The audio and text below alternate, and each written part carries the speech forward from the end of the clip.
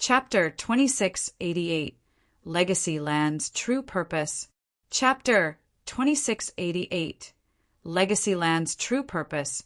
As soon as Sherfong activated the legacy scroll, darkness enveloped his vision once more, and the world seemed to spin around him. Everything was just like how he first walked into the dark vortex in the core room. The legacy scroll was a treasure highly sought after by the various superpowers, something they were willing to trade even fragmented legendary items for. And it was so coveted because it allowed players to re-challenge the same legacy land. While this function might not seem like much, it was heaven sent for players challenging their tier for a promotion quest. Normally, players had only one opportunity to challenge a legacy land. So long as they died, they would be teleported out of the legacy land, and the portal to the legacy land would disappear and reappear in another random location. Even if players found another legacy land portal later on, the chances of that portal leading to the same legacy land were abysmally low. Hence, it was almost impossible to challenge the same legacy land twice, which, in turn, made it impossible to learn from experience. For players, the difference between having a lot of experience when challenging a legacy land and challenging it cold was massive. Their chances of successfully clearing their Tier 4 promotion quest would skyrocket if they had foreknowledge of their legacy land. Hence, the various superpowers in the past had been willing to go as far as exchanging fragmented legendary items for legacy scrolls. In the eyes of ordinary players, this transaction would seem somewhat stupid. In reality, however, the difference between Tier 3 and Tier 4 was like the difference between life in the mud and in the clouds.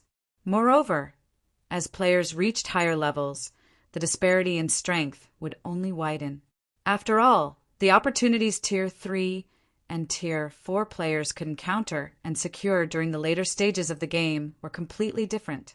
Moreover, there was the difference in the amount of basic attributes Tier 3 and Tier 4 players gained whenever they leveled up. Meanwhile, after a short moment in the darkness, Sherfong reappeared in the sky above his first legacy land. And like before, his body started free-falling toward the bottomless abyss below him. Moreover, the cooldown of all of his skills and spells had been refreshed, the current situation making it seem as if he had gone back in time. Good. A quick check found that even the additional skills of his weapons and equipment had been refreshed. He immediately activated Gale Domain and flew straight to the nearest cliff. Previously, he had wasted a lot of time observing the legacy land. As a result, by the time he activated Gale Domain, the gravitational force acting on his body had already increased considerably, which had, in turn, reduced his speed and maneuverability by a significant margin. This time, though, as he had activated Gale Domain almost as soon as he arrived in the legacy land, he was able to fly at nearly double the speed he had before. In the end, he managed to reach the nearest cliff in just 15 seconds, with a lot of flight time, one remaining. Break! After arriving before the cliff, Sherfong immediately executed Light Shadow at it. Boom! An explosion rang out as rubble went flying. However, to Sherfang's surprise, the Phantom Greatsword had only managed to carve out a single tear the size of a human adult. Barely enough for one person to stand in. Light Shadow's power was actually reduced this much? Sherfong frowned at the tear in the cliff.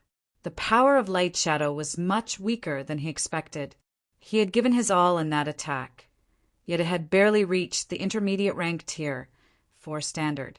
Had he used such an attack against the infant Black Dragon's Dragon Breath, he definitely would have ended up dead. However, Sherfong did not dare to waste time. Quickly, he executed Light Shadow against the cliff once more. By the 8th time he executed Light Shadow, Gale Domain finally expired.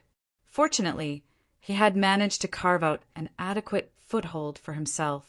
With this foothold, he should have enough space to dodge and block the infant Black Dragon's attacks. However, when Sherfong gazed down at the bottomless abyss, he could not help massaging his temple. Although his current situation was much better than before, he still had massive problems to deal with. Setting aside the 3 infant dragons, Just the fact that he needed to carve a path down the cliff was already a huge problem. Each use of light shadow only allowed him to carve out a small hole fit for one person to stand in. The hole was also only 1 meter deep. However, by his estimates, he needed to descend several kilometers to reach the area where he had seen the legacy fragments. In that case, he wouldn't be able to reach the legacy fragments even after executing light shadow for a month. Although he could increase the destructive power of his attacks by using berserk skills were meant to save his life. They should not be used unless absolutely necessary, especially in this godforsaken legacy land. There were simply too many unknown dangers here. If he used up his berserk skills too quickly, he would definitely die when a truly dangerous situation popped up. It seems I have to find a way to increase the power of my attacks. After giving the matter some thought, Shifeng concluded that this was his only option. Using summoning tools was impossible while inside a legacy land. Players weren't allowed to summon their personal guards here. In such a situation, the only way he could reach the legacy fragments as quickly as possible was to raise the raw power of his attacks.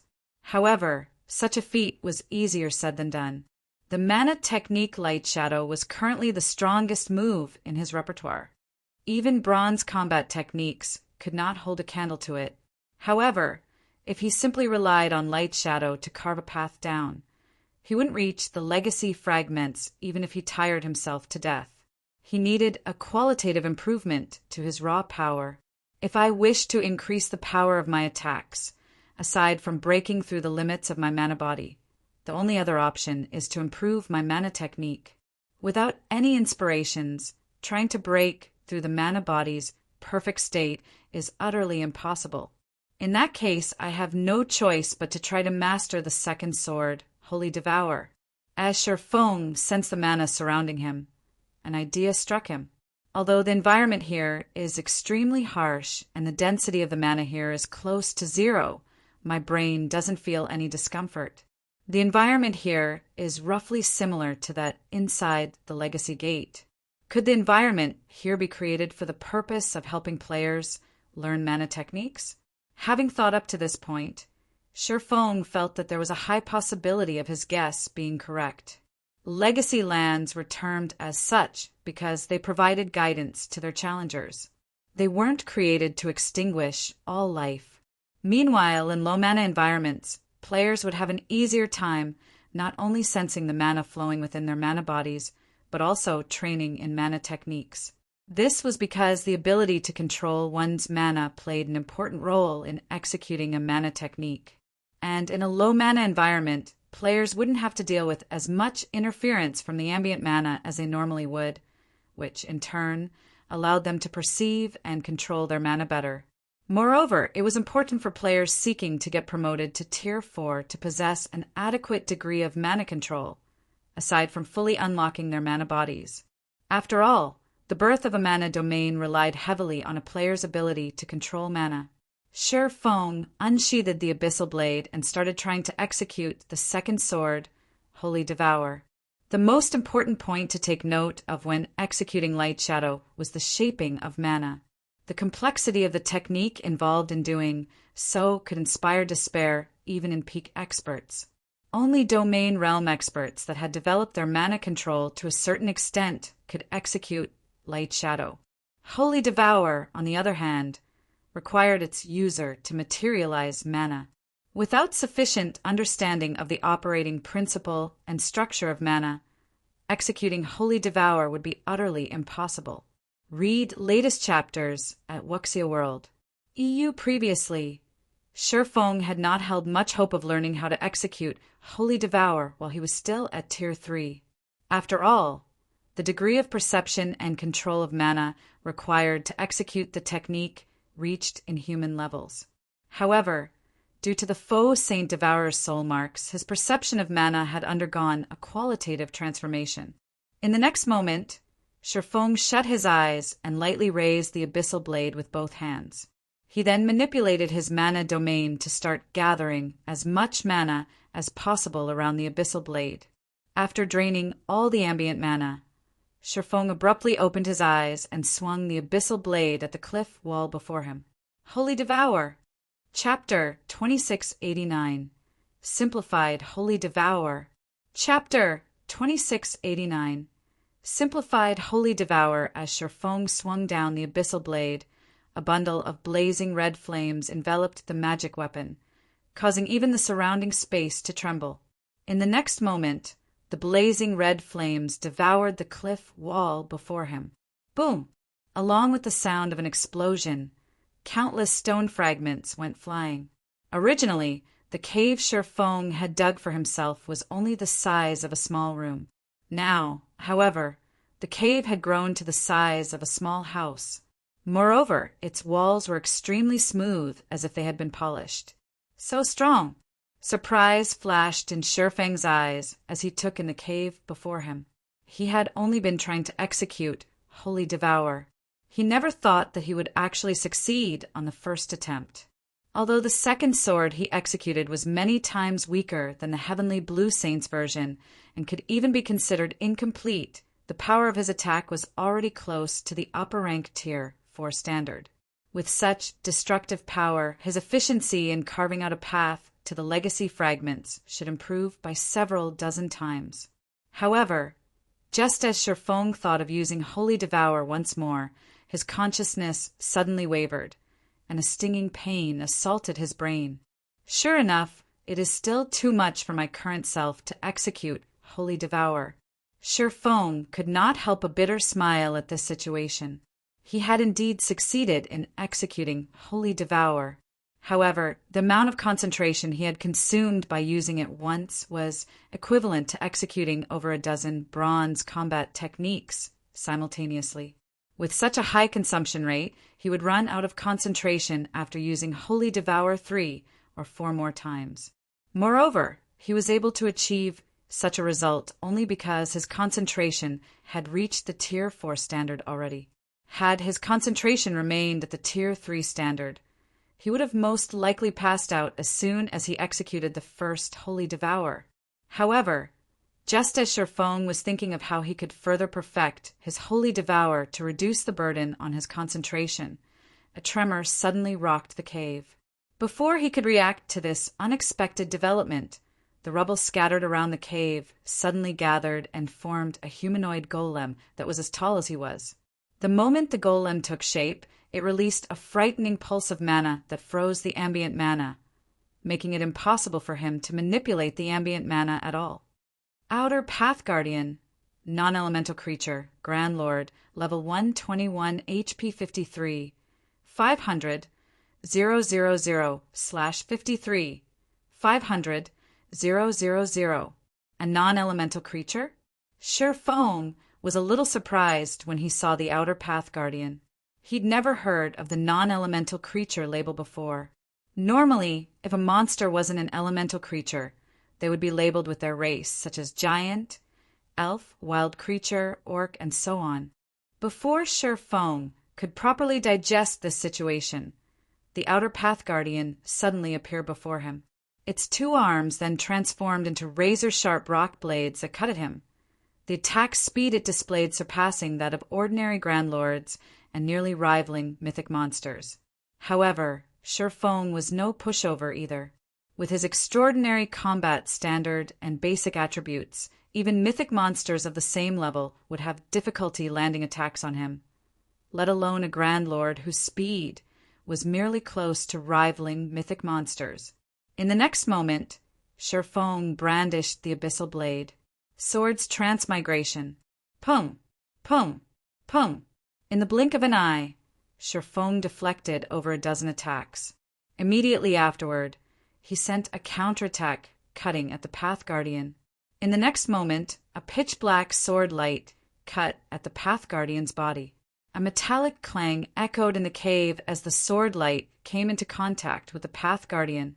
However, to Shifeng's surprise, not only did his attack fail to injure the Path Guardian, but the impact even made himself stumble half a step back. The abyssal blade he wielded also vibrated violently as if it had just struck on an impenetrable wall. What kind of monster is this? Feng stared at the outer Path Guardian in astonishment. The abyssal blade was capable of cutting through even the skin of superior mythics. Yet not only did the magic weapon fail to scratch the outer Path Guardian's body, but the Grand Lord didn't even lose a single HP from the attack. The Guardian's defense was simply heaven-defying. Regardless of Feng's surprise, the Path Guardian did not stop its actions, launching attacks at him one after another. Even after fighting for several minutes consecutively, the Path Guardian showed no signs of weakening or slowing down at all. It was like a tireless machine. Although Feng had landed over 100 attacks on the Path Guardian, he had failed to cause any damage whatsoever to the Grand Lord. Even Light Shadow was useless against it. Is it invulnerable? Feng's head ached as he continuously deflected the Path Guardian's attacks. Previously, he had seen hope of obtaining the legacy fragments. He never imagined that a monster like the Outer Path Guardian would appear after he destroyed the cliff wall. Despite the Path Guardian having only a little over 50 million HP, which was very low for a level 121 Grand Lord, he actually failed to make a dent. At this rate, he would collapse from exhaustion before he could even secure the legacy fragments. Time passed quickly. Before Feng realized it, over a dozen minutes had elapsed already. However, despite having attacked every possible weak point he could find on the Outer Path Guardian, he still hadn't damaged the Grand Lord. To make matters worse, the frozen ambient mana meant that he experienced none of the recovery effects he would normally experience when surrounded by mana. He would collapse from exhaustion after another hour of fighting at this rate. Screw it. Feng gritted his teeth and gripped the abyssal blade with both hands before executing Holy Devour against the Outer Path Guardian. If even this is no good, I'll have no choice but to use Berserk skills. Holy Devour was currently the strongest move he could execute without transforming into a Black Dragon King. If even Holy Devour was incapable of harming the Path Guardian, he would have to use a Berserk skill to boost his strength further, something he wished to avoid doing if possible. Immediately, a scorching inferno engulfed the Outer Path Guardian. Boom! In the next moment, the Path Guardian's body shot out of the blazing inferno like a cannonball and smashed into the back of the cave. Cracks formed on the Path Guardian's originally invulnerable body, and the Grand Lord's HP also fell by over 7 million. It was effective. Feng was surprised as he looked at the Path Guardian lying on the ground. Previously, even Light Shadow failed to damage the Outer Path Guardian. However, not only did Holy Devour succeed in damaging the Path Guardian, but its effects even far exceeded his initial expectations. Did I break through its defensive limit? Feng wondered. However, he quickly shook his head and denied the thought. No, that's not right. Even if my attack exceeded the Guardian's defensive limit, it shouldn't have produced such overwhelming results. He had plenty of experience in surpassing a monster's defensive limit. Hence, he knew that exceeding a monster's defensive limit wouldn't allow him to suddenly go from dealing 0 damage to dealing over 7 million damage. Moreover, normally, even if one failed to exceed a monster's defensive limit, the monster should still receive some form of damage after receiving an attack. A non-elemental creature, a mana screen and Holy Devour? Feng continuously racked his mind as he watched the Outer Path Guardian slowly standing back up. Although he had successfully damaged the Path Guardian already, in his current state, he could execute Holy Devour only 1 or 2 more times. Hence, his situation remained dire. It was necessary for him to identify the reason why he had succeeded in damaging the Path Guardian. Otherwise, even if he activated his Berserk skill, he would only end up wasting it. Following which, Feng arrived before the Path Guardian and executed Light Shadow against it. However, just like the last time he had used the mana technique, he failed to inflict any damage on the Grand Lord. Since Light Shadow is ineffective against it, I'll have to use another method. Seeing the Path Guardian slashing its 2-blade hands at him once more, Feng sidestepped, then slipped behind the Guardian. He concentrated his mana within the abyssal blade as if he were executing Holy Devour, but did not let any of the mana escape the magic weapon. Consequently, instead of a blazing inferno, only a small layer of flames appeared around the abyssal blade as he sent the magic weapon slashing down at the Path Guardian's back. In the next moment, the abyssal blade actually cut into the Path Guardian's sturdy body, inflicting over 6 million damage on the Grand Lord. Sure enough, Shi Feng's eyes glowed with excitement at the success of his attack. After seeing that Holy Devour was highly effective against the Path Guardian, while Light Shadow was completely ineffective, it was clear to Shi Feng that the Path Guardian's defensive limit had nothing to do with why one could deal damage to it while the other couldn't. Instead, the reason for this situation lay in the difference between the two techniques, the method of utilizing mana. Light Shadow was a technique that gave shape to mana, whereas Holy Devour was a technique that caused mana to go berserk before materializing it to exhibit a frighteningly destructive power that could destroy even the very essence of matter. Currently, although he did not fully execute Holy Devour, he had materialized his mana and concentrated it on the abyssal blade. By doing so, he was able to drastically reduce his consumption of mana and concentration while still utilizing the effects of materialized mana. Only, the raw power and scale of his attack were considerably smaller compared to those of the real Holy Devour. Basically, he had executed a simplified version of Holy Devour. Meanwhile, after achieving success once, Shi Feng promptly started bombarding the Path Guardian with attacks. In terms of combat power, the Outer Path Guardian was significantly inferior to ordinary mythic monsters. The only thing that made it a challenging foe was the fact that it could be damaged only after certain conditions were met. However, now that Shi Feng had met these conditions, the Path Guardian's 5 million HP was nothing. In less than 2 minutes, Shi Feng had depleted all of the Outer Path Guardian's HP. The Guardian's rocky body then crumbled and scattered on the ground. Meanwhile, along with the Outer Path Guardian's death, not only did Shi Feng's experience bar fill up by a significant margin, but a stream of black mist also flowed into his heart. In the next moment, fragmented images appeared before him one after another. At the same time, a system notification also entered his ears. Read latest chapters at Wuxia World. EU. System. You have obtained 5 legacy power points. Tier 4 legacy completion rate at 0.5%. When legacy completion rate reaches 85%, you may attempt to activate your Tier 4 legacy. Legacy power? Shi Feng was surprised to see the system notification. He never thought that killing the Outer Path Guardian would actually grant him legacy power. Collecting legacy power using this method would be much easier than trying to descend into the abyss and reach the legacy fragments. Meanwhile, shortly after the Outer Path Guardian died, its body exploded into bundles of light that hovered quietly in midair, expelling all the mana in the surrounding space. Chapter 2690, Unknown Metal Fragments. Chapter 2690, Unknown Metal Fragments. What a powerful phenomenon.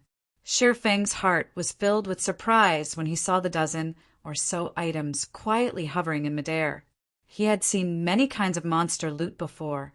He had even seen loot accompanied by a holy chant. However, this was the first time he had seen or heard of the phenomenon the Outer Path Guardian's loot created. Currently, all mana within a 50-yard radius of the dropped items was getting banished from the area. Even the mana within his body was rapidly depleting.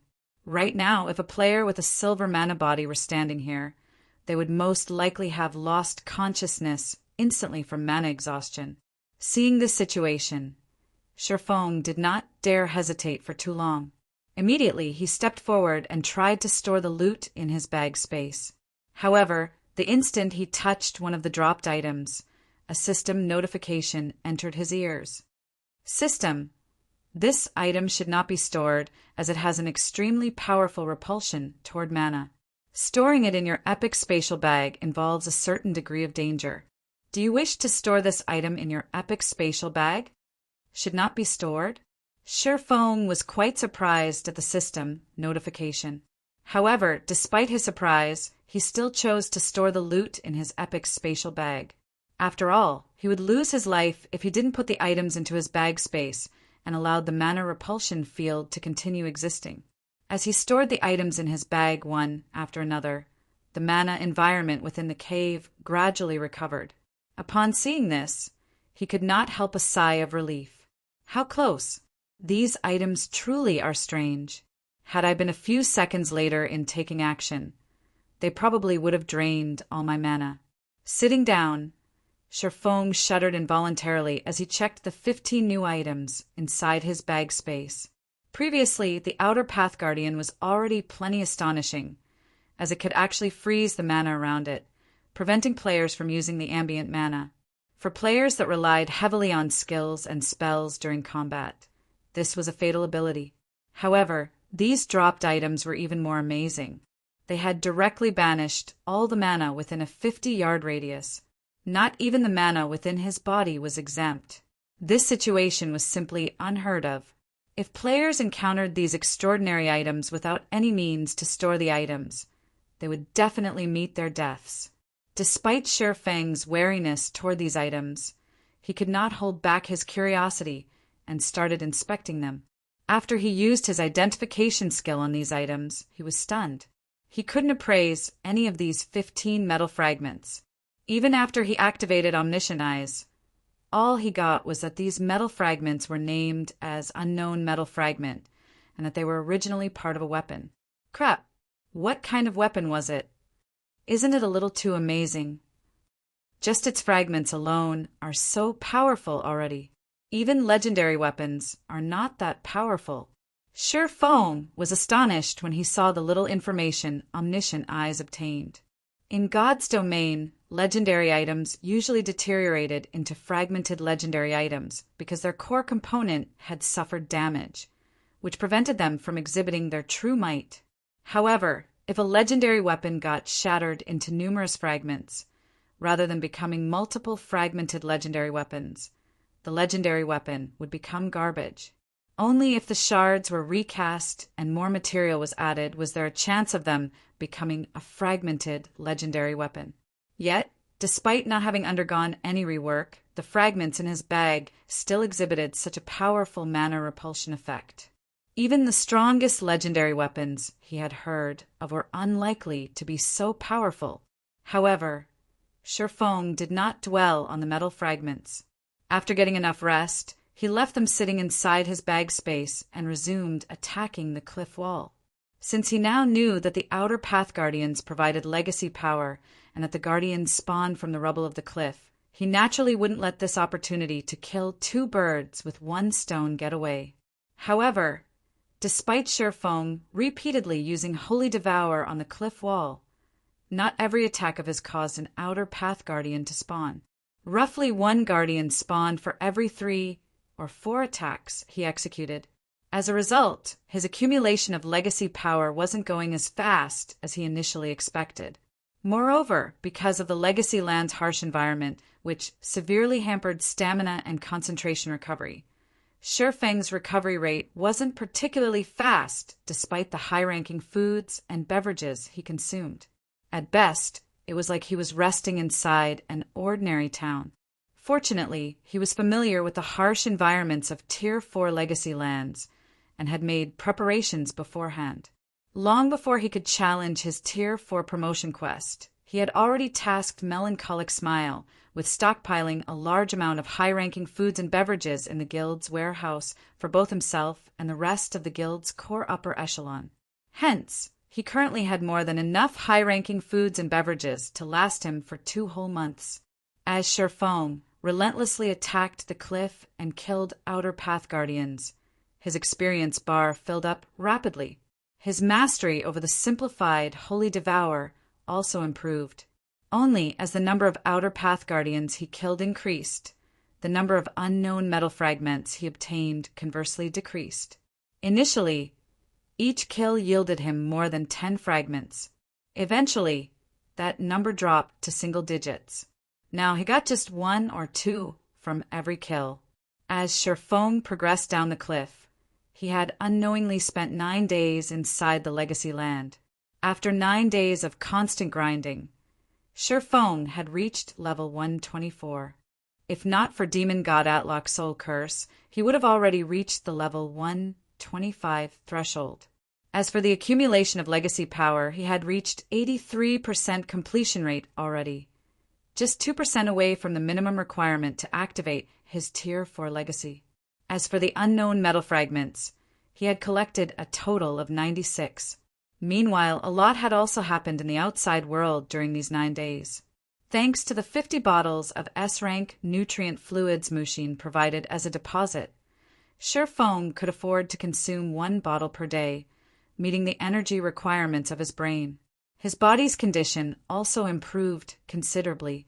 However, if he wished to recover to his peak state, he still needed life potions. Aside from that, Zero Wing's main force members also started exiting the spatial maze one after another. However, as Fire Dance, Aqua Rose, Gentle Snow, and 24 or so other players had taken different paths midway through the maze, they remained trapped inside. Along with the return of the majority of Zero Wing's main force, the prosperous Zero Wing flourished even more. After returning to the eastern continent, Zero Wing's main force members continuously raided large-scale and super large-scale team dungeons, enriching the guild warehouse with plenty of rare materials, including the rare materials brought back from the western continent.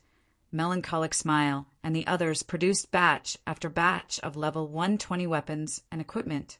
Now, when it came to level 120 weapons and equipment, Zero Wing surpassed the various superpowers.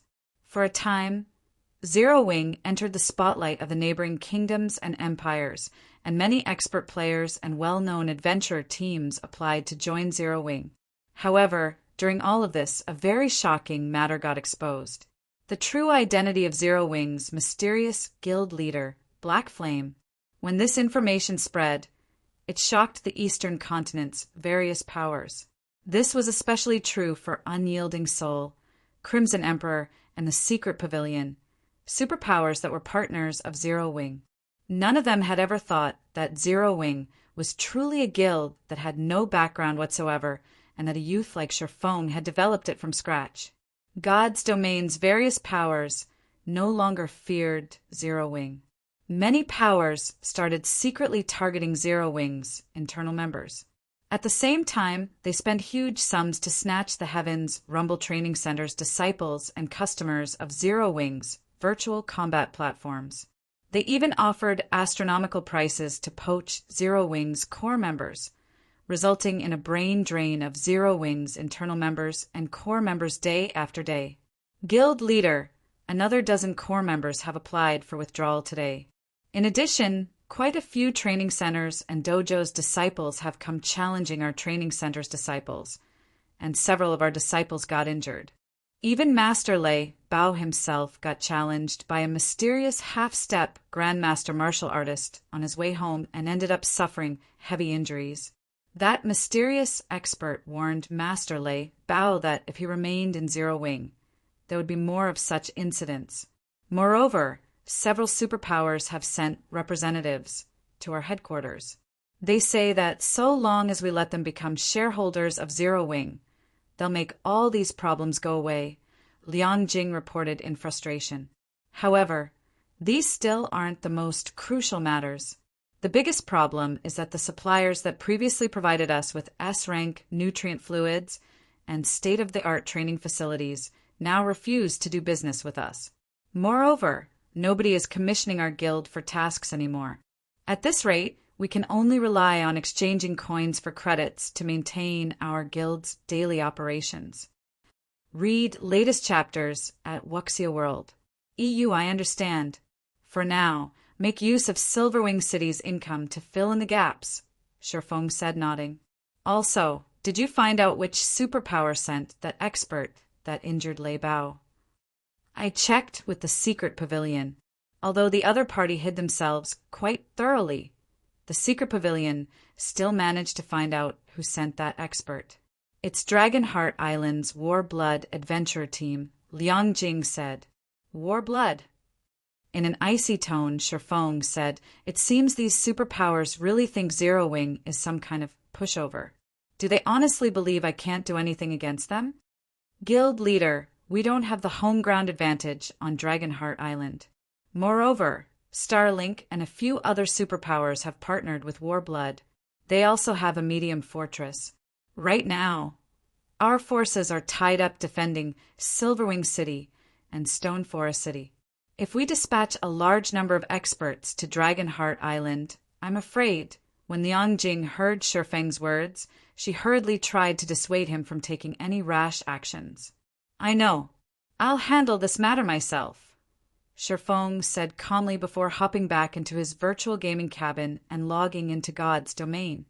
Chapter 2691. Breaking Through the Limit. Chapter 2691. Breaking through the limit, the gravitational force here is almost the same as what I felt when those infant black dragons appeared. If I continue digging downward, those dragons will most likely notice my presence. After killing another Outer Path Guardian, Sherfong poked his head out of the platform he had carved for himself to look at the bottomless abyss. After 9 days of arduous effort, he had finally reached the altitude where he first came into contact with the infant black dragons. Although the infant black dragons were only Tier 3 Great Lords, they were existences that no individual Tier 3 player could hope to go up against. Not to mention, there were 3 infant black dragons moving together here. Currently, the best way for him to complete his Tier 4 promotion was through killing more Outer Path Guardians and steadily accumulating his legacy power to 85% completion rate. Then he could activate his Tier 4 legacy. However, as he carved his way down the cliff, the frequency of the Outer Path Guardian's appearance decreased. In fact, the Guardian he had just killed took him nearly an hour to spawn. At this rate, he would most likely enter the 3 infant black dragons' perception range by the time he could spawn the next Outer Path Guardian. In that case, he would have to fight the Outer Path Guardian while simultaneously dealing with the 3 dragons' attacks. Sure enough, the main god system won't let players enjoy such an easy promotion. In the end, I still have to obtain one of those legacy fragments. Sherfong could not help a sigh as he looked at his legacy PowerPoints. With his current standards, so long as he activated a Berserk skill, swiftly killing an Outer Path Guardian while dealing with the attacks of the 3 infant black dragons should be possible. However, he was still short of 3 Guardian kills to reach the minimum 85% completion rate. Even though he had multiple Berserk skills, the likelihood of him being able to spawn and kill 3 Outer Path Guardians during the limited duration of his Berserk skills was extremely low. After all, the last Outer Path Guardian had taken him nearly an hour to spawn. At best, he would be able to kill 1 Guardian after getting discovered by the infant dragons. As for the remaining 2 Outer Path Guardians, he could forget about them because no matter how he looked at it, coping with the infant dragon's attacks for 2 or 3 hours while he continued carving the cliff was simply impossible. This left him with only one option to complete his promotion quest, obtaining a legacy fragment. While legacy fragments didn't carry equal amounts of legacy power, each contained at least 10 points to as much as 40 points. With his current legacy power points, he needed only 1 legacy fragment to meet the minimum requirement to activate his Tier 4 legacy. Although the completion rate of one's Tier 4 legacy would somewhat influence the success rate of the Tier 4 promotion quest, it wasn't absolute. Legacy power only allowed players to activate their Tier 4 legacy. The more legacy power players managed to collect, the larger the portion of their Tier 4 legacy they could activate. However, after activating and unraveling the secrets of their Tier 4 legacy, players needed to learn the unraveled knowledge in order to complete their Tier 4 promotion quest. Clearing this portion of their promotion quest depended entirely on their own capabilities. The amount of legacy power they accumulated before had no bearing on this part of the quest. And if players failed to learn an adequate amount of knowledge from their legacy within the stipulated time, they would still fail their Tier 4 promotion quest. In the past, the main reason why most Tier 3 experts failed to reach Tier 4 was precisely this second portion, not the failure to acquire a sufficient amount of legacy power. This was also the reason why the stronger a legacy was, the more difficult the Tier 4 promotion quest would be. The stronger a legacy was, the more complex the information contained within it. For example, legacies belonging to the giant and elven race contained incredibly abstruse information. Hence, those playing as giants and elves faced much greater difficulty when challenging their promotion quests. Even if players geared themselves in powerful weapons and equipment, these items would just allow them to obtain more legacy power and open up more knowledge for them to learn. Players still had to rely on their own learning capabilities to complete their Tier 4 promotion quest. Hence, Sherfone could activate his legacy at 85% completion rate. Reaching 100% wasn't necessary for the completion of his promotion quest. However, trying to reach and obtain the legacy fragments below wouldn't be easy. After all, he had to go up against 3 infant black dragons in the process. There was only so much he could do within the limited duration of his berserk skills. The part where he obtained the legacy fragments would be especially challenging. If a player that did not know how legacy fragments worked were in his shoes right now, they would most likely lose their lives during this process. Players would not automatically obtain the legacy power contained within a legacy fragment. Instead, after securing the fragment, they usually spent between 10 to 20 minutes absorbing the legacy power. And although players did not need direct contact with a legacy fragment to absorb its legacy power, if they went too far away from the fragment, the process would get interrupted and the fragment would shatter. Due to these reasons, players generally needed to complete the process in a safe environment. With the 3 infant dragons harassing Sherfone, he obviously wouldn't be able to absorb a legacy fragment in safety. He would have to do it while fighting.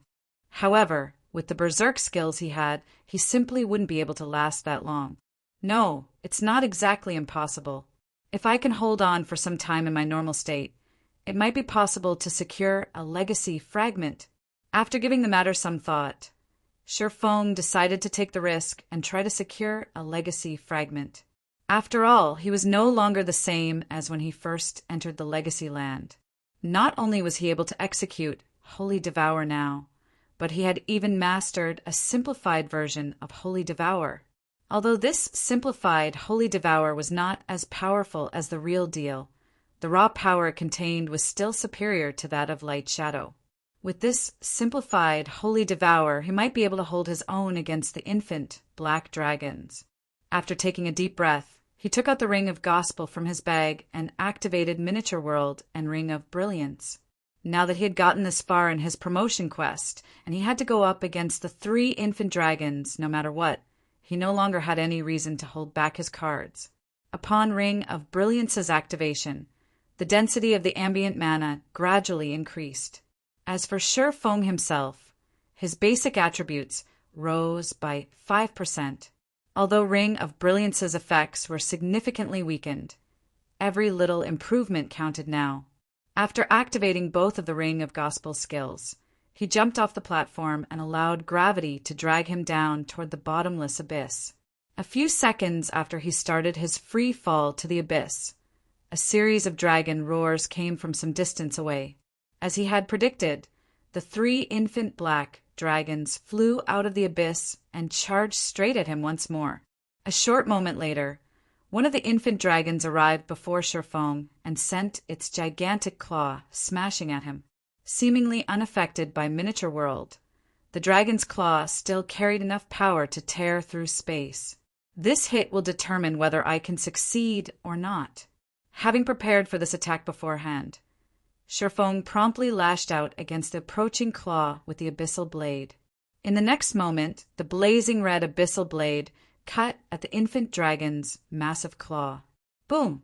When the 2 attacks collided, a loud metallic clang echoed throughout the abyss, and dazzling sparks illuminated the space around Sherfone and the infant black dragon. Surprisingly, the dragon's massive claw actually got knocked off course and smashed into the cliff wall nearby. digging out a huge chunk of the cliff. Sherfong, on the other hand, came out of the clash completely unscathed. Moreover, the impact accelerated his descent into the abyss even further. Good. There's a chance. Sherfong grew ecstatic when the abyssal blade deflected the infant dragon's claw. Previously, his greatest worry was that he would not be able to block the infant black dragon's attacks. After all, he did not activate Heavenly Dragon's power, unlike before. Besides, the infant black dragons had the home ground advantage, free of the abyss's suppression. Even with the effects of Miniature World, he would most likely have a difficult time deflecting the infant dragon's attacks. Fortunately, the simplified Holy Devour was sufficiently powerful. Now, even without activating a berserk skill, he could hold his ground against the infant black dragons. With this, what he needed to do next became a lot simpler. Following which, Sherfong continued free-falling while frantically deflecting the 3 infant dragons' attacks. When he was about to reach the location of the legacy fragments, he activated Gale Domain and forcefully changed his angle of descent toward the legacy fragments. After spotting the location of the legacy fragments, Sherfong promptly activated Power of Darkness, increasing all his basic attributes by 120%, then executed a 2-handed slash at the cliff wall. Holy Devour! A raging inferno immediately devoured the cliff wall, creating a hole with a 30-yard radius. At the same time, a fragmented statue the size of a human adult landed inside the hole, radiating a faint glow and a soul-shuddering divine might. System, you have discovered a legacy fragment. Do you wish to absorb the fragment's legacy power? Absorb, Sherfong said without hesitation. As soon as he finished speaking, the fragmented statue released an aurora of lights that pierced his body. Crap, just how much legacy power is in this thing? Sherfong was stunned when he saw the loading bar that appeared before him. According to the loading bar, the absorption process would take 33 minutes. This absorption time far exceeded his expectations. It also far exceeded the total duration of all of his berserk skills. However, under the circumstances, he did not have the leeway to go for a different fragment. If he chose to give up on this fragment, then all of the effort he had put into killing all those outer path guardians would go to waste. At this time, the 3 infant black dragons noticed what Sherfong was doing. Immediately, all 3 of them used dragon breath at him. Damn it! Sherfeng's complexion darkened when he saw that the 3 dragon breaths covered the entire cave he was in. Instinctively, he activated absolute defense to protect himself. After the 3 dragon breaths landed, the size of the cave increased significantly, which gave Sherfong a lot more room for maneuvering. Following which, time flew as Sherfong desperately defended himself against the 3 infant dragons' attacks. 10 minutes. 15 minutes, 20 minutes, only 30 minutes had elapsed by the time the duration of Sherfeng's final berserk skill, disintegration power, expired. Although he had done his best to fight in his normal state as much as possible and only use his berserk skills when absolutely necessary, he still exhausted all his berserk skills by the 30-minute mark. Without the support of any berserk skills, he had no choice but to rely on the simplified Holy Devour to defend against the 3 infant dragons' attacks. However, although the simplified Holy Devour required less concentration to execute than even Light Shadow, the burden from spamming the technique still took its toll on him. As a result, his complexion grew paler as more time passed. Human, your time is up. You're almost out of stamina and concentration already, while we are still able to continue fighting. Don't even think of leaving alive after you've trespassed into the territory of black dragons. The leading infant black dragon spoke in an ancient language. Despite Sherfong having no knowledge of this language, his mind actually understood the infant dragon's words. No sooner had the infant black dragon finished speaking than the 2 other infant dragons increased their attack rate, giving Sherfong no room to catch a breather. 1 second, 2 seconds, 3 seconds. As the 3 infant black dragons' attack rate continuously increased, Shifeng had no choice but to use his trump cards one after another. Darkness Domain, Thunder God's Descent, Divine Steps, Void Shield. However, his complexion paled subsequently with each trump card he expended. His brain was also plagued by a stinging pain that dulled his control over his body. Read latest chapters at Wuxia World. Is this it for me? At this moment, Shifeng could tell that he had already exceeded the limits of his concentration and that he was losing control over his physical body. Now he couldn't execute the simplified Holy Devour anymore, completely reliant on dodging the 3 infant dragons' attacks to keep himself alive. Void Shield's duration was also about to run out, and as soon as it did, the 3 infant dragons would instantly kill him. Just as Void Shield's duration was about to end, however, a system notification sounded in Shifeng's ears. System, congratulations! Your Tier 4 Legacy completion rate has reached 102%. Do you wish to activate your Tier 4 Legacy? Chapter 2692. Tier 4 Legacy that surpasses 100%. Chapter 2692. Tier 4 Legacy that surpasses 100%, 102%? Despite his waning consciousness, when Shifeng heard the system's mechanical voice, he could not help getting startled. In his previous life, he had never heard of anyone accumulating their Tier 4 Legacy's completion rate beyond 100%. At best, one could raise it to 100% and fully unlock all the information their Tier 4 Legacy offered. Now, however, his Tier 4 Legacy had reached 102% completion rate. Just what did that mean? Shifeng did not dwell on the matter. Now that he had met the requirements to activate his Tier 4 Legacy, he activated it without hesitation. Unfortunately, even after he had chosen to activate his Tier 4 Legacy, the 3 infant black dragons showed no signs of letting up. In the next moment, one of the dragon's claws smashed down at Shifeng. Damn it! Even if players managed to activate their Tier 4 Legacy, it did not mean that their promotion quest was over. Only after learning an adequate amount of the information contained in their Tier 4 Legacy and leaving the Legacy land safely would players be considered to have completed their Tier 4 promotion quest. Since there was no room for Shifeng to dodge the approaching claw, and he had no concentration left to execute the simplified Holy Devour, he chose to block the attack with his 2 swords. Boom! Shifeng's entire body smashed into the ground with a boom. At the same time, cracks formed on his Void Shield. Thank goodness I have the Void Shield to absorb the attack's damage. Otherwise, that move would have taken away at least 1/5 of my HP.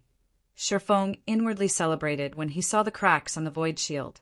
With the infant black dragons having the home ground advantage, even if he had the heavenly dragon's breath strengthening him and suppressing the dragons, the disparity in strength between the 2 sides was still massive. Only if he activated a berserk skill would he stand a chance against the dragons. However, as soon as Shifeng pulled himself out of the ground, another claw attack came at him. To make matters worse, before the claw attack even arrived, Void Shield's duration ended, and the barrier protecting him shattered into oblivion. The movement speed bonus he received from Void Shield also disappeared. As a result, he could rely on only his normal speed to dodge the approaching claw. Foolish human, now that you've lost your final card, even though you managed to activate your legacy, you still won't leave this place alive, the leading infant dragon said as it looked down at Shifeng, a hint of ridicule glinting in its golden pupils. It was in no hurry to attack him at all. Sure enough, it is still too much for me. Shifeng did not try to refute the infant dragon's mockery. Instead, he simply looked at the 3 infant dragons quietly. According to his original plan, after he had activated his legacy, he would rely on his life-saving measures to put more distance between himself and the abyss to lessen the abyss's suppression effect.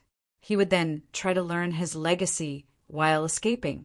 However, he never thought that absorbing the legacy fragment would take up so long that, by the time he finished absorbing the fragment's legacy power, he would have used up all his berserk skills and life-saving skills already. In fact, he had even pushed his concentration to its very limits. It wouldn't be strange if he simply collapsed and lost consciousness right now. Meanwhile, even though he succeeded in activating his Tier 4 legacy, in his current state, trying to learn his Tier 4 legacy while going up against the 3 infant black dragons' attacks was simply a fantasy. Although there were differences in complexity between the Tier 4 legacies found in God's domain.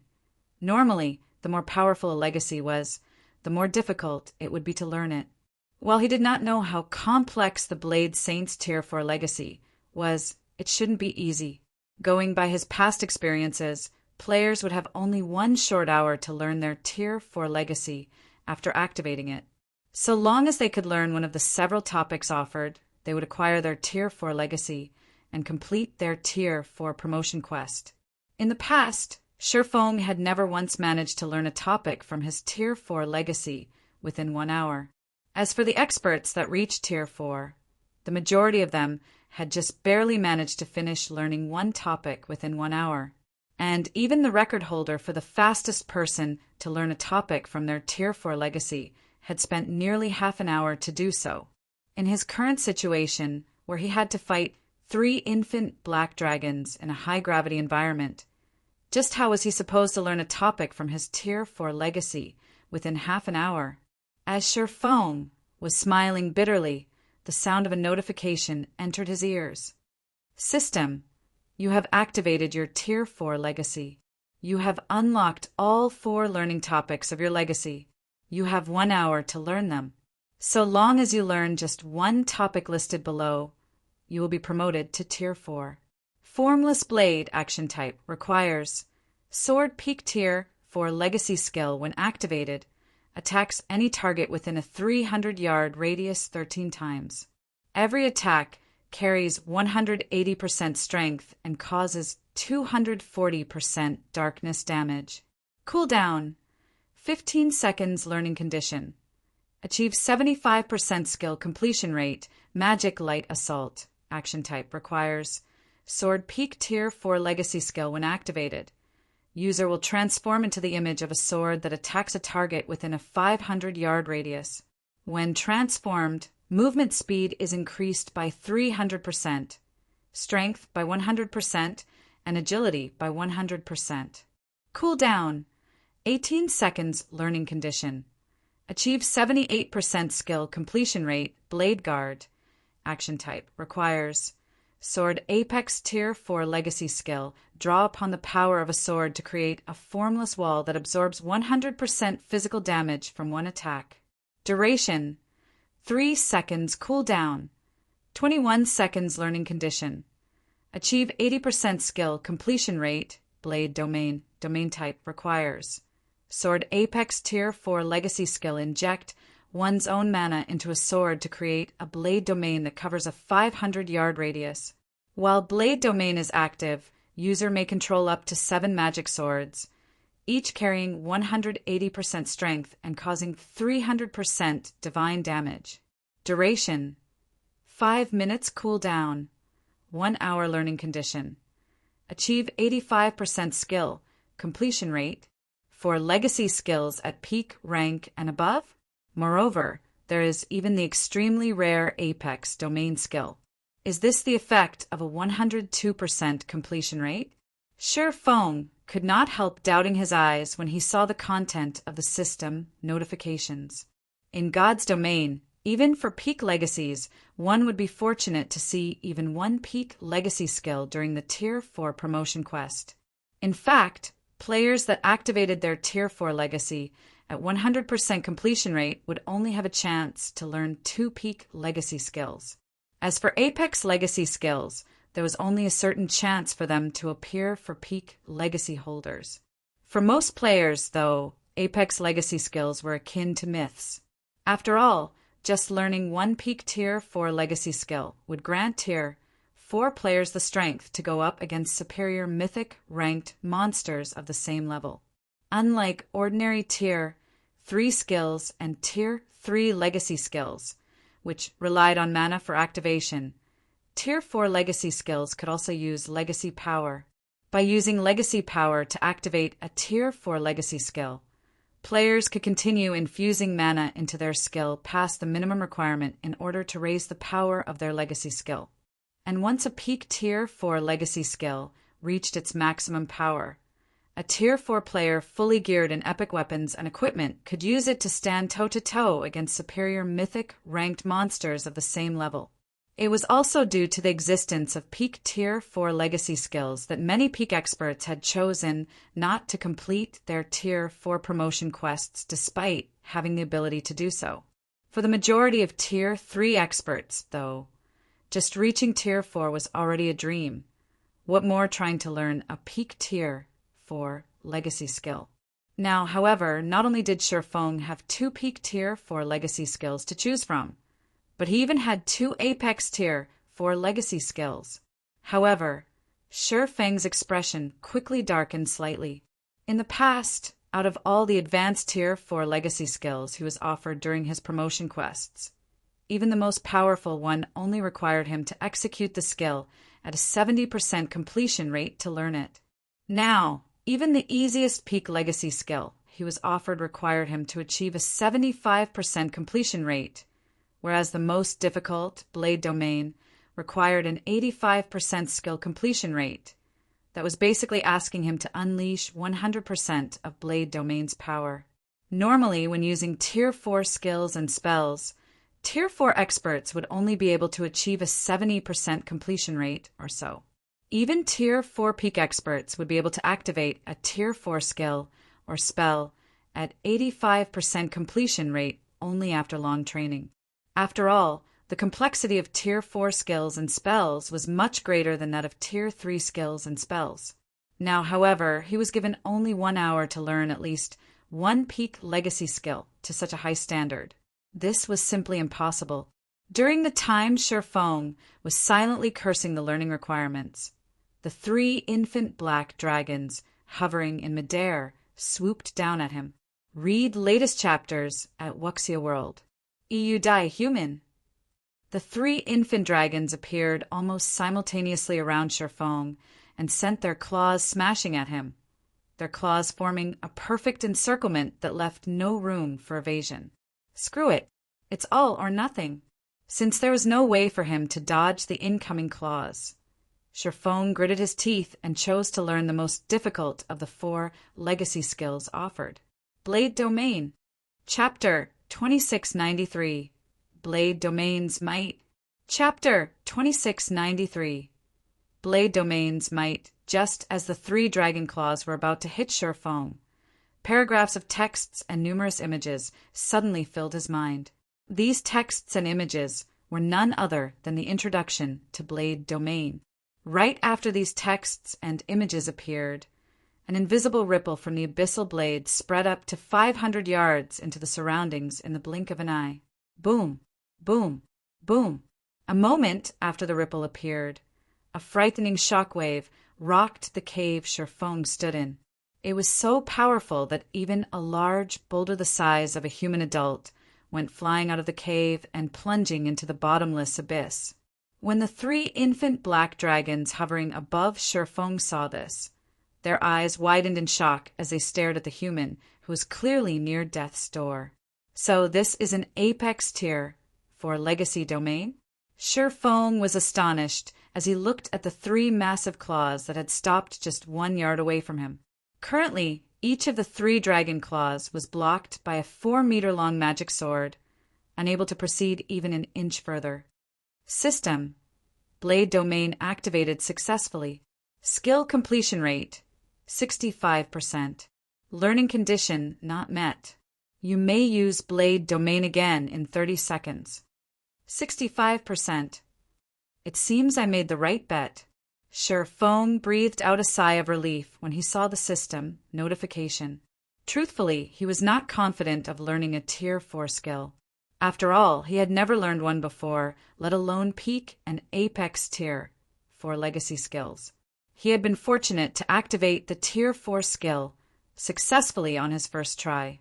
In the past, when he was learning the advanced Tier 4 legacy skills of his class, it took him over 10 minutes just to activate the skills once successfully.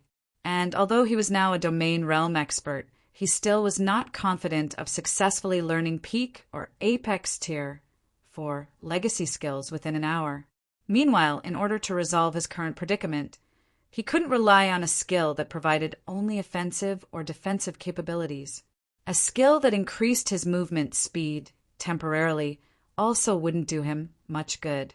If he wished to survive, his only option was to learn a domain skill, which could be used for both offense and defense. Moreover, a domain skill was very useful for group combat. Aside from that, he had taken the initiative to learn Blade Domain, which should have been the most difficult skill to learn out of the 4 available options, because he had a big advantage to rely on his affinity for mana. Previously, his affinity for mana was subpar at best. His control over mana wasn't particularly good, either. However, after having his soul strengthened by a soul array, his affinity for and control over mana had risen to whole new heights. Due to this reason, he had chosen to learn Blade Domain. Given the current circumstances, it would seem that he had made the right decision. He had not only succeeded in activating Blade Domain on his first attempt, but even achieved a 65% completion rate. He could also sense that he still had plenty of room for improvement. According to his past experiences in learning skills, if he could successfully activate a skill at 65% completion rate on his first try, then he should be able to raise his skill completion rate to 80% or beyond within the next hour. Human, don't celebrate yet. Although a Tier 4 domain skill is indeed powerful, without a Tier 4 body, you won't be able to exhibit its true power at all. The leading infant black dragon sneered when it saw Sherfong sighing in relief. After saying so, the infant dragon swept its tail at Sherfong and shattered the magic sword that had managed to stop its claw attack earlier. When the 2 other infant dragons saw the scene, they promptly copied their leader's actions, executing a tail swipe. This situation forced Sherfong to reconstruct the magic swords frantically to defend against these tail swipes. For a time, magic swords continuously formed and shattered around Sherfong. However, as forming magic swords required the use of mana, after 20 seconds of this process, Sherfong had already lost 10% of his mana. At this rate, he would run out of mana in just 3 more minutes and would no longer be able to sustain Blade Domain. Human die. So long as we are here, you humans will never lay your hands on the ancient legacy here. The leading infant black dragon bellowed as it looked at Sherfeng's pale complexion. At this time, controlling his mana started to feel somewhat taxing. When trying to mold mana into a specific form, one would have an easier time doing so with abundant mana. In other words, as Sherfeng's mana decreased, the difficulty of molding his mana into magic swords would conversely increase. He estimated that if his mana were to fall below the 30% threshold, Blade Domain would most likely be unsustainable. Die. When the infant black dragons saw that Sherfong had already lost 20% of his mana, they simultaneously executed a Tier 3 draconic skill, Darkness Smash, with their tails. Combined with their strength, the power this skill could exhibit easily reached the intermediate Tier 4 standard. It simply wasn't an attack the magic swords could hope to stop. Don't even think of killing me so easily. After seeing that 30 seconds had gone by already, Sherfong activated Blade Domain once more. This time, he was much more careful when activating Blade Domain. He utilized only the minimum amount of mana to draw the required magic array on Abyssal Blade. Boom! In the next moment, a crater formed in the ground before Sherfong. At the same time, an astonished look appeared on the infant dragons' faces. Sherfong had blocked their attacks again. How did he improve so quickly? When the infant black dragons saw the magic swords that had formed before them, they could not help eyeing Sherfong warily. System: Blade Domain activated successfully. Skill completion rate: 75%. Learning condition not met. You may use Blade Domain again in 30 seconds.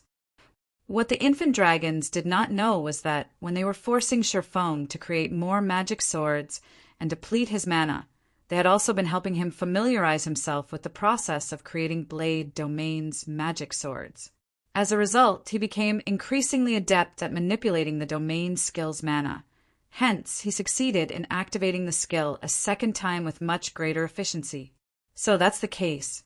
The activation of Tier 4 skills and spells is no longer dependent on just the technique of players. Instead, it requires the integration of mana control and technique. It's no wonder I had such a difficult time learning Tier 4 legacy skills in the past. When Shifeng saw the power of his Blade Domain increase by a significant margin, realization immediately dawned upon him. After thinking up to this point, he started using even less mana to conjure the magic swords, thereby reducing the volatility of his mana and improving its finesse. Following which, time elapsed. Every time Shifeng activated Blade Domain, he managed to improve its completion rate slightly. 77%, 79%, 81%. As Blade Domain kept strengthening, the 3 infant black dragons grew increasingly dispirited. Initially, they were overwhelming Shifeng. Eventually, they ended up fighting on par with him. Now, he actually held the upper hand in battle, relying on 6 magic swords to suppress them and reduce the number of attacks they could execute. Read latest chapters at Wuxia World. After 50 minutes or so had passed. System: Blade Domain activated successfully. Skill completion rate: 85%. Learning condition met. Do you wish to be promoted into a Tier 4 Blade Saint and utilize Blade Domain as the core for your mana body? Promote. Chapter 2694, Sword Emperor at Last.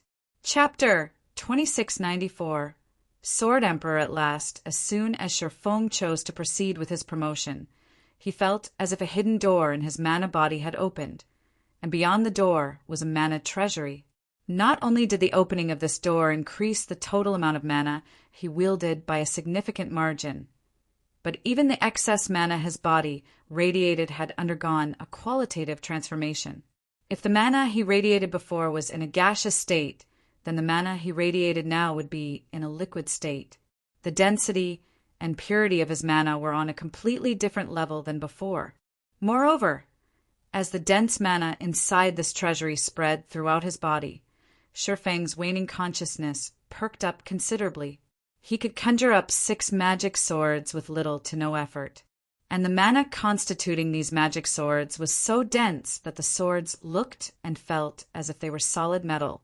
In the next moment, Shifeng sent a magic sword stabbing at the leading infant black dragon. The sword crossed the distance of 10 yards instantly and caught the infant dragon completely off guard. The magic sword pierced the infant dragon's tough scales and left a deep gash on its body, the injury causing the infant dragon to shriek in pain.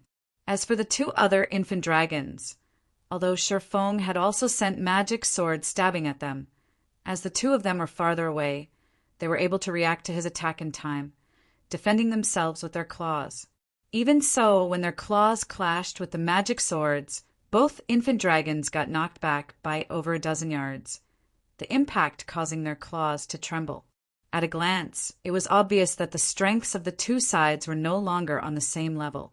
Is this the true strength of a Tier 4 class?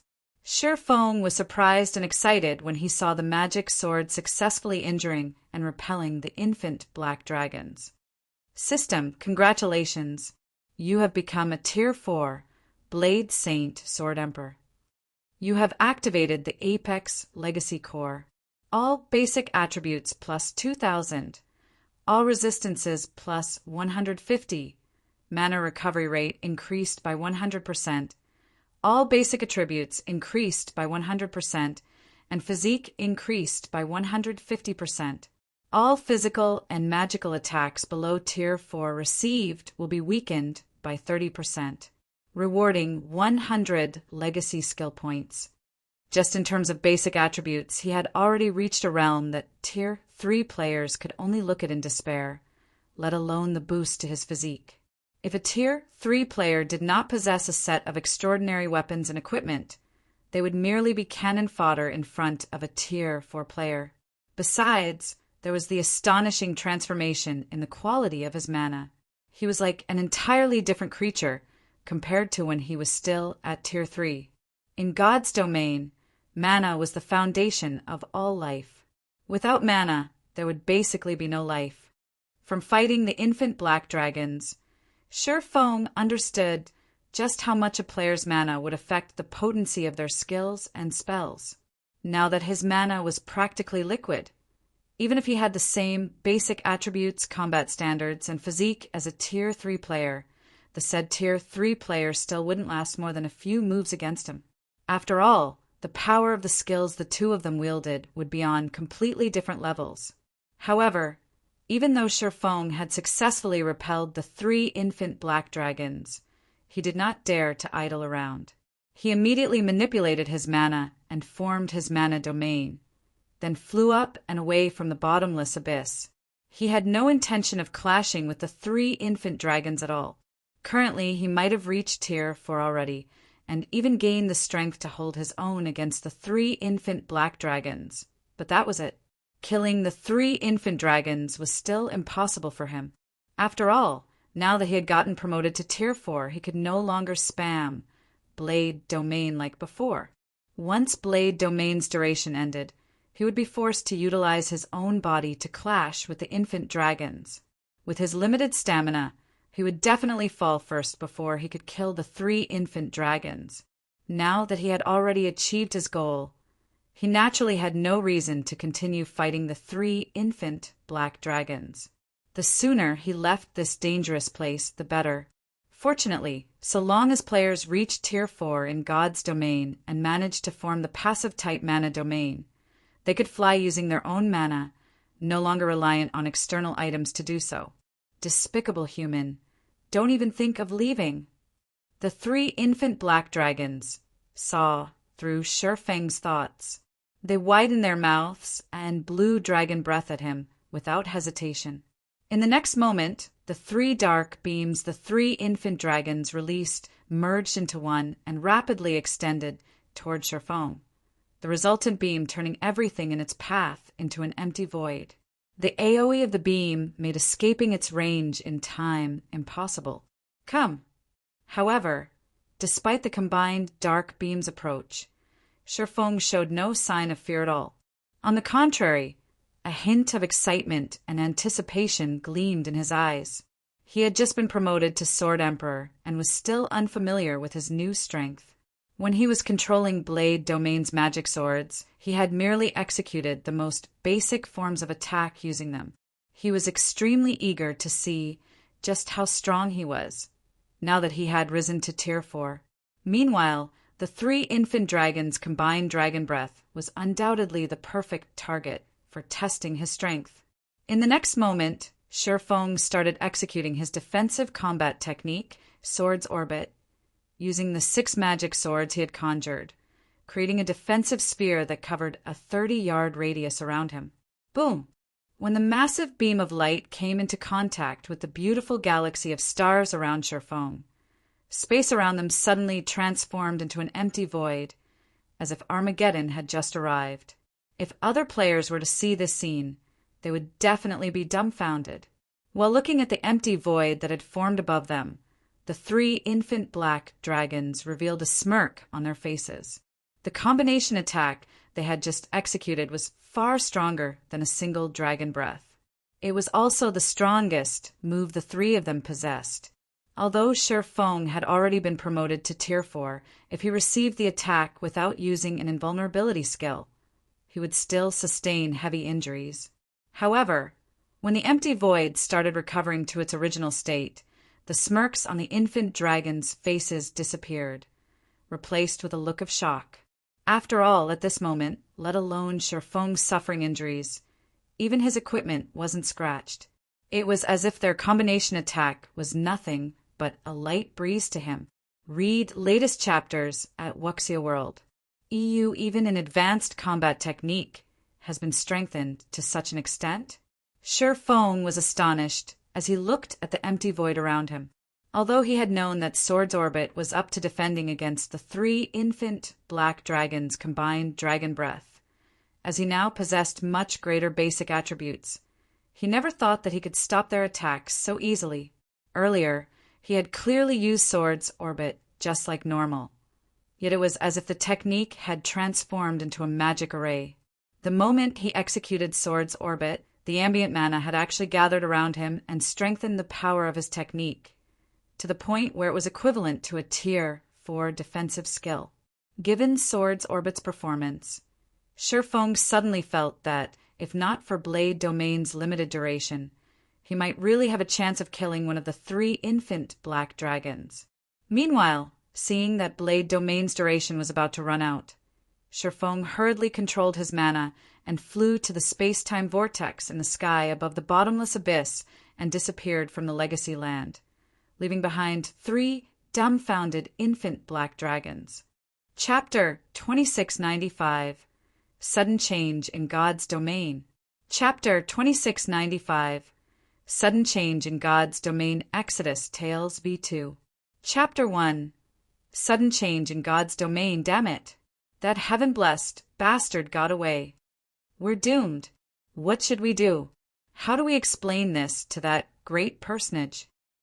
Anger and panic filled the eyes of the 3 infant black dragons as they watched Shifeng leave the bottomless abyss through the space-time vortex. A sense of helplessness also suffused their trembling voices when they spoke. Our original plan is already ruined, now that the legacy has been stolen. That great personage will definitely not spare us once he finds out.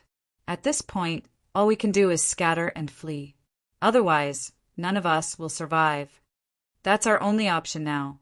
Hopefully, that great personage will focus his anger on that heaven-blessed bastard, so that our chances of survival will be a little better.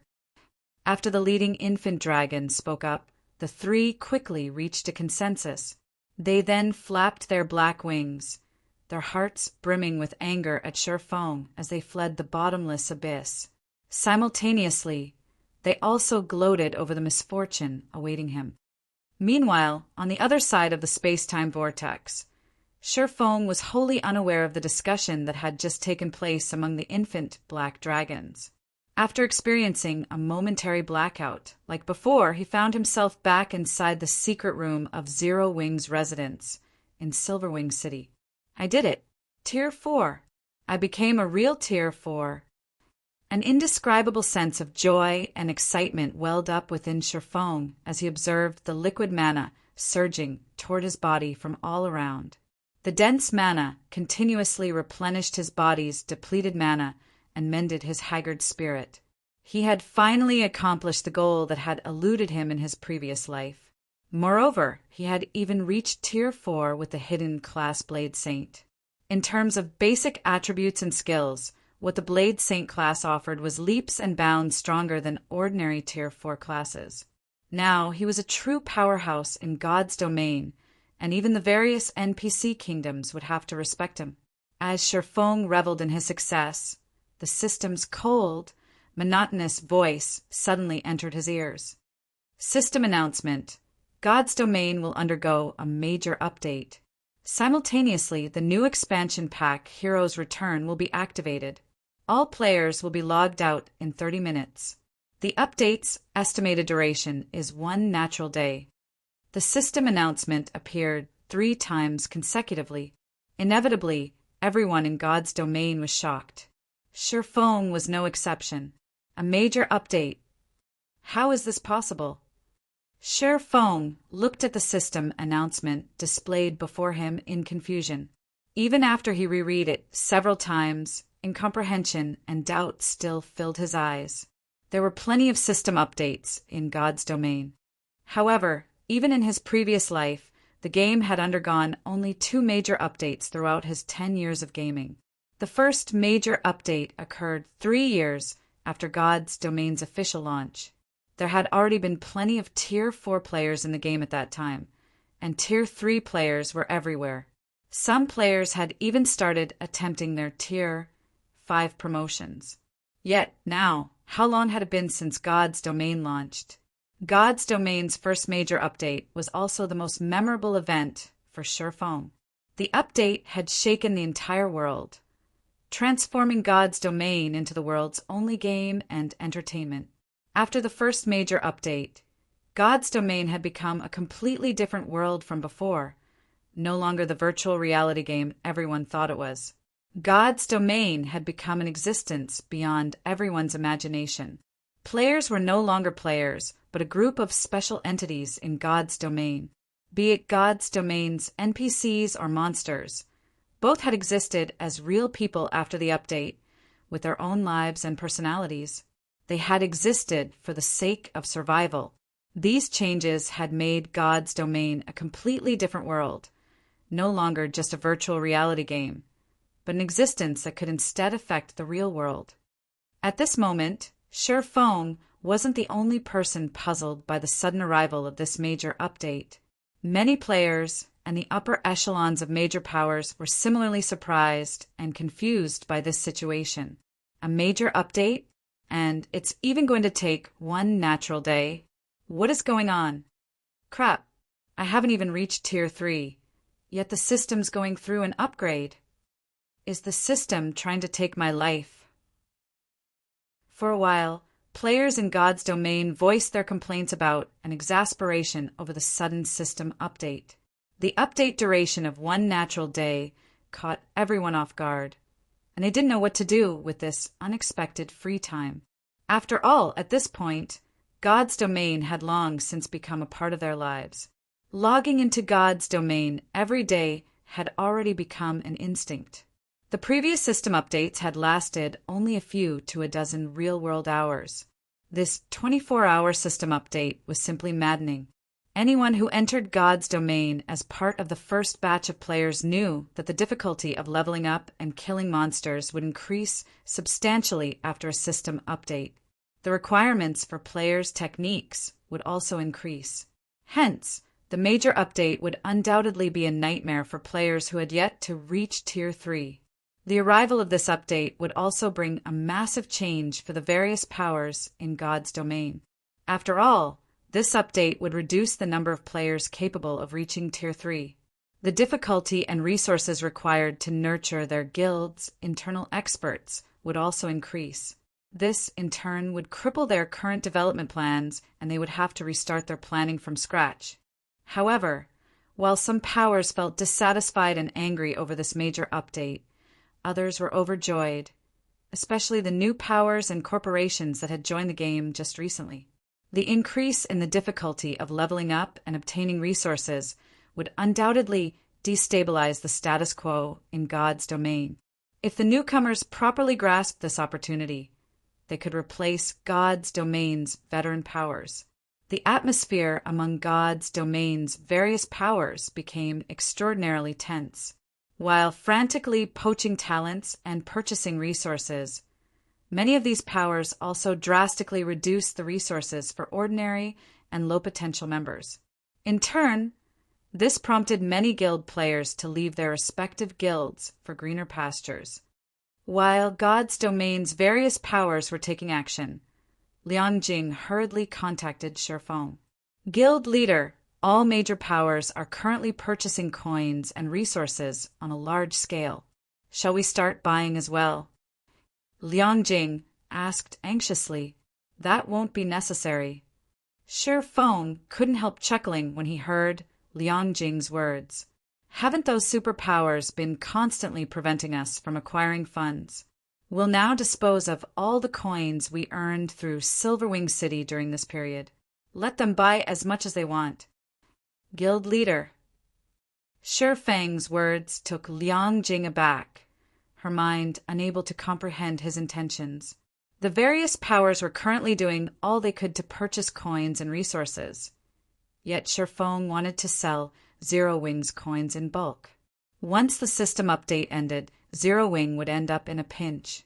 Just do it. Sherfong smiled, but didn't offer any additional explanation. According to past system updates, purchasing coins and resources in bulk was indeed the correct move. However, the system update this time would be different from previous ones. After the major update, Not only would resources not be scarce, but obtaining them would become easier instead. Even leveling up would become less taxing. However, the major update wasn't all sunshine and rainbows either. After the major update, whether external or internal, the requirements for players' promotion would become more stringent. Notably, the changes made toward mana would require greater understanding and control of mana to manipulate it properly. Hence, all peak experts in his previous life had also been master magicians. Right. Once everyone goes offline, have melancholic, and the others meet me in the conference room. I have something to discuss with them, Shifeng said. He hadn't gained only a newfound understanding of mana during his Tier 4 promotion quest, but also a strange metal that repelled mana. This was his first time seeing such a metal. So long as this item wasn't damaged beyond repair, they could refine it into a weapon or equipment. The mana repulsion effect was beneficial to players. After all, mana was everything in God's domain. There would be no life without mana. Naturally, monsters couldn't survive without mana. If he could successfully recast the metal, he would have the capital to contend against the various superpowers. Such an item would be helpful when he explored dangerous forbidden lands to acquire resources necessary for conquering the Tier 4 promotion quest. In God's domain, high-level forbidden lands contain most of the resources capable of helping players reach Tier 4. Although Shifeng had already reached Tier 4, if he visited these places by himself, the best he could do was survive. He wouldn't be able to conduct a proper exploration of these locations. During his previous life, the various superpowers typically sent teams of Tier 4 players to explore these places. Going alone would be suicide. Okay, I'll contact them now. Liang Jing then disconnected the call. Frozen World, Frostheaven City, Frostheaven's headquarters. Due to God's domain's sudden system update, Frostheaven had also hurriedly convened a meeting to discuss the changes that would occur to the game. Currently, over a dozen people sat in the magnificent conference room. Every one of these people was an existence capable of shaking the real world with their every step. At this moment, however, these people had nervous expressions as they looked at the middle-aged man seated at the front of the room. This middle-aged man looked very amiable. Although he had an unyielding appearance, the aura he gave off felt like a spring breeze. However, none of the people present could relax in his presence. "That's it for the meeting," the middle-aged man said, adjourning the meeting. He then shifted his gaze to Mushin and the petite girl beside her, saying, "Mushin, Kurue, both of you stay behind." "Yes, sir." As if they had received an amnesty, everyone unrelated promptly rushed off, leaving the middle-aged man, Mushin, and the petite Kurue sitting quietly inside the large conference room. "Uncle Hong, do you have good news to share?" Mushin asked fawningly as she looked at the stern, middle-aged man. "Little girl, you're still pretending? Do you honestly think you can hide the fact that you've invited Zero Wing from everyone?" Nonchalantly, the middle-aged man added, "You should know how rare this opportunity is. This will be a gathering of titans. Even those so-called superpowers can only dream of joining. This is also an opportunity for Frostheaven to become a true titan. Yet you invited some unknown outsiders to participate." Upon hearing this, Mushin automatically turned to Kurue beside her. In response, Kurue stuck out her tongue playfully and smiled, expressing, "So what if I told on you?" Mushin sighed and shook her head in helplessness toward this little sister of hers. "Uncle Hong, while they are indeed outsiders, you shouldn't underestimate their strength either. This goes especially for Black Flame," Mushin said unhurriedly. "How strong can he be? He's merely a peerless expert in the eyes of ordinary people." The middle-aged man, referred to as Uncle Hong, shook his head. "You should know what kind of people we are dealing with. Those people are the truly talented, possessing frightening potential and special bloodlines. They even have the full support of those major corporations. The peak experts on the secret pavilion's experts list and the various superpowers peerless experts are but the tip of the iceberg. Uncle Hong is right. Being just stronger than average is nothing to those people. Kurwei said as she nodded with a smile. However, Black Flame is really strong. He can single-handedly contend against Tier 4 foe Saint Devourers. Although he can't be a part of the main force this time, he can still provide support from the sidelines, Mushin explained. He can hold his ground against a devourer. Uncle Hong was slightly surprised by this information. It seems this person is indeed strong. Humph. What's so amazing about contending against a devourer using brute force? Plenty of my subordinates can too, Kurwei said disapprovingly. Upon hearing Kurwei's words, Mushin had to resist the urge to pinch the girl's cheeks. She just explained, Uncle Hong, that person has a mana domain as well. He will be of significant help with our plans. He has a mana domain. This revelation piqued Uncle Hong's interest. This will indeed be of help to us. However, I'm afraid these things still aren't enough. You should know, as well, that an individual's strength is very limited in this upcoming operation. Moreover, the location we're visiting this time is extraordinary. So, I will have to personally inspect whether Zero Wings members can join this operation. You'll inspect in person? Mushin exclaimed in surprise. Uncle Hong's identity was preeminent. The guild leaders of super guilds, and even those at the helm of major corporations, had to treat him with respect. If he visited Zero Wings headquarters and news of it got out, it would cause a sensation among the various major corporations. Of course. In a severe tone, Uncle Hong said, the operation this time is of utmost importance. We cannot afford carelessness. But the time is almost up. This system update is also going to take one whole day. We'll be tight for time if we proceed with the inspection, Mushin objected. Don't worry. We'll just pay Zero Wings headquarters a short visit. It won't take much time, Uncle Hong said, smiling. Since you've made up your mind, leave Zero Wings inspection to me, Uncle Hong, Kurwei suddenly suggested. Zero Wing is a local tyrant. If they join in the operation this time, they will behave arrogantly. Also, seeing how much Big Sis admires that person's strength, I'm thinking of bringing Tian Chung of Frost Heaven's 10 swords along. 1, we can test whether Black Flame is as strong as Big Sis says. 2, we can show Zero Wing that not just anybody can join Frost Heaven's secret operation.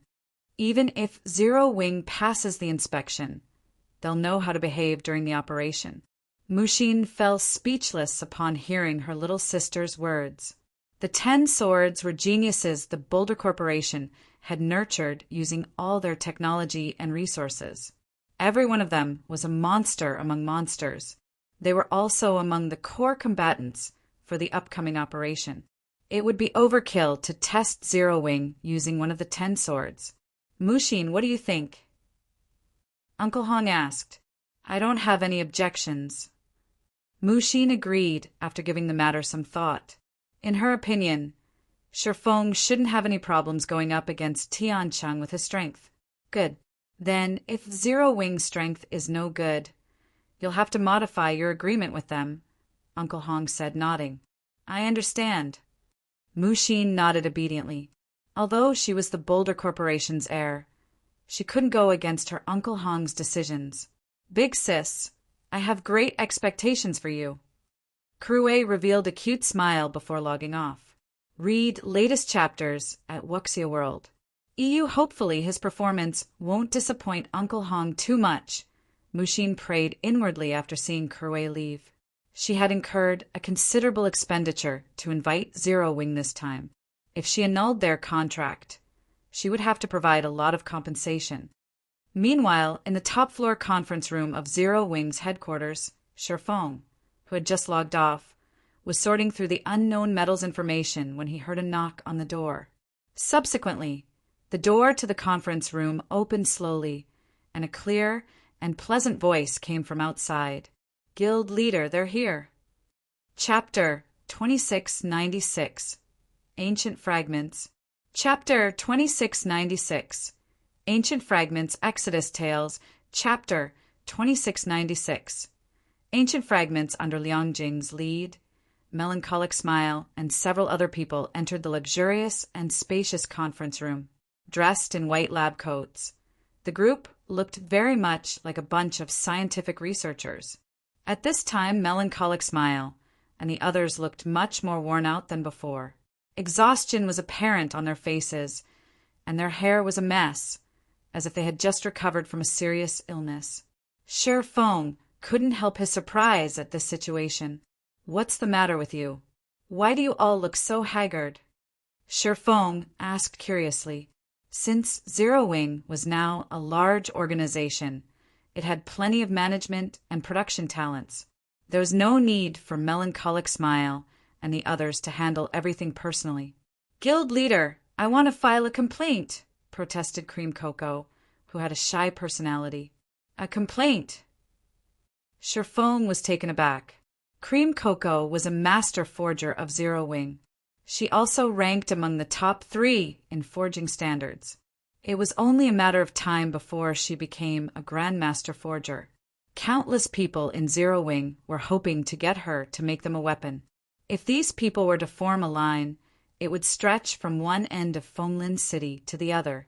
After all, although Cream Cocoa and other master forgers had a meager chance of producing epic weapons and equipment, their chances of making dark gold weapons and equipment were considerable. In God's domain, epic weapons and equipment were exceedingly rare. Even the core members of first-rate guilds wouldn't necessarily own one. Hence, level 100 plus dark gold weapons and equipment could already draw envy from passers-by. What more custom-made dark gold weapons and equipment? To put it simply, nobody in God's domain would dare bully Cream Cocoa. Anyone who did would be fortunate if Cream Cocoa just outright ignored them. "Yes, I want to complain, guild leader," Cream Cocoa said resolutely. "What do you want to complain about?" Sher Feng asked curiously. "Aqua Rose and Gentle Snow," Cream Cocoa said with her cheeks puffed out. "They're too much. Guild leader, you need to give me justice." "They're bullying you? That can't be, right?" Sher Feng couldn't help being surprised once more. Aqua Rose and Gentle Snow were the vice guild leaders of Zero Wing. They managed the guild properly, and everyone in the guild also respected them. He found it hard to imagine the two bullying a cute girl like Cream Cocoa. The 2 vice guild leaders asked us to complete 500 customized dark gold weapons in 5 days. They even threatened to cut our research funding if we don't meet the quota, Cream Cocoa complained. "Guild leader, you're a master forger too, so you know how difficult it is to make level 100 plus dark gold weapons.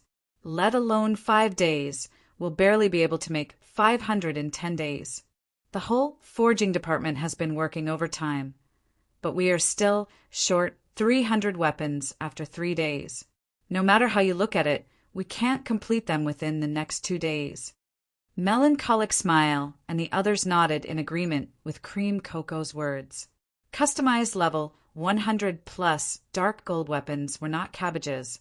They were delicate works that required all of a forger's attention. The slightest mistake would lead to failure. That many. The number Cream Cocoa reported shocked Sher Feng. 500 customized dark gold weapons was a significant number. Moreover, these weapons were level 100 plus weapons. So many of such weapons could elevate a first-rate guild's core team's overall combat power to a whole new level. "What weapon did those 2 ask you to make?" Sher Feng asked. "It's this one." Cream Cocoa pulled out a tablet from her coat and swiped her finger across the screen, transferring the information on her tablet to the conference table's holographic projector. The projection of a black spear appeared above the table. The spear was as tall as an adult human, and engraved on it were intricate magic patterns. The spear looked extraordinary at a glance. What a powerful spear! Surprise filled Sher Feng's eyes as he read the spear's detailed information. Thunder Spear. Spear, dark gold consumable, level 110 equipment requirement. Strength 2000 ignore levels plus 30 ignore defense, Throwing distance increases according to the wielder's strength with a maximum of 3,000 yards. Causes 1,000% lightning damage to a 20-yard radius upon impact. How is this even a weapon? It's a long-range missile. Unfortunately, the spear was only for one-time use. If it had no limit, raiding field bosses would be child's play. Even Tier 2 players could easily challenge Tier 4 mythic bosses with such a spear. If they could mass-produce this spear, siege warfare would become a joke. However, Shifeng also had to admit that the Thunder Spear's production was truly challenging. The required materials were secondary, costing only 20 gold or so in all. The crucial problem was the drawing of the magic patterns. If one weren't at the Master Magician standard, the production success rate would drop dramatically. Guild leader, please talk to the vice guild leaders. 5 days is too short. We need 10 days at least, Cream Cocoa pleaded pitifully. I can talk to them about it. Shifeng nodded. He felt that Aqua Rose and Gentle Snow were indeed being difficult. That's great. You're the best, guild leader. Cream Cocoa breathed out a sigh of relief. However, no sooner had Cream Cocoa finished speaking than Shifeng did a U-turn, saying, However, I hope you all can do your best to make 3,000 Thunder Spears during this period. Guild leader. Cream Cocoa couldn't believe her ears. I'm not trying to trouble you. Slowly, Shifeng explained, this item is indeed very important, especially with Zero Wing lacking in high-end combatants. With this trump card, we can teach those hostile superpowers a lesson. The various superpowers currently didn't recognize Zero Wing as a superpower because of the guild's lack of high-end combatants. However, a sufficient number of Thunder Spears could compensate for the guild's inadequate combat power. Of course, I won't make you work in vain. Shifeng chuckled as he looked at Cream Cocoa's bitter face. He then brought out the unknown metals information and said, So long as you guys can complete this task, I'll let you research this metal. Cream Cocoa immediately criticized Shifeng's words in her mind, lumping her guild leader and vice guild leaders in the same group. He was completely ignoring her wishes and ruthlessly using her as a beast of labor. She couldn't engage at all in the crafting job she liked. However, after seeing the information displayed above the table, she fell into a daze. Besides, Cream Cocoa, Melancholic Smile, and the other master forgers present were also stupefied, a passionate flame igniting in their eyes as they stared at the projection above the table. It expels all mana. How is this possible? There's such a metal in God's domain. Cream Cocoa and the others muttered to themselves, as if possessed. The exhaustion on their faces had also vanished completely as countless thoughts flooded their minds, as if the door to a new world had just opened to them. Shifeng wasn't surprised by this situation, either. For those devoted to the forging profession, a material like this only appeared in their dreams. After all, mana was the foundation of all things in God's domain. If one could completely expel mana from an object, one would be unstoppable. Just the thought of producing a weapon using such a metal excited these master forgers greatly. Why does this look familiar? Cream Cocoa mumbled as she read the metal fragments information. Familiar? You've seen them before? Shifeng asked with concern. These metal fragments were so mysterious that even his omniscient eyes couldn't glean any information from them. Hence, he planned to give it to the forging department for research. I think I read about them in an ancient book. Cream Cocoa nodded after giving the matter some thought. This type of metal existed in ancient times. However, it wasn't something that appeared naturally in God's domain, but was created by ancient gods. Moreover, based on the appearance of these metal fragments, they should originally be parts of a whole. You're right. These metal fragments, indeed, look like the fragments of a sword, Shifeng said, nodding. Yet, for some reason, they can't be fused like fragmented legendary items. Although they can't be fused, I have a way to put these fragments together, Cream Cocoa said. but I'm not certain if this kind of patchwork will allow the weapon to exert its former power and effects. You have a way. Feng was even more surprised to hear this. These fragments were extraordinary. If they could be repaired to a certain extent and the resulting weapon only had the effect of expelling mana, it would still be a great weapon. There shouldn't be any problems, Cream Cocoa said with greater confidence. Okay, I'll leave these metal fragments with you. Just ask Melancholic for the materials you need. Feng did not doubt Cream Cocoa's confidence. After all, her talent was no joke. Only the short time she had come into contact with God's domain limited her. You said it yourself, guild leader. You must open all materials in the guild's material warehouse to me, Cream Cocoa said, beaming at Feng. All lifestyle players desperately needed precious materials. However, let alone legendary materials, even inferior legendary materials were hard to come by. Not even super guilds would give lifestyle players of her caliber free use of such materials. Now that Feng gave her carte blanche to use such materials, she naturally couldn't let this opportunity get away. Sure. Feng nodded. After giving the matter some more thought, though, he added, however, you still need to use them conservatively. Collecting those materials wasn't easy. Please rest assured, guild leader. I promise you I won't use them all, Cream Cocoa promised with a smile, afraid that Feng would take back his approval. Cream Cocoa behaved like a child who had just gotten a new toy, and Feng didn't know whether he should cry or laugh as he looked at her. Afterward, he sent all the information relevant to the metal fragments to Melancholic Smile and the others. As for whether the fragments could be repaired, he would leave that to luck. By the way, guild leader, the Azure Chamber of Commerce's members arrived yesterday. They are currently training with our guild's core members, and Duan Hanshan is their leader. However, as you have been busy, I didn't bother you about it, Liang Jing suddenly said.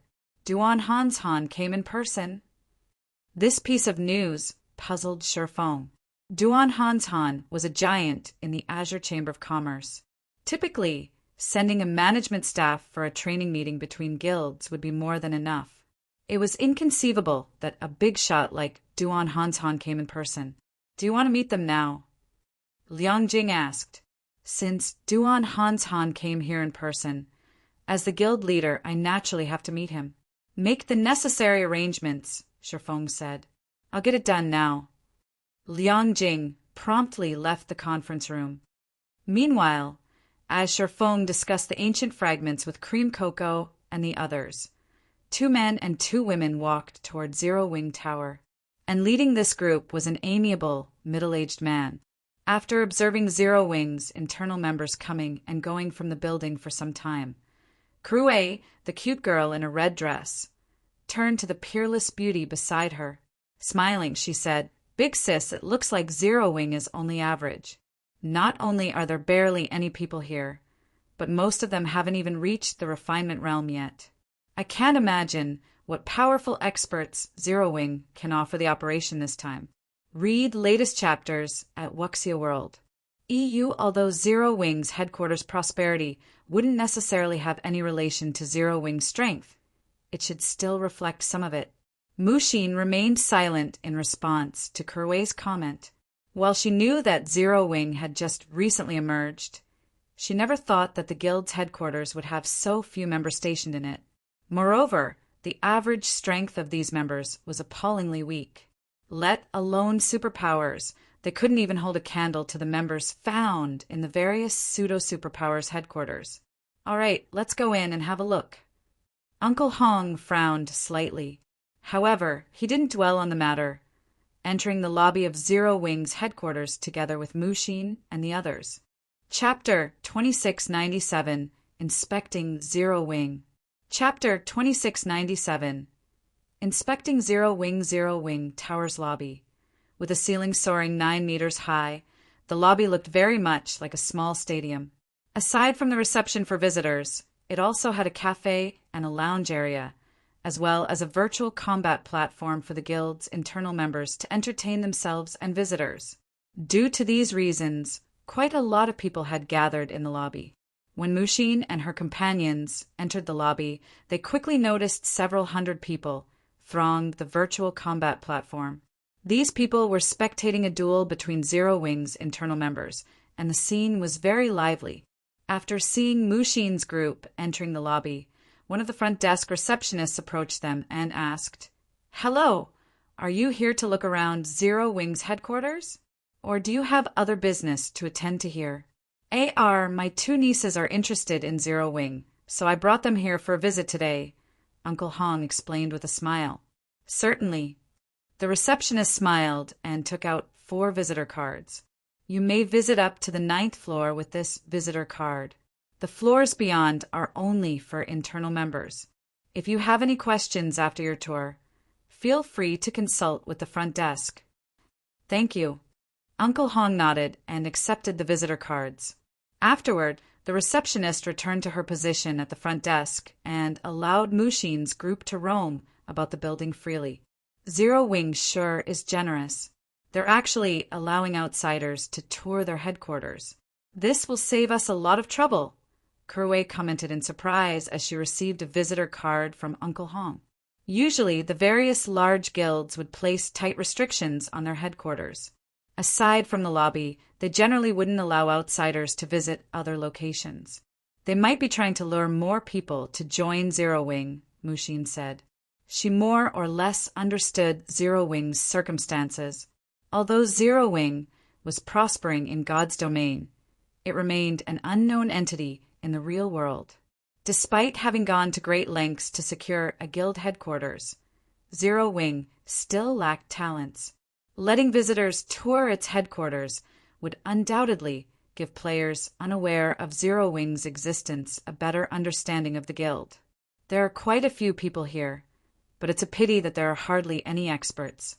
Even the 2 people dueling are only at the half-step refinement realm, Kuruwei commented as she looked at the battle taking place at the virtual combat platform. She could tell the 2 duelists' combat standards at a glance. "I think we should be more cautious when partnering with such a guild. Our plan involves a lot of things. If outsiders see that we can't even find capable helpers, they'll start looking down on Frost Heaven." However, even after Kuruwei finished speaking, Uncle Hong, Mushin, and Tian Cheng surprisingly remained silent as they stared at a group of young men and women standing among the crowd. How unexpected! Zero Wing really cannot be underestimated.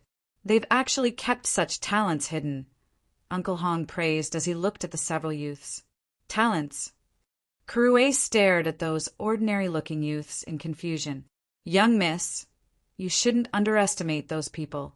Although their auras aren't apparent, they are bona fide experts. That blue-haired guy in particular has completely restrained his aura. If I hadn't scrutinized him, I'm afraid I wouldn't even be aware of his existence." Tian Cheng, the seemingly vulnerable and honest youth standing beside Kuruwei, explained quietly. "Honestly, I'm not confident I can win against him." "How is that possible?" Tian Cheng's words stunned Kuruwei. She suspected that the latter was joking with her. Tian Cheng was one of the peerless geniuses Frost Heaven cultivated. Not only had he reached the domain realm at a young age, but he also had a naturally gifted brain. His processing speed was much faster than ordinary people's. Even the older generation domain realm experts wouldn't necessarily be his match. How could Zero Wing possibly cultivate an expert rivaling Tian Cheng? "They shouldn't be Zero Wing members," Mushin suddenly said. "They're not." Uncle Hong was slightly surprised. For such youthful experts to appear in Zero Wing's headquarters, how could they not be Zero Wing members? "I've seen their information before. Although they look somewhat different in God's domain, their appearances are roughly the same. That blue-haired youth should be Solitary Frost, the strongest of Azure's younger generation. I heard even Violet Sword values him greatly," Mushin explained. Unlike Uncle Hong, who managed the guild from behind the scenes, Mushin was responsible for the guild's intelligence network. Hence, she had a much better understanding of God's domain's various powers than Uncle Hong, especially when it came to the various superpowers' younger generation. She placed great importance on collecting such information. Why would Azure's peerless genius run all the way here? Kurue grew even more puzzled at this revelation. The various superpowers treasured their peerless geniuses. They would shower these geniuses with all sorts of precious resources and require them to undergo strict training regimens every day. They wouldn't let these people leave their headquarters at will. Tiancheng was a similar case. If not to inspect Zero Wing's strength this time, he wouldn't have received permission to leave Frost Heaven's headquarters. Zero Wing really is interesting. Not only did Azure's peerless genius come running over, but so did an old fellow from Azure, Uncle Hong said as he gazed at a cool-headed, middle-aged man resting and drinking tea in a corner of the lobby. Old fellow?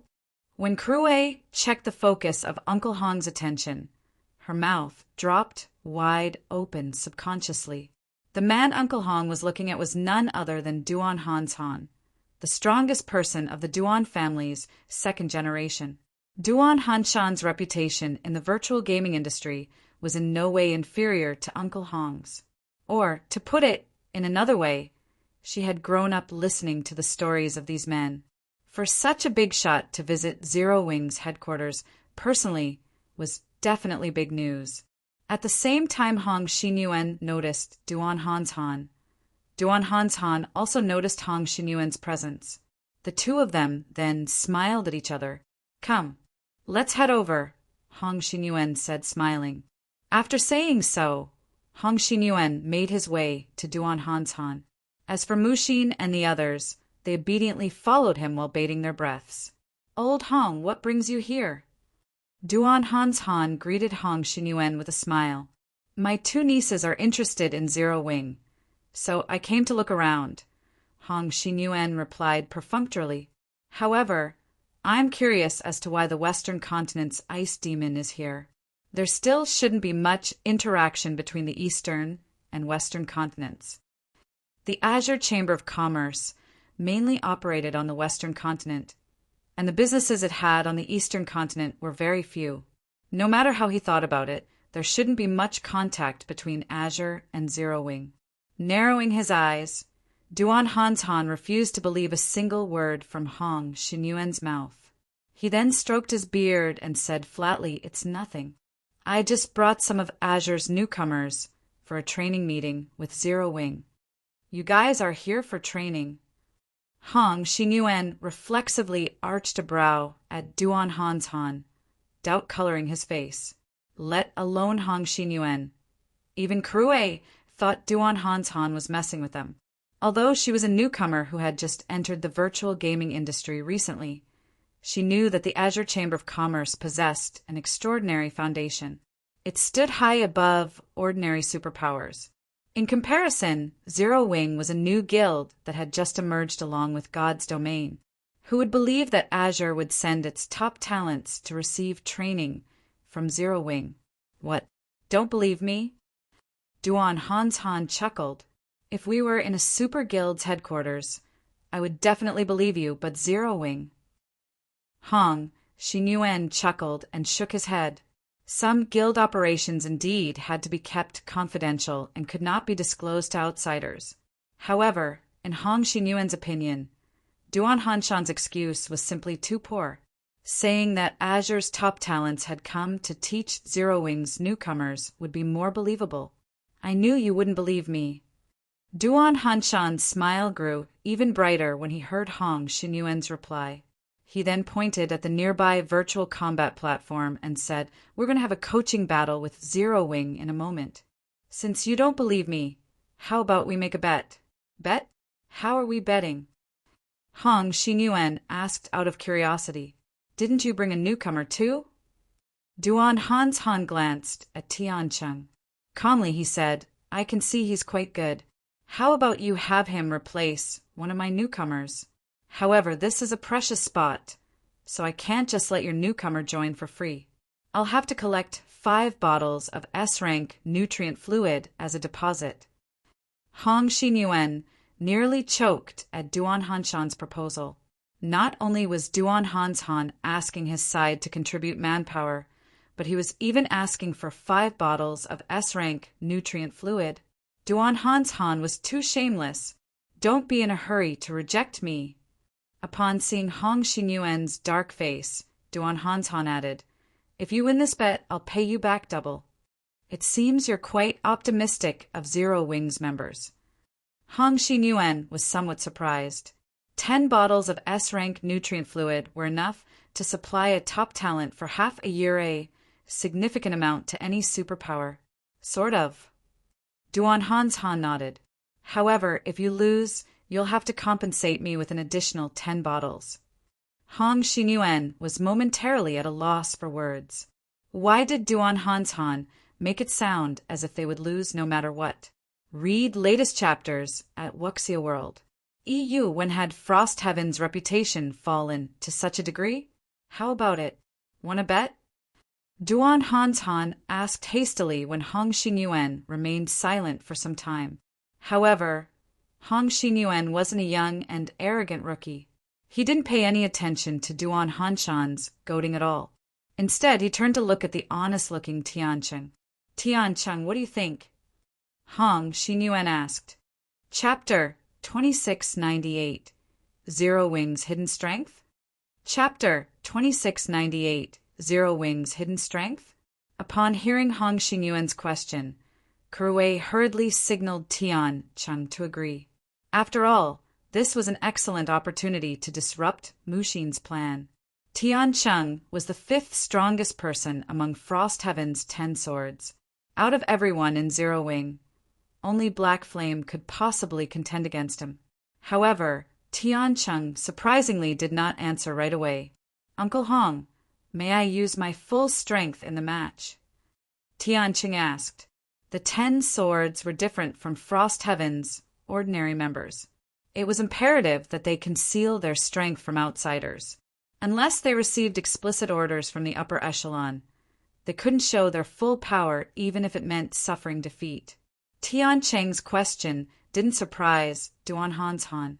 After all, this was also the case with the Azure Chamber of Commerce. Only during the annual competition before did Solitary Frost and the others have their restrictions lifted. You can use your full strength when necessary, Hong Xinyuan said after giving the matter some thought. Zero Wing's Black Flame possessed the strength to contend against the mythic-ranked foe Saint Devourers. If Black Flame stepped forward as Zero Wing's representative, Tiancheng would undoubtedly lose if he held back his strength. Such an outcome wasn't what Hong Xinyuan wished to see. After all, his goal here today was to establish Frost Heaven's prestige. I don't have any problems then. Fighting spirit flared in Tiancheng's eyes. Good. I'll leave it to you then. Hong Xinyuan nodded in satisfaction. He then turned to Duan Hanshan and said, Old Ice Demon, we have a deal.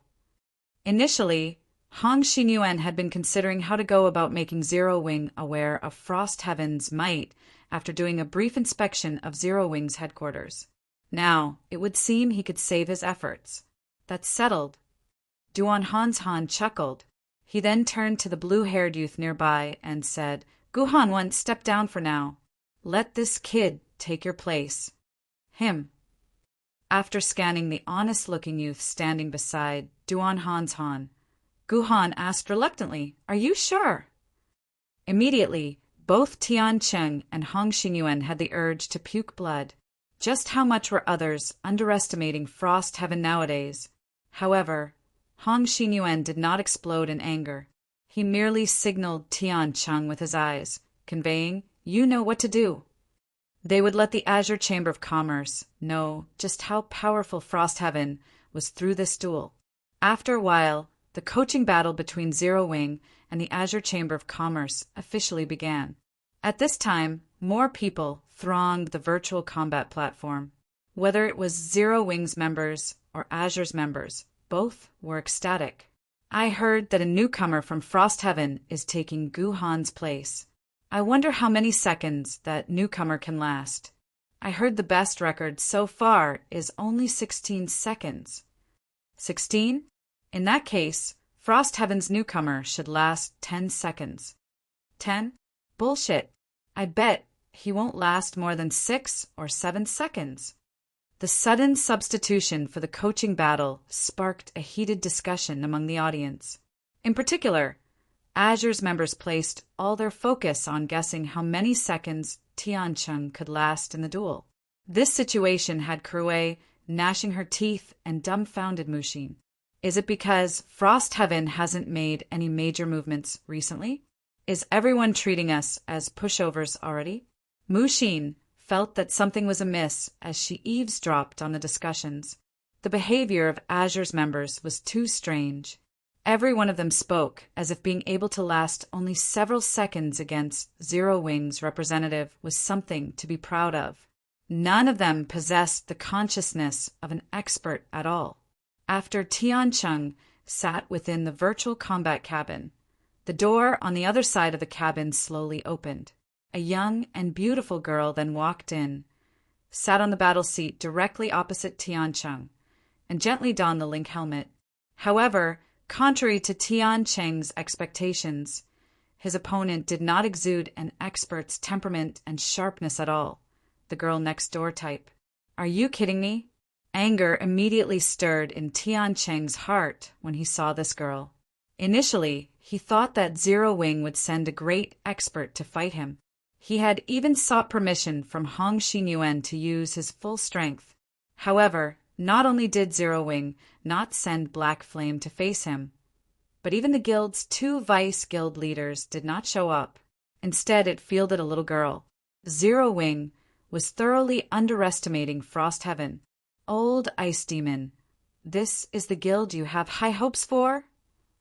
Hong Xinyuan chuckled involuntarily as he inspected Violet Cloud. After seeing Duan Hanshan's confidence, Hong Xinyuan had very nearly believed that there was more to Zero Wing than met the eye. However, given the current circumstances, it would seem he had been worried for nothing.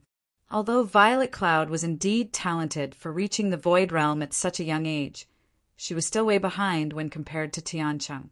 In fact, Tiancheng should end the fight within seconds. Of course.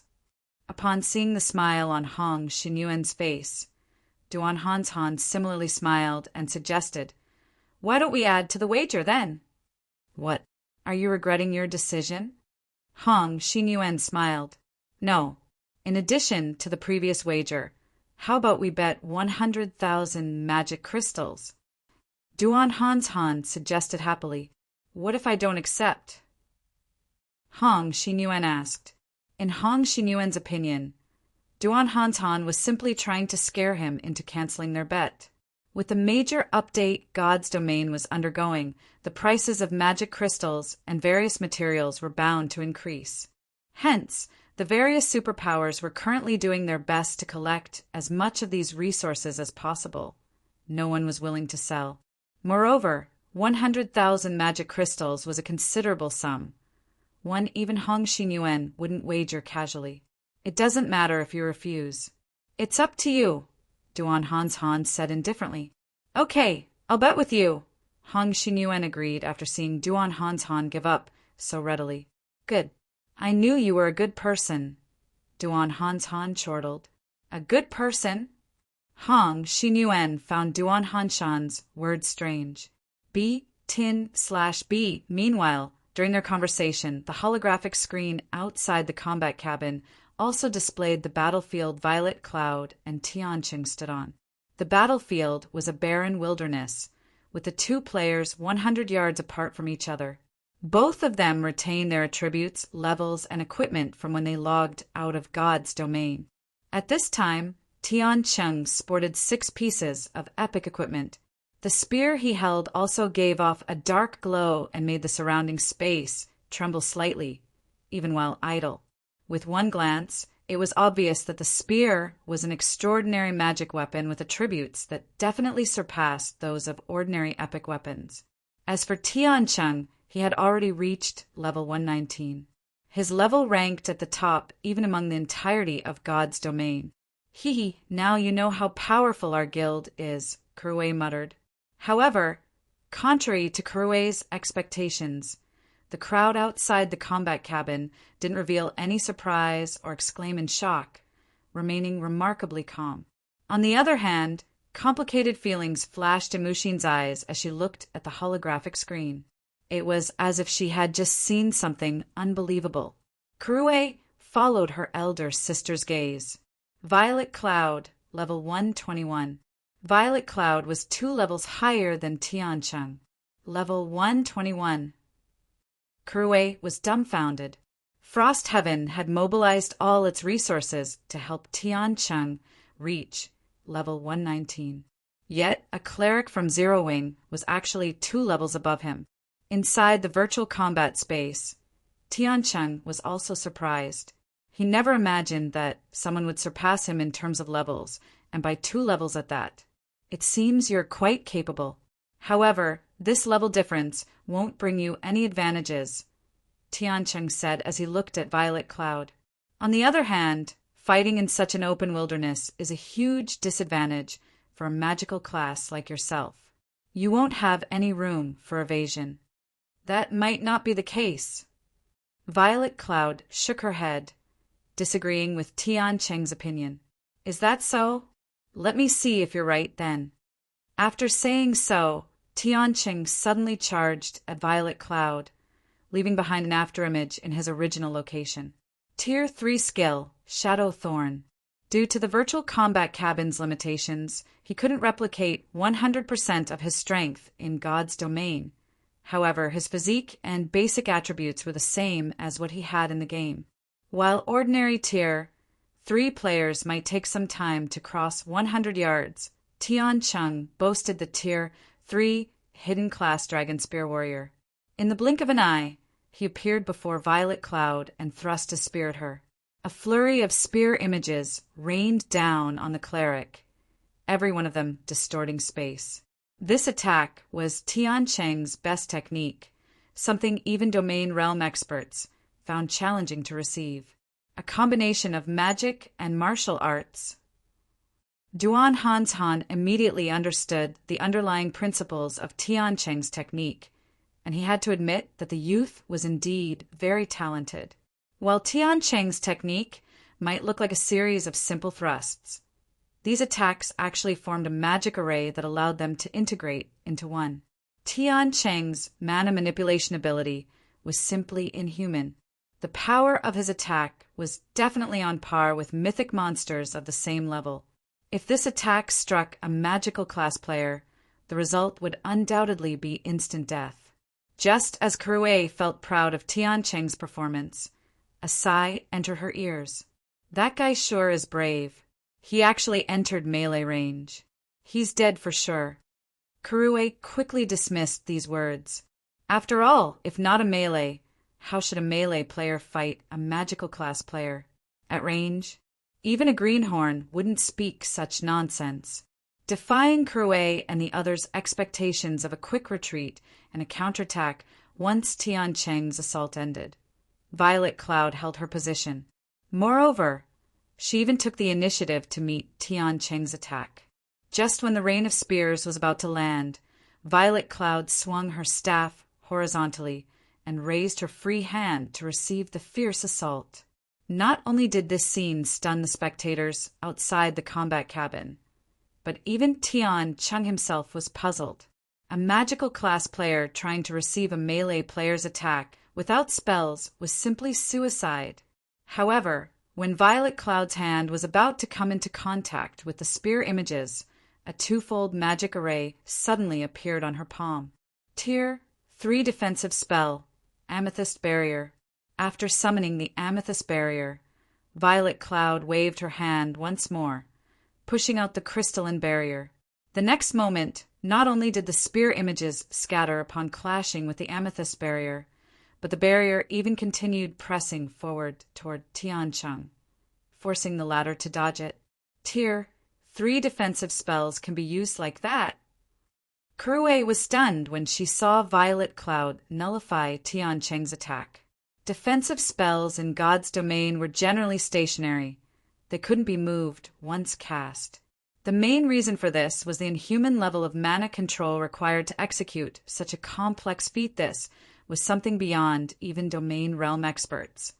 Yet Violet Cloud had done it.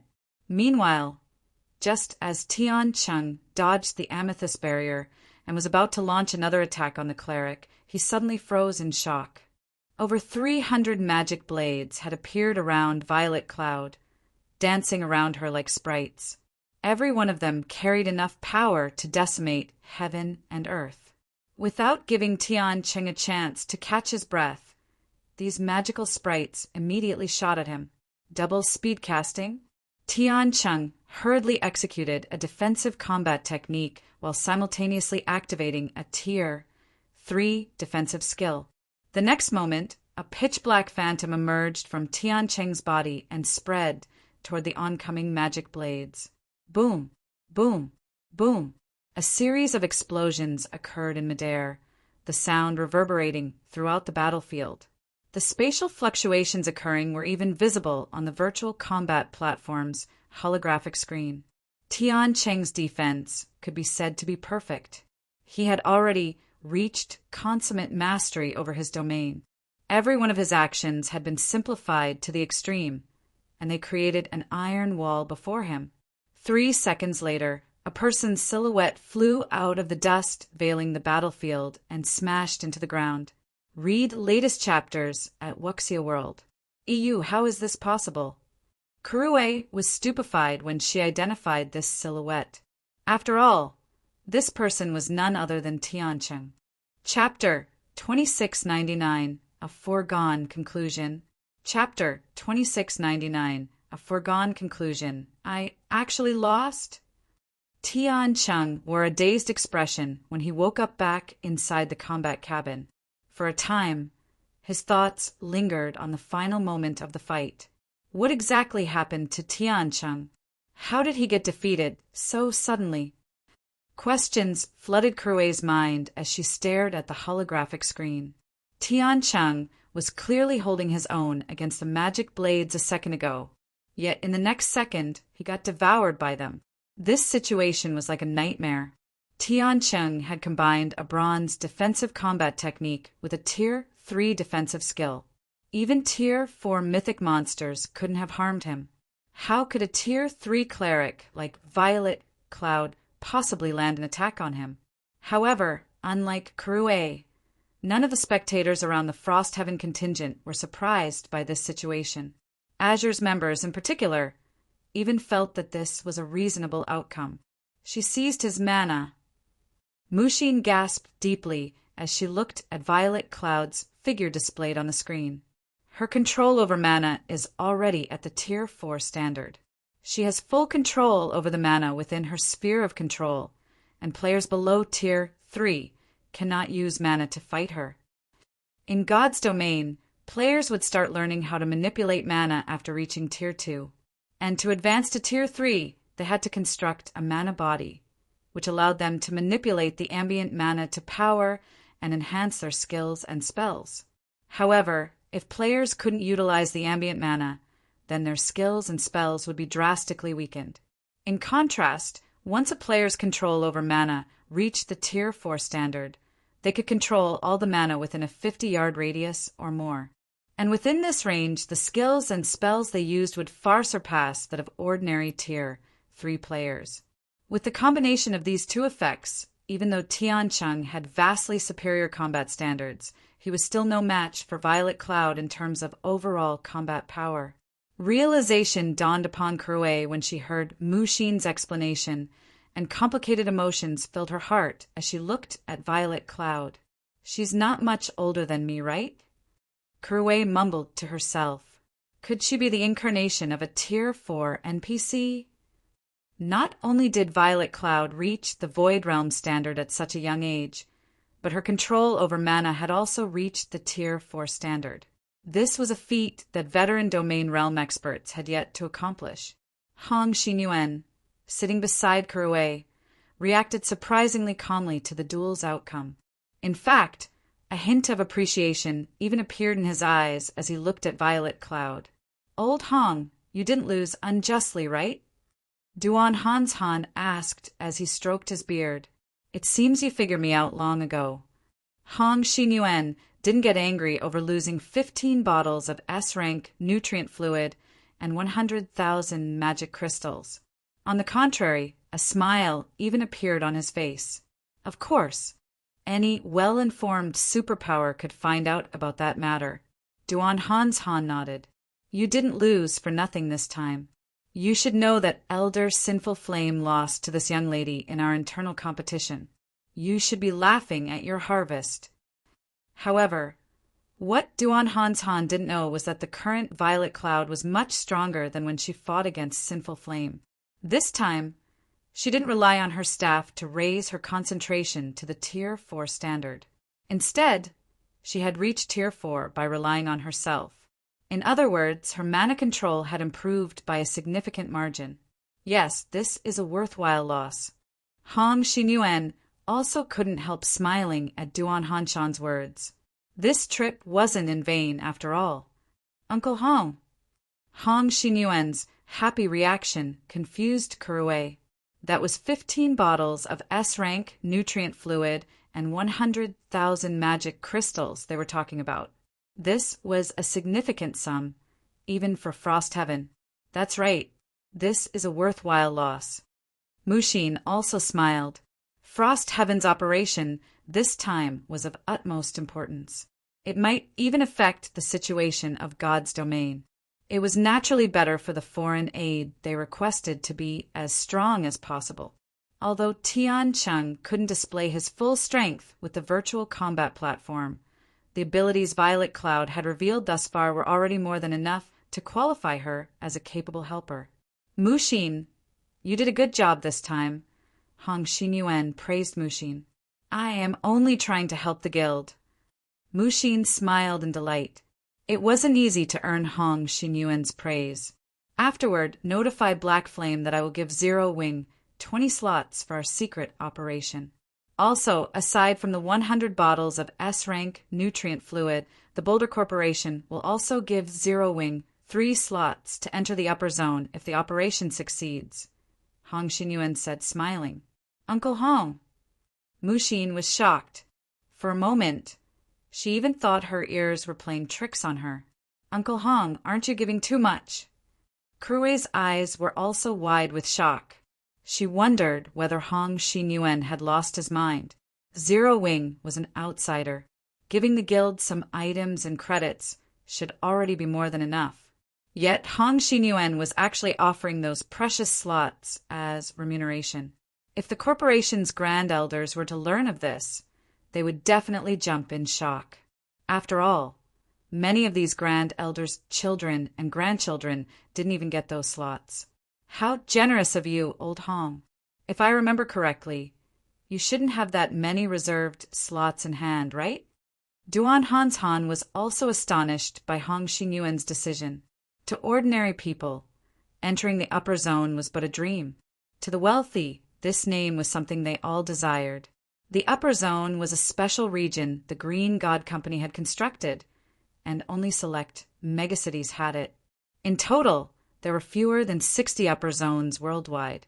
Meanwhile, the main reason why countless wealthy people sought to enter the upper zone was longevity and youth. According to statistics gathered 50 years ago, the average life expectancy of people living in the upper zones had already reached 130 years. In addition, residents could remain in their prime up to 80 years old. In other words, an 80-year-old person living in an upper zone could be as physically fit as a 50-year-old person living in the outside world. And this was only the statistics from 50 years ago. The upper zones offered many other benefits. However, only residents would know what these benefits were. Meanwhile, the number of people allowed to enter the upper zones every year was limited. Moreover, one wouldn't necessarily be able to enter an upper zone just by having money. One also needed to meet certain conditions. Of course, the Green God Company would also reserve a number of slots for the international corporations that were its partners. However, this number was so incredibly small that these corporations couldn't bear giving any of their slots to outsiders.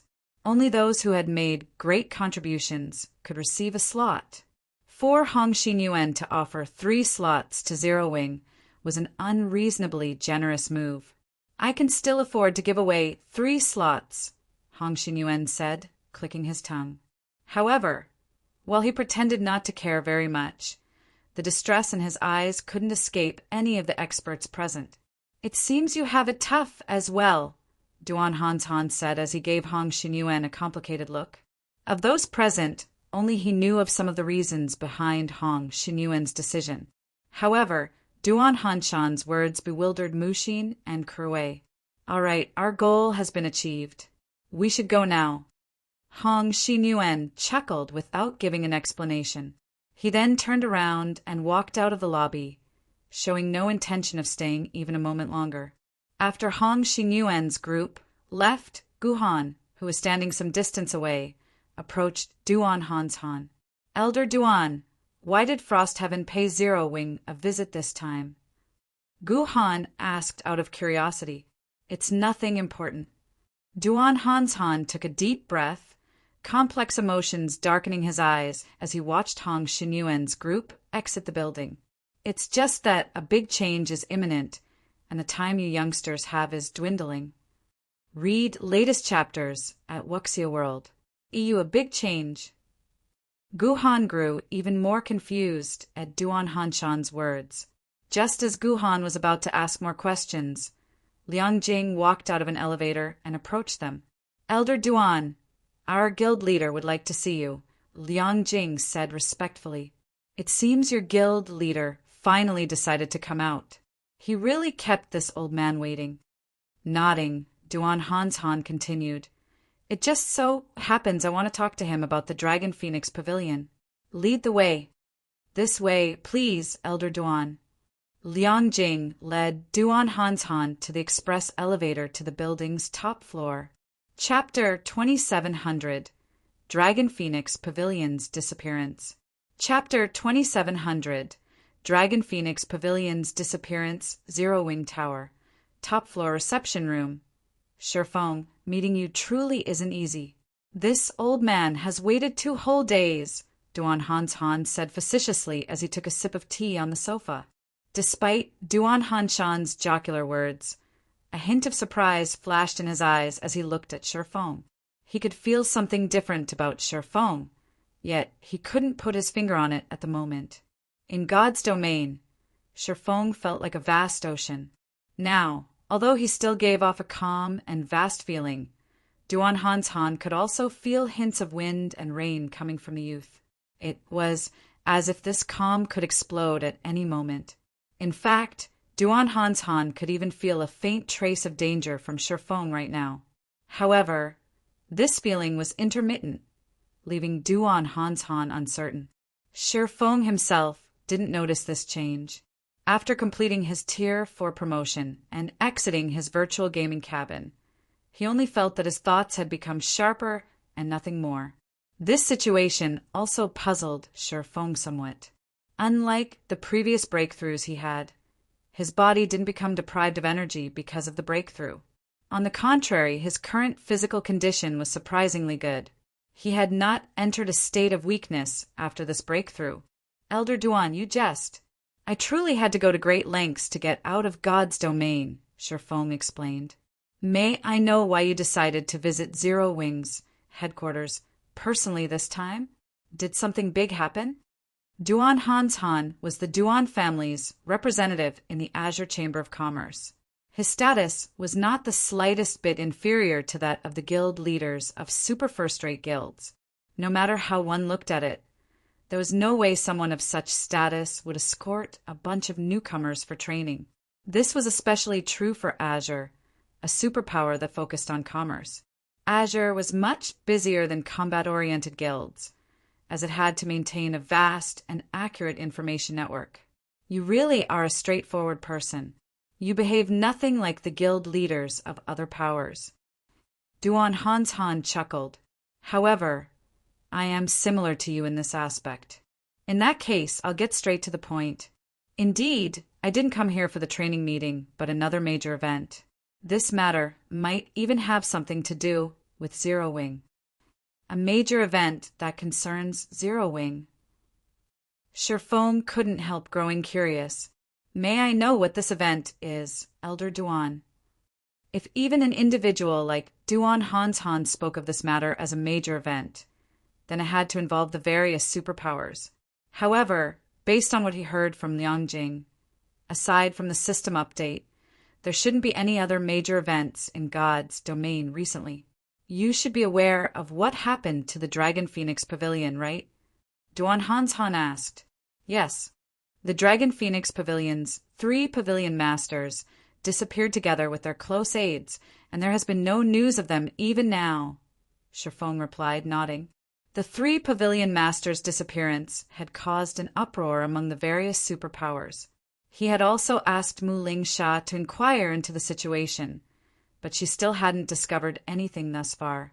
The matter I spoke of is somewhat related to the Dragon Phoenix Pavilion, Duan Hanshan said, his expression growing serious.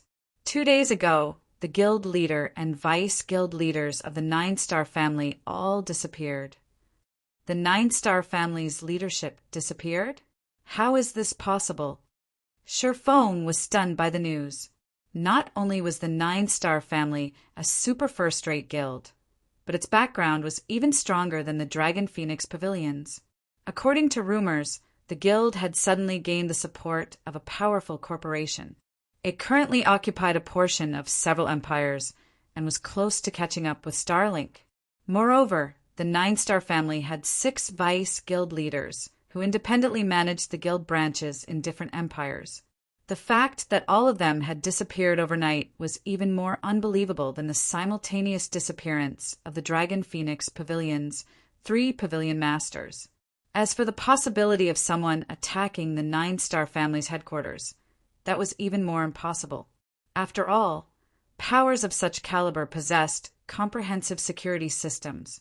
Even several Grandmaster martial artists shouldn't be able to kidnap these people in secret.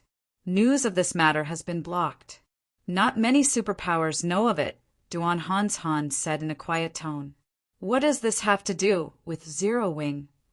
Shifeng grew even more curious after hearing Duan Hanshan's words. Could the Dragon Phoenix Pavilion have a hand in this matter? No. Duan Hanshan shook his head.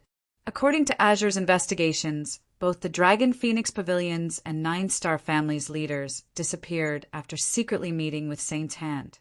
And according to inside information from the 9-star family, after the guild's leaders disappeared from the game, a group of mysterious people took their gaming cabins away. A group of mysterious people took their gaming cabins? Is this Saint's Hand's doing? After hearing Duan Hanshan's explanation, Shifeng suspected that the Dragon Phoenix Pavilion had faced a similar situation. Also, did you find out where their cabins were transported to? While we still don't know if this incident is related to that mysterious bunch in God's domain, we did find out where the cabins were transported to. Duan Hanshan replied, chuckling. Where? Shifeng asked curiously. Logically, with the forces the Dragon Phoenix Pavilion and 9-star family wielded, the 2 guilds should have been able to locate their leaders quickly. However, even now, there was no news from the Dragon Phoenix Pavilion. This was truly a bizarre situation. The upper zone. Duan Hanshan said these words one by one. The upper zone. The fog enveloping Shifeng's heart grew heavy. He simply couldn't understand what was going on. Phoenix Rain was merely one of the leaders of a super first-rate guild. Why would someone of her status be dragged into such a huge incident? Shifeng knew a little about the upper zone. It was a special region capable of extending the lifespan of its residents. However, not just any wealthy person could enter it. In the eyes of the upper zone's residents, ordinary corporations were no different from ants. Even the leaders of the major corporations backing the Azure Chamber of Commerce would have to maintain a low profile while inside the upper zone. All the more someone like Phoenix Rain. It wouldn't be far-fetched to say that there shouldn't be any relations between Phoenix Rain and the upper zone. Saint's Hand is deeply involved in this matter. I came here this time to tell you that it's best not to provoke Saint's Hand too much during this time. Who knows? Zero Wing might end up becoming the next 9-star family, Duan Hans Han warned earnestly. Provoke Saint's hand. Revealing a bitter smile, Shifeng said, I've never taken the initiative to provoke them. To occupy the Orc Empire, Saint's hand had already set its sights on Silverwing Town. It wasn't that he wanted to provoke Saint's hand. Rather, the other party had already resolved to take his life. However, you don't have to worry too much about this, either, Duan Hans Han said, chuckling. Don't need to worry? Shifeng asked, puzzled. Although he had adequate strength now, he was certain the security of Zero Wing's headquarters was far from comparable to that of the 9-star families and Dragon Phoenix Pavilion's headquarters. Frostheaven's Hong Xingyuan has promised that so long as Zero Wing helps Frostheaven complete the task you two agreed on, he will give Zero Wing 3 reserve slots to enter the upper zone, Duan Hans Han said, smiling. This is the opportunity of a lifetime. Any superpower would laugh to death if they received such a wonderful opportunity. You should know how extraordinary the upper zones are. Those places are possibly the safest locations in the world. Although both the 9-star family and Dragon Phoenix Pavilion were super first-rate guilds, the corporations backing them lacked the power to secure slots to enter the upper zone for the guild's leadership. Otherwise, the two guilds wouldn't have faced such a predicament. This piece of news rendered Shifeng speechless. Just what is Frostheaven trying to do for it to be so generous? These were reserved slots for the upper zone they were talking about. All else aside, just the upper zone's security aspect was already more than enough to make the various superpowers guild leaders go crazy. During his previous life, even when the guild leaders of first-rate guilds offered billions of credits, they still couldn't secure a slot in the upper zone. Only the guild leaders of super first-rate guilds could barely manage to do so. Yet now Frostheaven was actually offering 3 slots to Zero Wing. At this moment, Shifeng wouldn't be surprised if Frostheaven wanted Zero Wing to mount a full-on assault on the 5 great super guilds. You're quite lucky, honestly. If it were any other time, Frostheaven most likely wouldn't offer such a price for Zero Wing's help, Duan Hans Han said, sighing. As for what exactly Frostheaven wants Zero Wing to do, I can't reveal it to you now. Someone from Frostheaven will notify you when the time comes. In any case, it isn't a simple task. Zero Wing has to be careful. Otherwise, it wouldn't be surprising if Zero Wing were to perish. Thank you for your reminder, Elder Duan. Shifeng sincerely thanked Duan Hans Han. Duan Hanshan's willingness to reveal the Dragon Phoenix Pavilions and Saint's Hands matters to him already demonstrated Azure's sincerity in its partnership with Zero Wing. Shifeng naturally had to show his appreciation. Azure hasn't done anything noteworthy. How you'll proceed in the future is still up to you to decide, Duan Hans Han said, chuckling. Seeing as Shifeng was willing to accept the Azure Chamber of Commerce's kindness, his task here was done. All right, I should go now. After saying so, Duan Hans Han left the reception room. He didn't even let Shifeng send him off as he silently disappeared from Zero Wing's headquarters. Guild leader, what should we do now? Liang Jing asked worriedly after Duan Hans Han left. Read latest chapters at Wuxia World. EU Saint's hand posed too much of a threat. If they didn't act carefully, they might very well end up like the Dragon Phoenix Pavilion and 9-star family. We can only take things as they come, Shifeng said. However, we'll have to reorganize our plans. Once God's Domain system update ends, have all of Zero Wing's main force members gather at Silverwing City. It's about time Zero Wing underwent some changes. God's Domain's major updates were extraordinary, each triggering a complete shift in the game structure. Since the first major update came a little sooner than expected, he would have to start overhauling Zero Wing's expansion plans. Otherwise, the guild wouldn't even have scraps to fight over, let alone contending against Saint's Hand and the various superpowers. I understand. I'll get it done as soon as I go online, Liang Jing said, nodding. Time passed quickly. Before anyone knew it, God's Domain's major update had been completed, and everyone started logging back into the game at 7 o'clock in the morning. Lying in his virtual gaming cabin, Sherfong took a deep breath when he saw the login button appear on the screen before him. Login. Chapter 2701. Era of Hegemony begins. Chapter 2701. Era of Hegemony begins. Silverwing City. Zero Wing's residence. Along with a flash of brilliance in the underground secret room, Sherfang's figure gradually appeared. Unlike the previous times he had logged into God's domain, Sherfong now felt a little dizzy, the dizziness lasting for several seconds. And when he recovered, he found that everything in front of him seemed completely different. If the previous God's domain looked like an extremely high-definition image in Sherfang's eyes, then the current God's domain looked like the real thing. In other words, the sense of reality he got from the game was on a completely different level. This kind of realism is so nostalgic. A smile appeared on Sherfang's face when he perceived his current situation. Most players wouldn't notice any significant changes in the game's realism after the major update. However, for Sherfang, who had fought in God's domain for 10 years in his previous life, the changes were distinct. Previously, he constantly felt as if there was a barrier between his body and brain. He couldn't control his virtual body as easily as he did his real body, no matter what. However, this barrier was now gone. It was like the difference between 99% and 100%.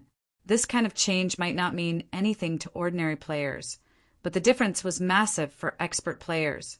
Take humans and gorillas, for example.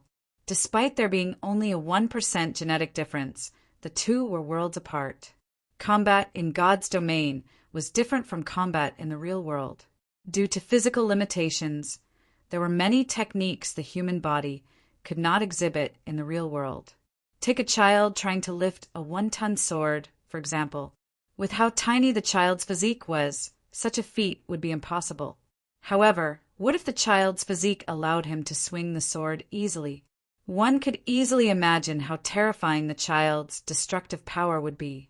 After adjusting to the changes, Sherfong left the secret room, heading to his office to sort out the information on the major update.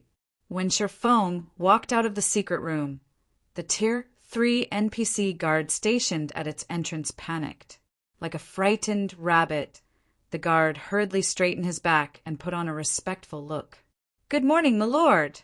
The Tier 3 NPC respectfully saluted Sherfong. "Good morning." Sherfong nodded and smiled at the NPC, named Flet. "It's finally here. I wonder how chaotic God's domain's major forces will become?" In reality, the biggest change brought about by God's domain's first major update wasn't in the realism, but the NPCs and monsters. Both NPCs and monsters gained their own thoughts after the major update. Yes, thoughts, not intelligence.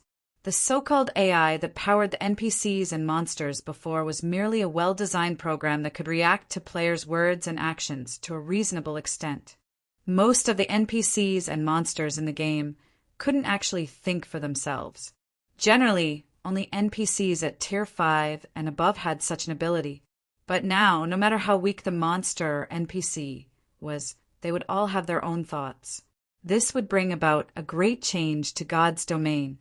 After all, from a certain perspective, NPCs and monsters were no longer different from real humans. With this change, fights with monsters and NPCs would feel no different from PvP fights. No. To be precise, fights against monsters and NPCs would become even more troublesome than PvP fights. Unlike players, monsters and NPCs were accustomed to fighting in God's domain. Some monsters and individual NPCs had started fighting at birth and accumulated 10, 20, 30 years or more of experience. Their combat experience far exceeded that of ordinary players that had been in God's domain for only 1 or 2 years. However, this still wasn't the greatest impact on God's domain's players. What would really affect players were the changes in the behavior of NPCs and monsters.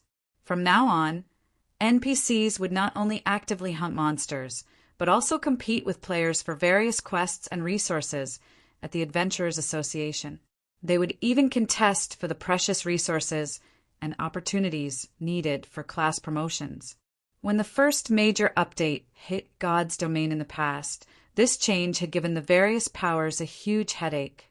After all, not only had they lost their monopoly on resources, but NPCs and monsters had even stolen a significant portion of these resources.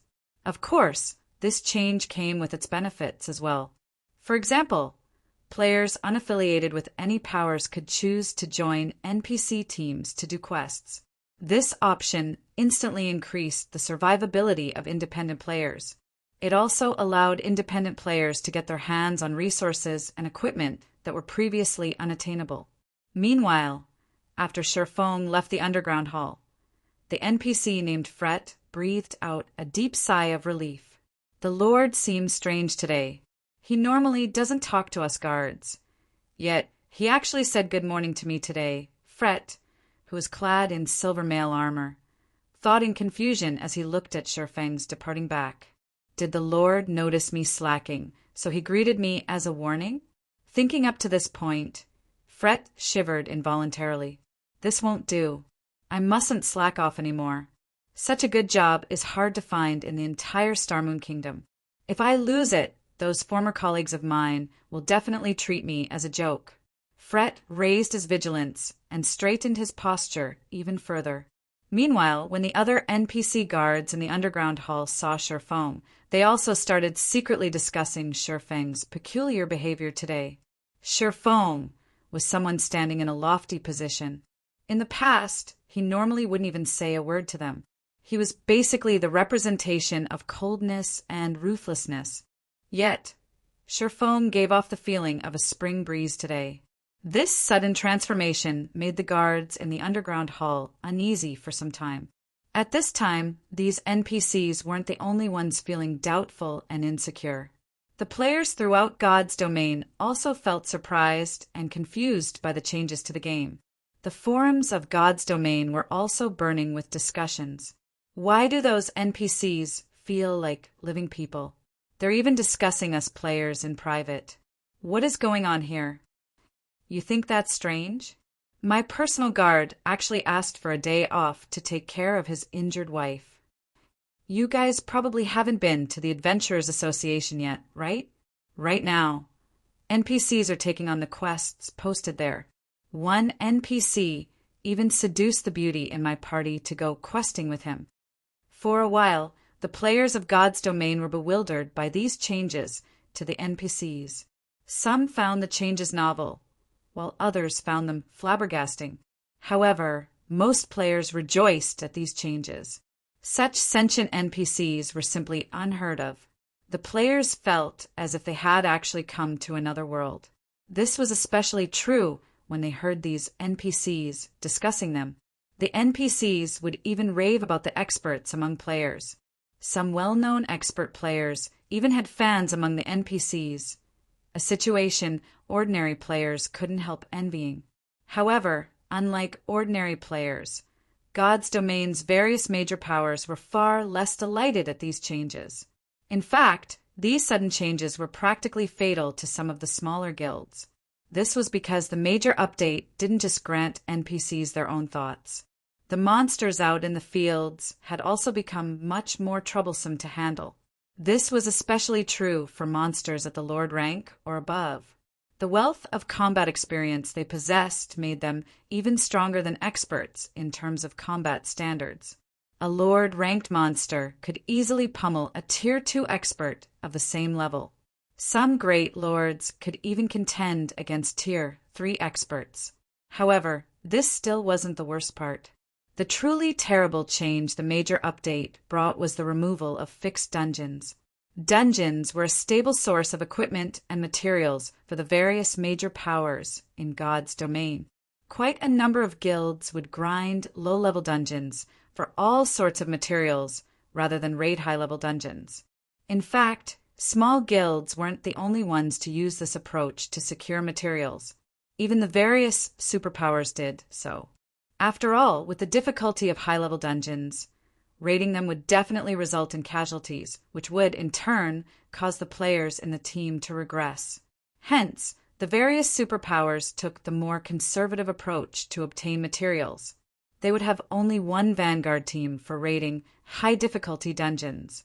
That way, they could ensure that they possessed the latest and best equipment and materials available, while simultaneously having a large amount of basic materials to supply the vanguard team. However, that all changed with the game's major update. After the update, all the fixed dungeons had disappeared. Now, only dungeons that appeared at random were available. Meanwhile, some of these dungeons were challenging, while some were a walk in the park. Moreover, every one of these dungeons could be raided only once before they disappeared. If one didn't raid the dungeon upon discovering it, there was a high chance someone else would raid it first. This change dumbfounded not only the various small guilds, but even the superpowers. With this situation, how were they supposed to develop their guilds from now on? Similarly, the various adventure teams in God's domain also started growing uneasy. Not only did resources grow scarcer, but NPCs had even emerged as competitors. One could easily imagine how intense the fight for resources would become in the future. The various superpowers might even remove their disguises and start fighting and competing for real. Silverwing City, Zero Wing's residence, Guild Leader's office. Guild Leader, everyone's arrived, Liang Jing reported as she looked at Shifeng, who was arranging the latest information on God's domain. Read latest chapters at Wuxia World. EU, are Aqua Rose and Gentle Snow also here? Shifeng asked. Although Aqua Rose and Gentle Snow had already exited the space-time maze, as they were transported to a special location, they couldn't contact others through the game at all. They could only contact others through the real world. They're here, but hesitation appeared on Liang Jing's face. Puzzled, Shifeng asked, but what? Tentatively, Liang Jing whispered, I might be mistaken, but when I saw them just now, they felt alien. Chapter 2702, Silence. Chapter 2702, Silence, Alien. Shifeng failed to comprehend Liang Jing's words for a moment. As his assistant, Liang Jing didn't just take care of affairs in Zero Wing's headquarters. Normally, she would also help Gentle Snow and Aqua Rose with tasks in God's domain. Hence, she had frequent contact with the two vice guild leaders. In fact, Liang Jing should be even more familiar with them than he was. Gentle Snow and Aqua Rose had been absent from the guild for only some weeks. No matter how he looked at it, Liang Jing shouldn't have a reason to describe them as alien. Are you saying that their temperament has changed? Shifeng asked after giving the matter some thought. A person's temperament would change along with the improvement of their knowledge and mental state, especially after a breakthrough in the limit of their brain activity. Shifeng was a perfect example of this. No, shaking her head, Liang Jing whispered in a somewhat uncomfortable voice. That kind of feeling. It's like looking at complete strangers wearing their faces. Liang Jing's words surprised Shifeng. Are you sure? MHM, I'm very sure. Liang Jing said earnestly. Okay. Shifeng nodded solemnly. This matter ends here. Just treat them like you normally do. Guild leader, are the vice guild leaders all right? Liang Jing asked worriedly. No matter how she looked at it, this change simply wasn't normal. If Gentle Snow and Aqua Rose really had a problem, Zero Wing would be in great danger. After all, the two vice guild leaders were responsible for most of the guild's daily activities, whereas Shifeng was mainly a figurehead. I'm not sure yet. Shifeng shook his head. I'm afraid I'll know what's going on only after I meet with them in person. Space-time mazes were very special existences in God's domain. Only an extremely small number of players would encounter a space-time maze when traveling through space-time passages. An even smaller number of players would encounter a mysterious space after leaving the space-time maze. This mysterious space was unresolvable. Many people attributed its appearance to a bug in the game. Every player that entered this mysterious space would end up in a very special world. Nobody knew what kind of world it was, and only one thing existed in this world: slaughter. One would either be hunted down endlessly, or hunt others endlessly, or fight on an endless battlefield. It was as if the fragments of countless memories in God's domain were collected in this special world. Even when players were killed in this world, they wouldn't truly die. They would only go from one dream to another after their deaths, and this cycle would loop endlessly. Moreover, the pain players felt in this world wasn't mitigated in the slightest. The concept of time in this world was supposedly blurred. The time players experienced inside this world was something only their minds perceived, with no effect on their real bodies. Hence, even when a player spent 1 or 5 years inside this special world, only hours or days might have passed in the real world. However, time was the scariest thing in existence. After all, time could wear down everything, let alone humans. If gentle snow and aqua rose really came out from this mysterious space, a lot of time must have passed for them already, so much so that even their memories had blurred. Hence, it was only normal for them to change. The only thing Sherfone didn't know was how many years gentle snow and aqua rose had spent in that mysterious space. Meanwhile, according to the statistics from his previous life, the longer the time one spent in that special world, the greater the influence on one's mentality. Zero Wing Residence's top-floor conference room. Zero Wing's upper echelon and core team leaders were currently seated inside this magnificent conference room. Of these people, even the weakest was a level 116, Tier 3 player, while the strongest were Violet Cloud and Fire Dance, who had both reached level 121 already.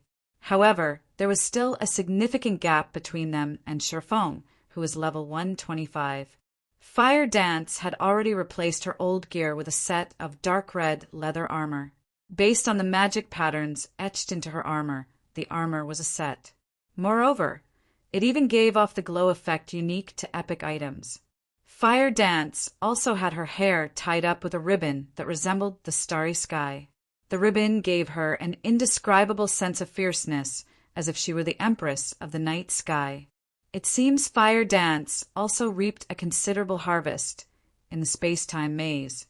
Sherfone was slightly surprised at the dagger hanging by Fire Dance's waist. Not only did the dagger exude a faint sense of hostility, but it even roiled the ambient mana. If this dagger were unsheathed, he couldn't even begin to imagine the impact it would have on the environment. Even fragmented legendary items paled in comparison to this dagger. However, when Sherfone swept his gaze across Gentle Snow and Aqua Rose, who sat on both sides of the conference table, he was taken aback. How can this be? Sherfone was rendered speechless. After what Liangjing had said, he had already mentally prepared himself for the worst. However, now that he saw them in person, he realized that the two's situation exceeded his worst expectations. Gentle Snow's and Aqua Rose's weapons and equipment remained the same as when they left the Western continent. Even their levels were still at level 117. However, the feeling the two gave off was utterly different. Gentle Snow had been rather aloof in the past, but still relatively sociable. On the other hand, Aqua Rose had been a cheerful and assertive woman, and her eyes had always sparkled with wisdom and ambition. Now, however, the two of them could no longer be considered human. Neither of them exuded the slightest hint of emotion, as if they were plants. They did not appear happy or sad, although they were currently communicating with the others around them. Their voices did not fluctuate with any emotion whatsoever. The only thing Sherfone could sense from the two was a deathly silence, although the feeling of silence each gave off was slightly different. In the case of Gentle Snow, her silence resembled bones piled atop a battlefield. In the case of Aqua Rose, her silence was like a candle flame in the dark, carrying both death and hope. Read latest chapters at Wuxia World. EU besides Sherfone, everyone else inside the room also sensed the changes in Gentle Snow and Aqua Rose. If not for the Gentle Snow and Aqua Rose they retained in their memories, everyone might have even had the urge to flee the scene immediately. Guild leader did something happen to the two Vice Guild leaders? Yulan asked Sher Feng through a whisper. The change to gentle snow and aqua rose might not be noteworthy for those unfamiliar with them. But for those who were, this change was simply terrifying and creepy. Given how they are now, it seems something must have happened, Sher Feng answered, not hiding the truth. After all, this was obvious to everyone present. During the time Zero Wings members were secretly discussing gentle snows and aqua roses changes. Sher Feng also shifted his gaze to the two of them. How long did you two live in that world? Sher Feng asked them through a whisper. Chapter 2703. 80 years. Chapter 2703. 80 years. Sher Feng's words were like a drop of water falling into a silent ocean. Although it couldn't kick up any huge waves, it still caused ripples that spread out endlessly. As soon as Sher Feng finished voicing his inquiry, a hint of surprise flashed across Gentle Snow's and Aqua Rose's calm eyes. This surprise contained neither excitement nor joy. They didn't feel as if they found someone that understood them, either. They simply felt a little surprised. They wondered why Sher Feng would know of this matter. However, their surprise soon disappeared, and darkness and calmness returned to their eyes. Afterward, Aqua Rose and Gentle Snow exchanged glances. Aqua Rose then turned to Sher Feng, an indifferent smile forming on her beautiful face. Sure enough, nothing can get past you, guild leader. We aren't sure how long we lived in that world. However, according to our calculations, it should be 80 years. 80 years? Sher Feng couldn't help but gasp. Even his mind had gone slightly numb. He had thought of the possibility of Aqua Rose and Gentle Snow living in that special world for a considerable period. He had even considered the possibility of them living there for a decade or two. But 80 years. Many people lived only 80 years in their lifetimes. Meanwhile, Aqua Rose and Gentle Snow had spent 80 years fighting ceaselessly every day. The mere thought was chilling. To spend 80 years alone. Just the loneliness alone was already unimaginable. Any normal person would have most likely gone crazy already. However, Aqua Rose's voice was incomparably calm, so calm that it was like she was talking about someone else's problem. 80 years. Complex emotions filled Sher Feng's eyes as he quietly observed Aqua Rose and Gentle Snow. It's no wonder you two feel like monsters. The moment he laid eyes on Aqua Rose and Gentle Snow, he could already tell that the two of them were no longer human. After listening to Aqua Rose's explanation, he understood everything. If the two of them had spent 80 years in endless slaughter and combat, it wouldn't be an exaggeration to say that they were the strongest in the world in combat experience. Compared to them, the 10 years of combat experience he had in God's domain was nothing. Not to mention, both of them were combat geniuses. At this time, in terms of combat power, he was most likely a baby in front of Aqua Rose and Gentle Snow. A baby trying to see through the thoughts and standards of an adult was simply a joke. Not to mention, Aqua Rose and Gentle Snow would be adults even among grandmaster martial artists. This situation placed Sher Feng at a loss. He didn't know whether he should feel happy or helpless. Guild leader Frost Heaven's Mushin just contacted us. While Sher Feng was in a daze, Liang Jing, who stood beside him, suddenly spoke up. Mushin wants Zero Wing to gather at the Fire Dragon Empire's imperial capital. She says we are allowed to bring at most 20 people. It seems they're finally ready to act. Sher Feng didn't feel particularly surprised at this piece of news. After all, Duan Hanshan had already said that Frost Heaven would soon take action. Did she tell you their plan? She did. Liang Jing nodded with a slightly gloomy face. Guild leader, are we really going to participate in Frost Heaven's operation this time? If possible, I wouldn't want to either. However, Frost Heaven's offer is too tempting to refuse, Sher Feng said with a bitter smile. 3 reserved slots for the upper zone. This wasn't an opportunity one could come across every day. Even the various superpowers would pounce on it. Not to mention, the upper zone had an important benefit he needed. While Gentle Snow and Aqua Rose might have gained 80 years of combat experience in that special world and achieved inhuman levels of combat standards, these benefits came with a huge drawback. On the surface, it would seem as if the two had lived in that special world for 80 years. However, only weeks had gone by in the real world. The instant the two left that special world, it would be as if 80 years of memories had been downloaded into their brains, placing an unimaginable burden on both their brains and bodies. During his previous life, the players that lived in that special world for 2 or 3 years had gradually had problems with their bodies after they returned. Eventually, they became paralyzed and had to be hospitalized for a month before they recovered. After all, digesting all these memories had consumed a lot of their mental strength, which definitely wasn't a good thing. Meanwhile, both Gentle Snow and Aqua Rose had lived in that special world for 80 years. Sherfone didn't dare imagine how massive a backlash they would suffer. For the two's safety, he had to bring them to the upper zone. Although the S-rank nutrient fluid had great recovery effects on the human body, it only helped a little in healing a person's brain and spirit. Only medicines for brain and spirit recovery could resolve this problem. Of all the medicines Sherfone knew, even the life potion wasn't particularly effective in spirit recovery. The most the life potion could do was restore ordinary depletions of mental strength. It was utterly ineffective against a brain overload like this. The only solution he could think of now was the upper zone. The upper zone was a special region the Green God Company constructed. There were plenty of unknowns inside. In fact, the precious S-rank nutrient fluids and life potions circulating in the market were merely obsolete medicine the Green God Company produced. Guild leader Frostheaven is too ambitious, Liang Jing commented despite herself. If we're not careful, Zero Wing might very well perish. What are they planning to do? Sherfone asked curiously.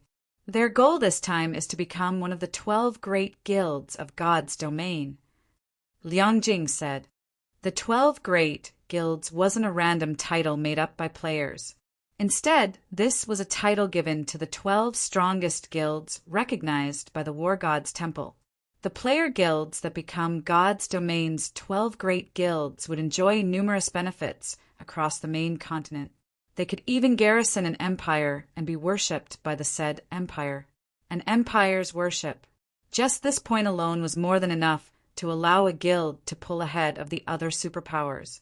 One could say that the position of the 12 great guilds was something all superpowers had to compete for.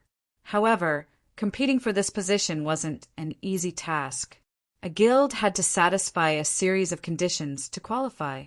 Firstly, guilds had to become one of the top 10 rookie guilds. After that, they had to compete for the 12 reserve seats of the 12 great guilds. However, this was going to be God's domain's first competition for the reserve seats. The War God's Temple had announced that 6 were empty this year. Hence, for this year only, player guilds could compete for the 6 empty reserve seats, so long as they met the conditions for participation in the competition. Due to Zero Wing's poor foundation, Sherfone never even considered participating in the competition. There were 4 conditions for participation.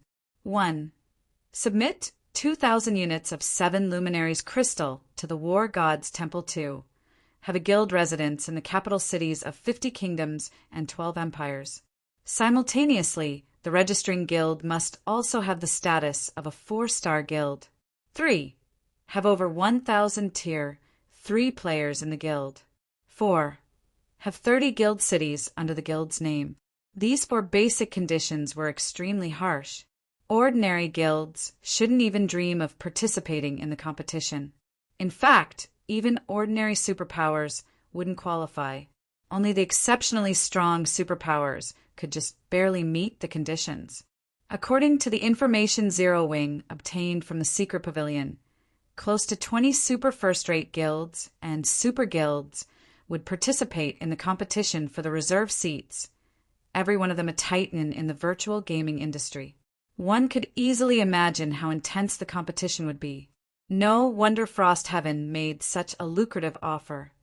Realization also dawned upon Sherfong.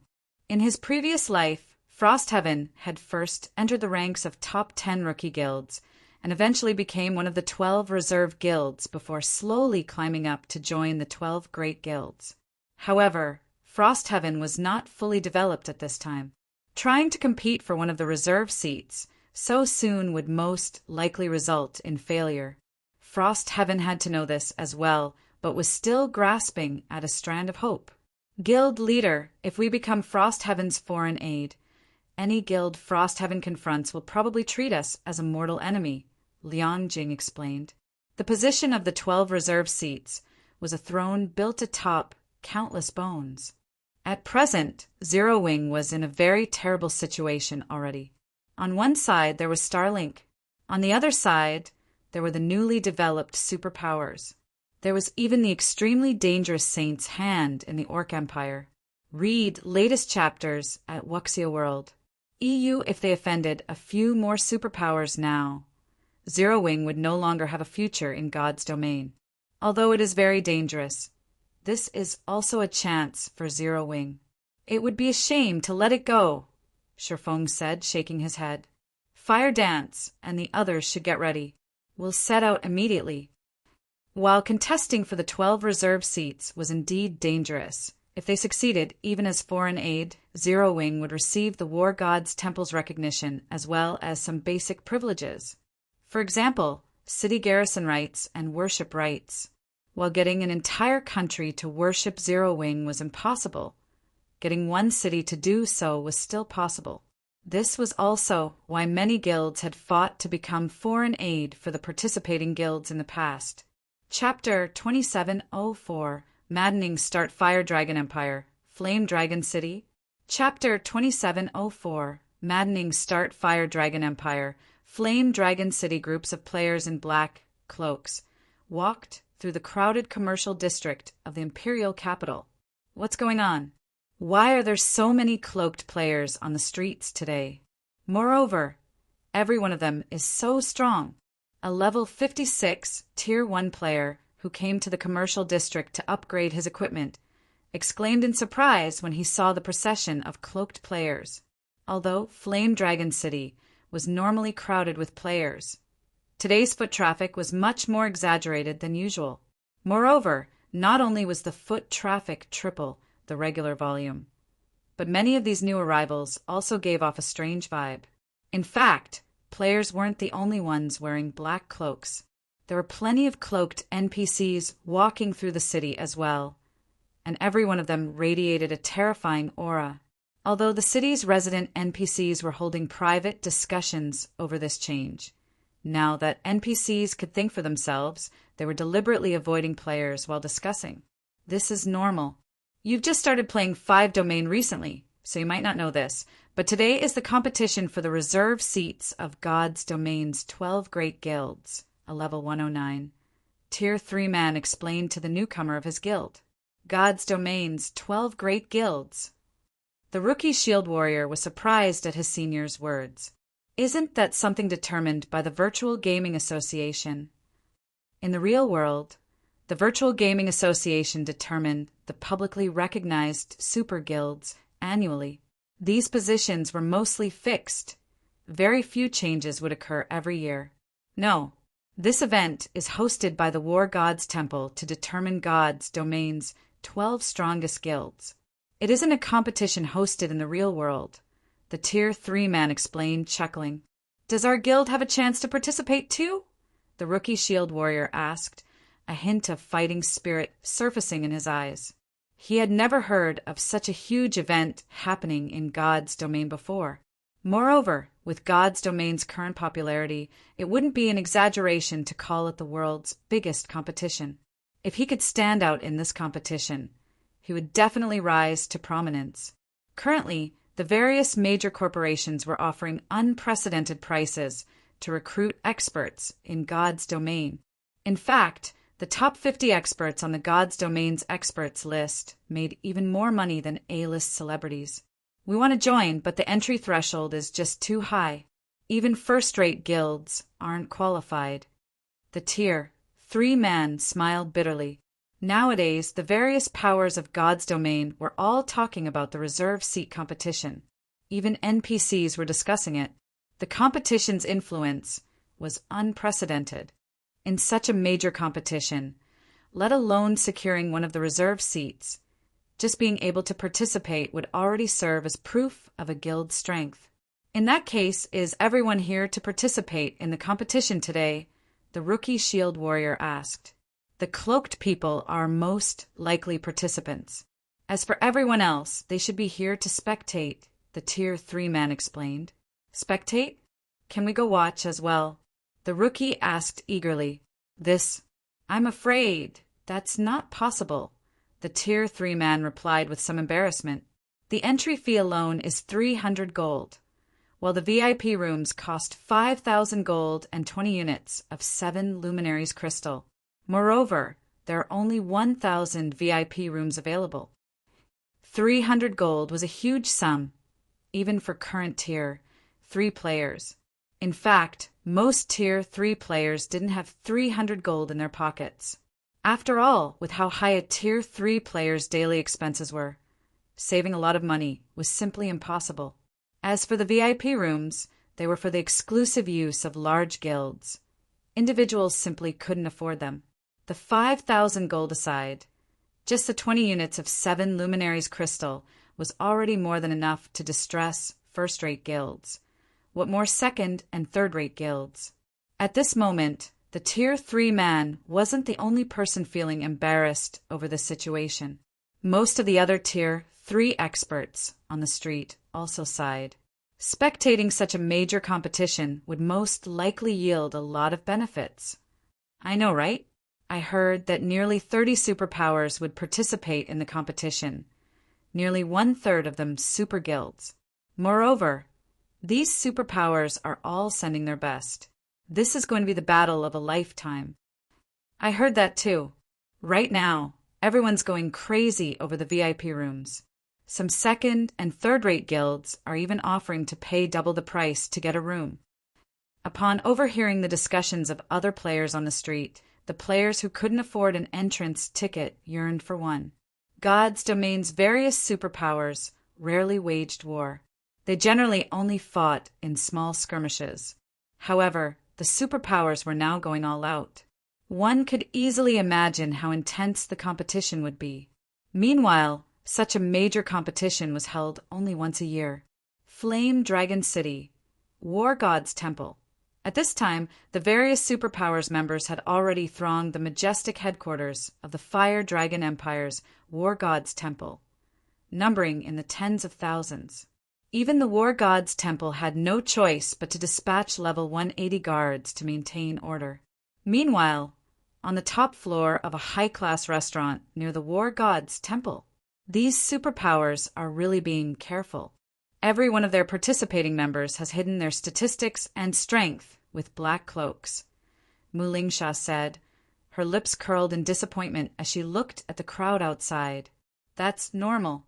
This competition is going to determine which superpower will hold hegemonic rights over God's domain. It is only natural for them to try to hide as much information as possible. Anyone who exposes their cards now will only make easy targets of themselves. Unyielding Heart, who sat beside Mu Lingsha, said, chuckling. However, I didn't expect for so many superpowers to apply for the competition in the Fire Dragon Empire. Although there are many empires in God's domain, only 4 of them are ancient nations.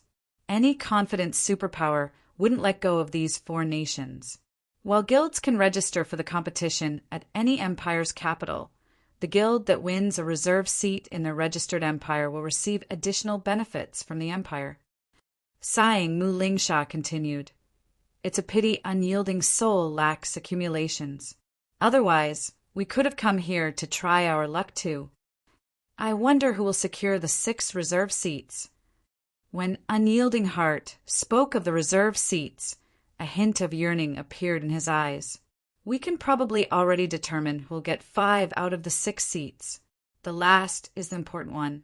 I'm afraid those guilds are going to have a bloody battle, Mu Lingsha said gloatingly.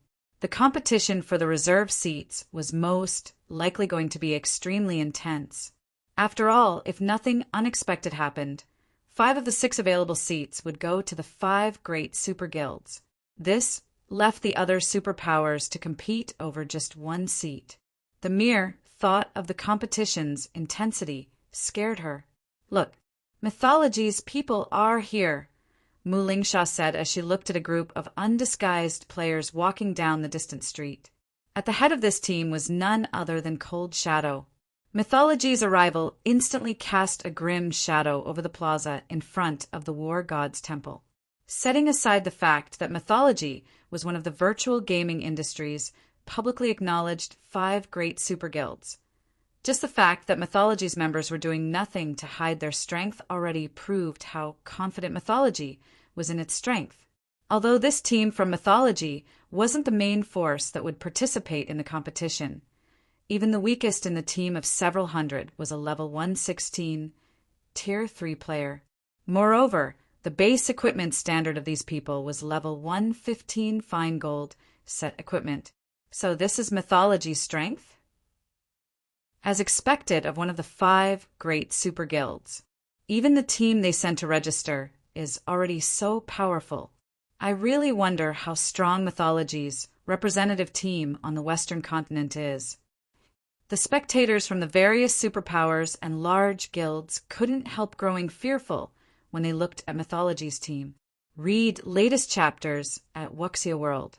EU meanwhile, as Mythology's members submitted their registration to the War God's temple, a round of exclamations suddenly rose from the plaza's edge. After Mythology's team, another team of players actually arrived uncloaked. Moreover, this team only had a little over a dozen players in it. Are they insane? Mu Lingsha froze in the middle of sipping her black tea when she saw this small team. After all, this team belonged to none other than the currently famous Zero Wing. Chapter 27:05. We have our way. They are as bold as ever. Chapter 27:05. We have our way. They are as bold as ever. Cold Shadow, who was registering Mythology for the competition before the War God's temple, was slightly surprised to see Shifeng and the others among the crowd. "They're tired of living," a nearly 3-meter tall, heavily armored man standing beside Cold Shadow said disdainfully. "Previously, they rejected your kindness and missed out on a great opportunity. Now they actually dare take part in this event, even exposing their own data.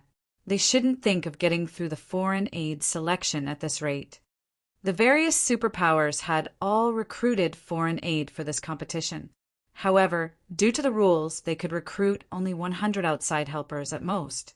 Moreover, each helper cost 30 units of 7 Luminaries crystal to Registera, a huge burden on the various superpowers' finances. To make matters worse, recruiting foreign aid was one thing. Whether the recruited foreign aid could pass the preliminary selection and earn points for the guild they supported was another thing altogether. If the recruited foreign aid didn't pass the preliminary selection, then all the 7 Luminaries crystals spent would go down the drain. Due to these reasons, the various superpowers wouldn't let go of even the slightest chance to defeat their opponents, let alone give away advantageous information to their opponents. With the classes in God's domain countering each other, even peak experts would have trouble when going up against opponents that countered their class. In a situation where one side thoroughly understood their opponent's basic attributes and equipment, that side could accurately arrange the appropriate manpower to suppress their opponents. Now that Zero Wing had leaked all this information, its members would be hard-pressed not to get targeted. What is that Black Flame thinking? Did nobody tell them that this operation requires concealment? The eyes of a group of cloaked players standing at the edge of the plaza nearly fell out of their sockets when Zero Wing's members came into sight. The competition for the 12 great guilds' reserve seats was an event of utmost importance. The various superpowers had spent a lot of effort just to hide their strength. Some superpowers had even purchased camouflage items for some of their ace members for fear that these members would get perfectly countered. However, Zero Wing had done none of that and boldly displayed its information to the various superpowers. Hong Xinyuan, are these the trump cards you spent 3 reserve slots to recruit? You've truly opened this old man's eyes. An elderly man with graying hair said as he looked at Hong Xinyuan standing beside him. The wrath in his voice made even Mushin and the other vice guild leaders nearby shudder. Great Elder Blue! This should be an accident, Mushin hurriedly explained to the blue-robed old man named Brilliant Blue. Brilliant Blue was one of Frost Heaven's 5 frost pillars. Previously, Brilliant Blue had nearly flipped over Frost Heaven because of Hong Xinyuan's decision to give away 3 upper zone reserve slots to Zero Wing. In the past, the Boulder Corporation had rejected Brilliant Blue's request for a reserve slot for his grandson. However, he had eventually dropped the matter. After all, the reserve slots were extremely precious, and the Green God Company wouldn't necessarily gift the Boulder Corporation with slots every year.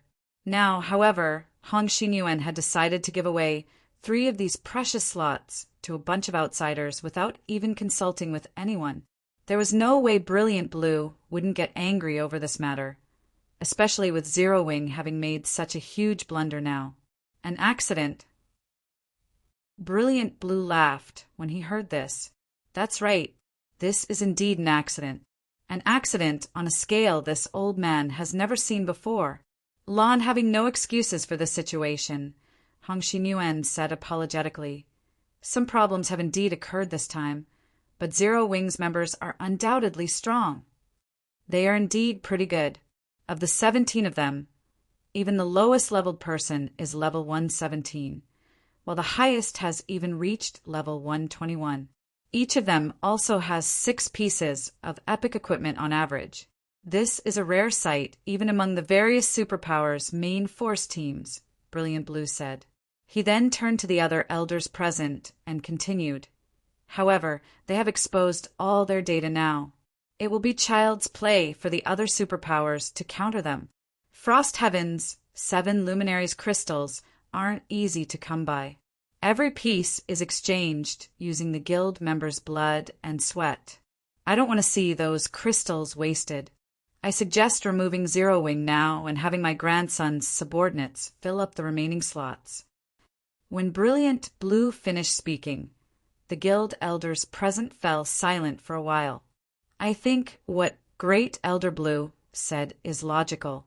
Now that Zero Wing has made such a blunder, we do need to replace them. One of the vice guild leaders standing behind Brilliant Blue said and nodded. Blue's words aren't unreasonable. I also think that it is necessary to replace them, a white-haired Grand Elder said.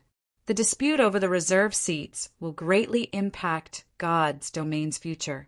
It might even determine Frost Heaven's life and death. We cannot afford to be sloppy in this matter. We don't have to take such a risk, either. That's right. There is indeed no need for us to take this risk. After the white-haired Grand Elder spoke up, the other guild elders present also started voicing their agreement with Brilliant Blue's suggestion. As for the matter of finding new foreign aid to replace Zero Wing's members, nobody present was concerned about that.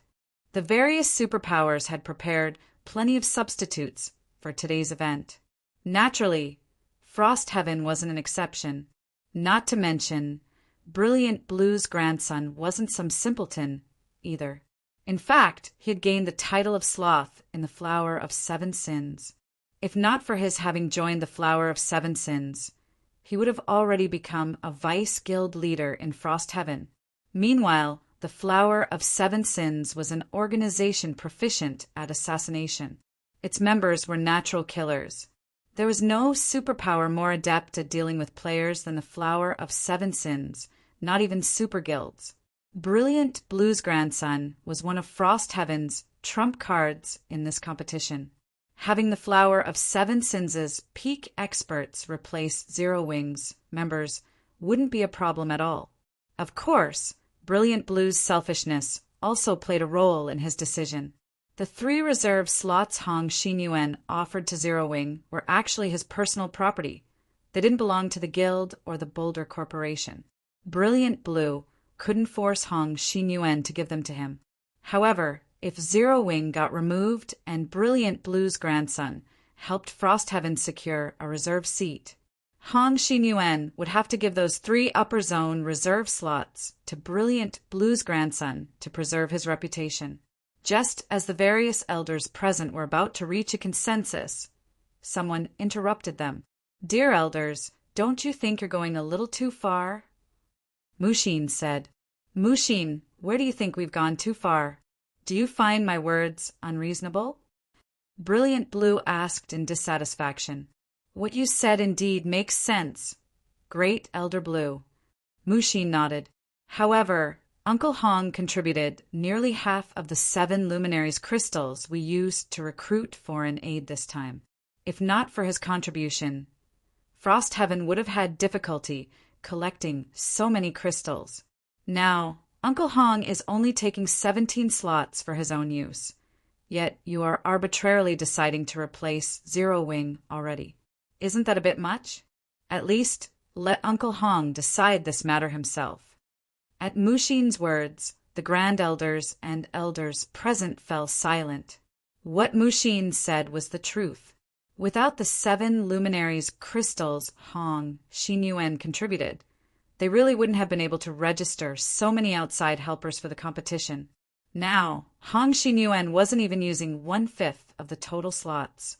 They indeed didn't have the right to reject or help Hong Xinyuan decide. "What you say is correct, but we are also doing this in consideration of the guild's future," Brilliant Blue said righteously.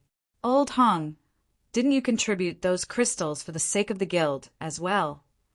Just when Brilliant Blue wanted to say something more, a dignified, middle-aged man in the team suddenly spoke up. "Stop arguing. Do you plan to make fools of yourselves in front of the other superpowers?" As soon as this middle-aged man spoke up, everyone present fell silent. Respect also appeared in everyone's eyes as they looked at this man. However, Brilliant Blue still refused to budge. "Guild leader, we cannot afford to be careless in this matter. Others might be afraid of 7 Wonders, the guild leader of Frostheaven, but not Brilliant Blue. Not only was Brilliant Blue one of the 5 Frost Pillars, but he was also 1 generation older than 7 Wonders. Hence, 7 Wonders still had to take his word seriously. Enough! 7 Wonders frowned. This matter ends here. We will not remove Zero Wing. However, what Great Elder Blue said is reasonable as well. Notify Zero Wing that we won't help them during the preliminary selection. This is their problem, so they have to solve it themselves. Frostheaven does not have any excess combat power to spare. Guild leader." Mushin was startled. She never thought that 7 Wonders would make such a decision. This was equivalent to abandoning Zero Wing. Hong Xinyuan also frowned at this decision. Without Frostheaven's assistance, Zero Wing would most likely have difficulty getting through the preliminaries. And even if Zero Wing passed, not many of them should remain. Enough! Get it done! 7 Wonders said resolutely. "Understood," Mushin sighed. Mushin was powerless to change 7 Wonders' decision. She immediately relayed the news to Shifeng. As for how far Zero Wing could reach, that would depend entirely on Zero Wing itself. "Guild leader, Frostheaven is having us fend for ourselves," Yan Tianqing said, startled by the message Shifeng shared with the team. Yan Tianqing had advised Shifeng to conceal their information.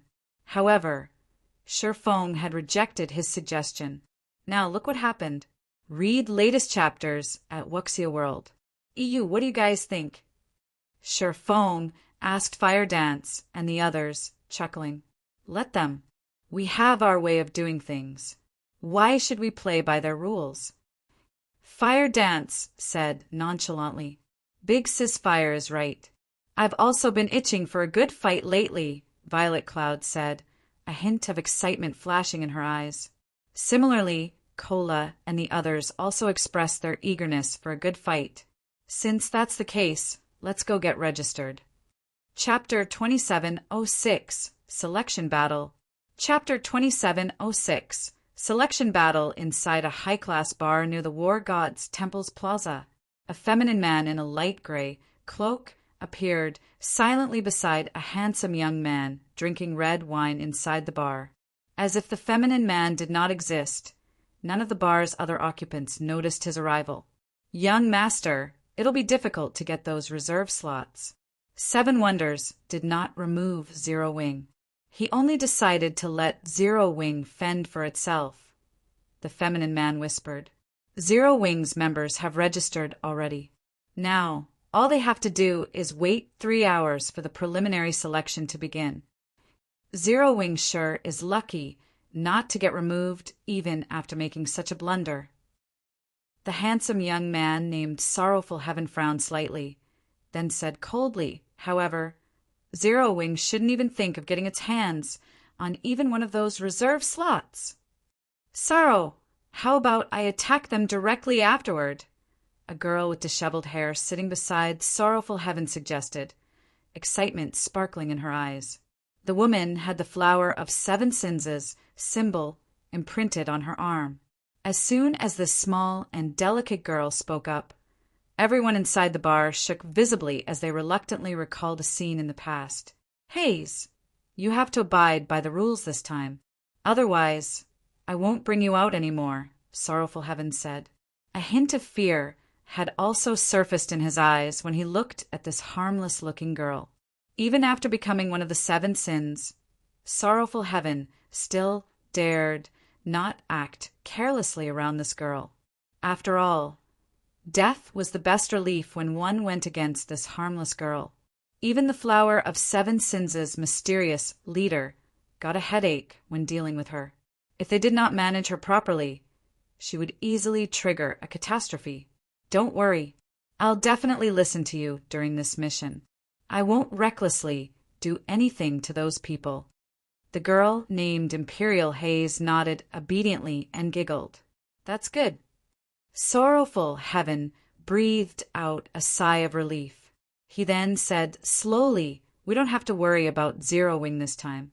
Now that Zero Wing has exposed all its data, the other superpowers' foreign aid will target them first. We won't have to do anything to Zero Wing. On the contrary, while everyone else is focused on Zero Wing, we can search for the War God orders. The selection match for foreign aid was straightforward. All registered foreign aid would be teleported to a special space to search for the War God orders scattered there. They would have 5 hours to do so, and once the time was up, all participants holding a War God order would pass the selection. However, the number of War God orders was limited to 100. In other words, only 100 players at most could pass the selection. Compared to the number of foreign aid the various superpowers had recruited, the number of available slots was pitifully small. According to the information they obtained, 6 super first-rate guilds and 3 super guilds had come to the Fire Dragon Empire to register for the competition. This meant that 900 players would participate in the preliminary selection, and only 1/9 of these participants could officially become foreign aid. Everyone else would just be wasting their 7 Luminaries crystals.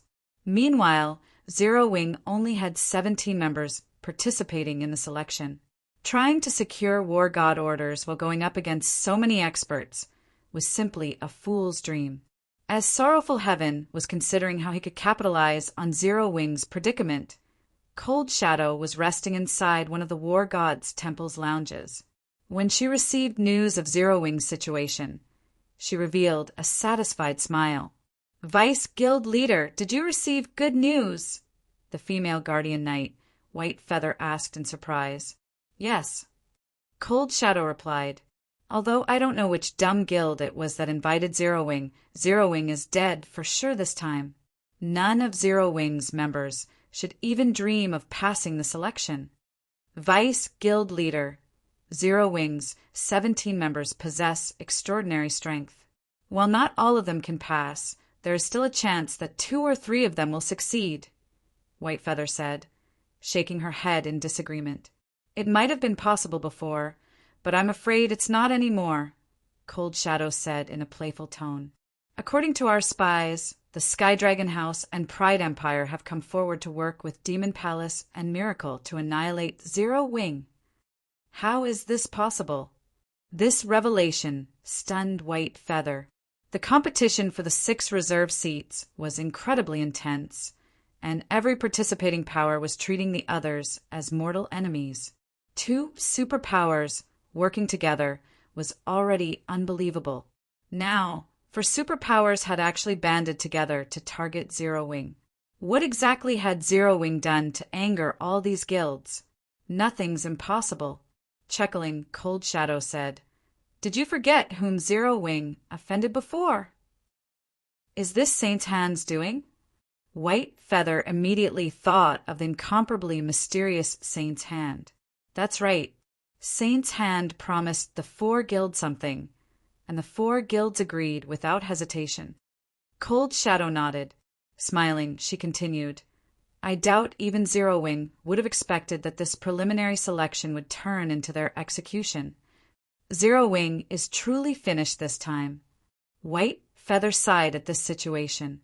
Nearly half of the 900 players entering the battlefield were going to target Zero Wing. None of Zero Wing's members should even think of leaving the battlefield alive. After all, the preliminary selections battlefield was a special space that prohibited players from using berserk skills and tools, and increased the consumption of stamina and concentration by tenfold. Such rules would greatly restrict the participants' combat power. Even powerful players would have difficulty fighting for a long time and would be vulnerable to Zerg tactics. Meanwhile, players who died within that special space would not only lose 5 levels, but also be prevented from logging into the game for 5 natural days. This was the price for participating in the competition for the 12 great guilds' reserve seats. Zero Wing had mobilized all its top combatants for the competition this time. If Zero Wing team wiped, the guild would undoubtedly suffer a devastating blow. Following which, time passed quickly. Amid the various superpowers' anticipation, the 9 foreign aid teams arrived inside the War God's Temple selection hall. A total of 900 players stood on all sides of the hall. Some groups were large, while others were small. However, aside from Zero Wing's members, everyone else present had concealed their information using black cloaks. Are they the targets? What a pitiful bunch. They probably don't know that our 4 forces have joined hands already. Once the competition begins, we'll attack them together. I wonder if they'll get scared silly at that time. How unfortunate. I wanted to challenge that Black Flame to check the results of my recent training. Now this chance is gone. The helpers of the Sky Dragon family, Pride Empire, Demon Palace, and Miracle conversed with each other through the team chat, their words filled with ridicule and sympathy for Shurfeng's group. "Sorrow, those teams are acting strangely. Every one of them is actually staring at Zero Wing's members," Imperial Haze stated as she looked at the 4 superpowers members. "That's not surprising. Who asked Zero Wing's members to be so courageous?" Sorrowful Heaven retorted nonchalantly, "If I weren't afraid of Hong Xinyuan holding me accountable and refusing to give me those reserve slots afterward, I would send Zero Wing's members on their way even if the other superpowers didn't target them." "Is that so?" Imperial Haze still couldn't help growing uncertain as she looked at the 4 superpowers foreign aid teams. "By the way, we'll first pretend to move together with Zero Wing afterward. However, so long as we come across other teams during the operation, we'll immediately split away from Zero Wing and let Zero Wing's members tie down the enemy. Remember, you better not take action," Sorrowful Heaven said sternly. "I understand."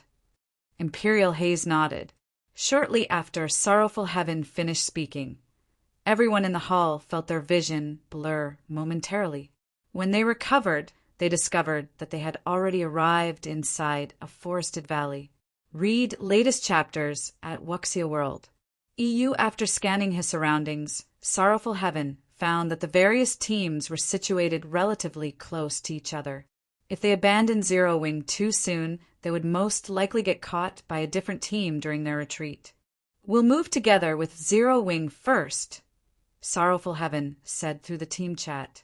However, even after Sorrowful Heaven gave this command, none of the Flower of Seven Sins' members moved. Instead, they all stood still, looking dumbfounded.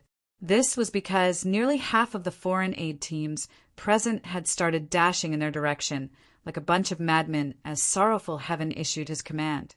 What's going on? Sorrowful Heaven was similarly stunned as he looked at the several hundred players charging at his team from all directions. Chapter 2707. Fire Dragons, 6 Absolutes. Chapter 2707. Fire Dragons, 6 Absolutes upon seeing 400 people acting in unison, let alone Sorrowful Heaven. Even the other foreign aid teams in the distance were dumbfounded by this situation. Are these people crazy? Zero Wing has only exposed some weaknesses that can be exploited. Do these people really need to behave like this? What kind of guild is Zero Wing? Did it desecrate these people's ancestral graves? In the preliminary selection, it wasn't far-fetched to say that aside from the members of one's team, everyone else was an enemy. There did not exist any possibility for cooperation. Yet, teams were now working together to annihilate Zero Wing's members. Moreover, these teams had perfect coordination with each other. Nobody would believe it if someone said there was no hatred between Zero Wing and these teams. Boss Sorrow, these people should be aiming at Zero Wing, a level 117. Tier 3 Ranger from the Flower of Seven Sins reported to Sorrowful Heaven. When he observed the movements and goal of these 4 teams, he gulped nervously despite himself. What exactly did Zero Wing do to make 4 superpowers take such drastic action? At this moment, Sorrowful Heaven couldn't help staring at Shifeng's group in shock. Based on the 4 teams' coordinated movements, it was clear they had discussed things beforehand. Otherwise, they wouldn't have gone all out to annihilate Zero Wing's members as soon as the selection began. Zero Wing was merely an up-and-coming pseudo-superpower, yet it had actually provoked 4 superpowers into working together to deal with it. This was definitely a first in God's domain. If word of this situation spread, Zero Wing would instantly become famous throughout God's domain. "Boss, what should we do?" the Tier 3 Ranger asked. "Let's wait and see first before making a decision," Sorrowful Heaven commanded calmly and quickly. Based on the 4 teams' killing intent, he could tell that they weren't targeting the Flower of Seven Sins. Even so, he still had to be careful. After all, every one of these foreign aid teams had famous experts in them, and even the weakest of their members was a Flowing Water Realm expert. Many of them were even Void Realm experts, an existence that even the guild leaders of first-rate guilds had to tread carefully around. The 4 teams' coordinated charge was equivalent to 400 guild leaders, or vice guild leaders of first-rate guilds charging together. Just the thought of it made Sorrowful Heaven's scalp prickle.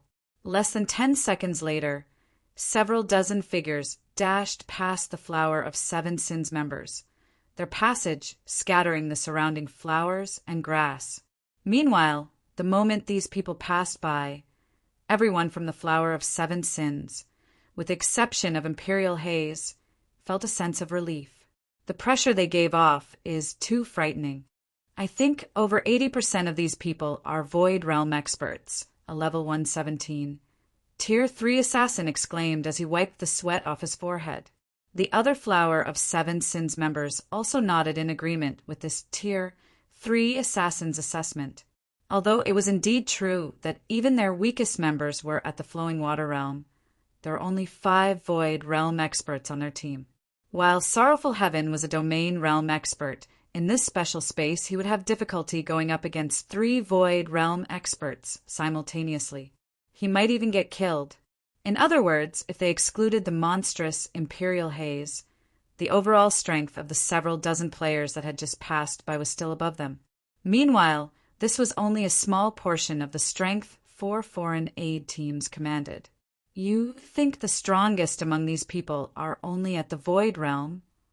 After calming himself, Sorrowful Heaven couldn't help rolling his eyes at his subordinates. "Boss Sorrow, Are you saying there are peerless experts hidden among these people? Everyone gasped reflexively when they heard Sorrowful Heaven's words. Peerless experts. They were existences even super guilds had to be wary of, the important mainstays of the various superpowers.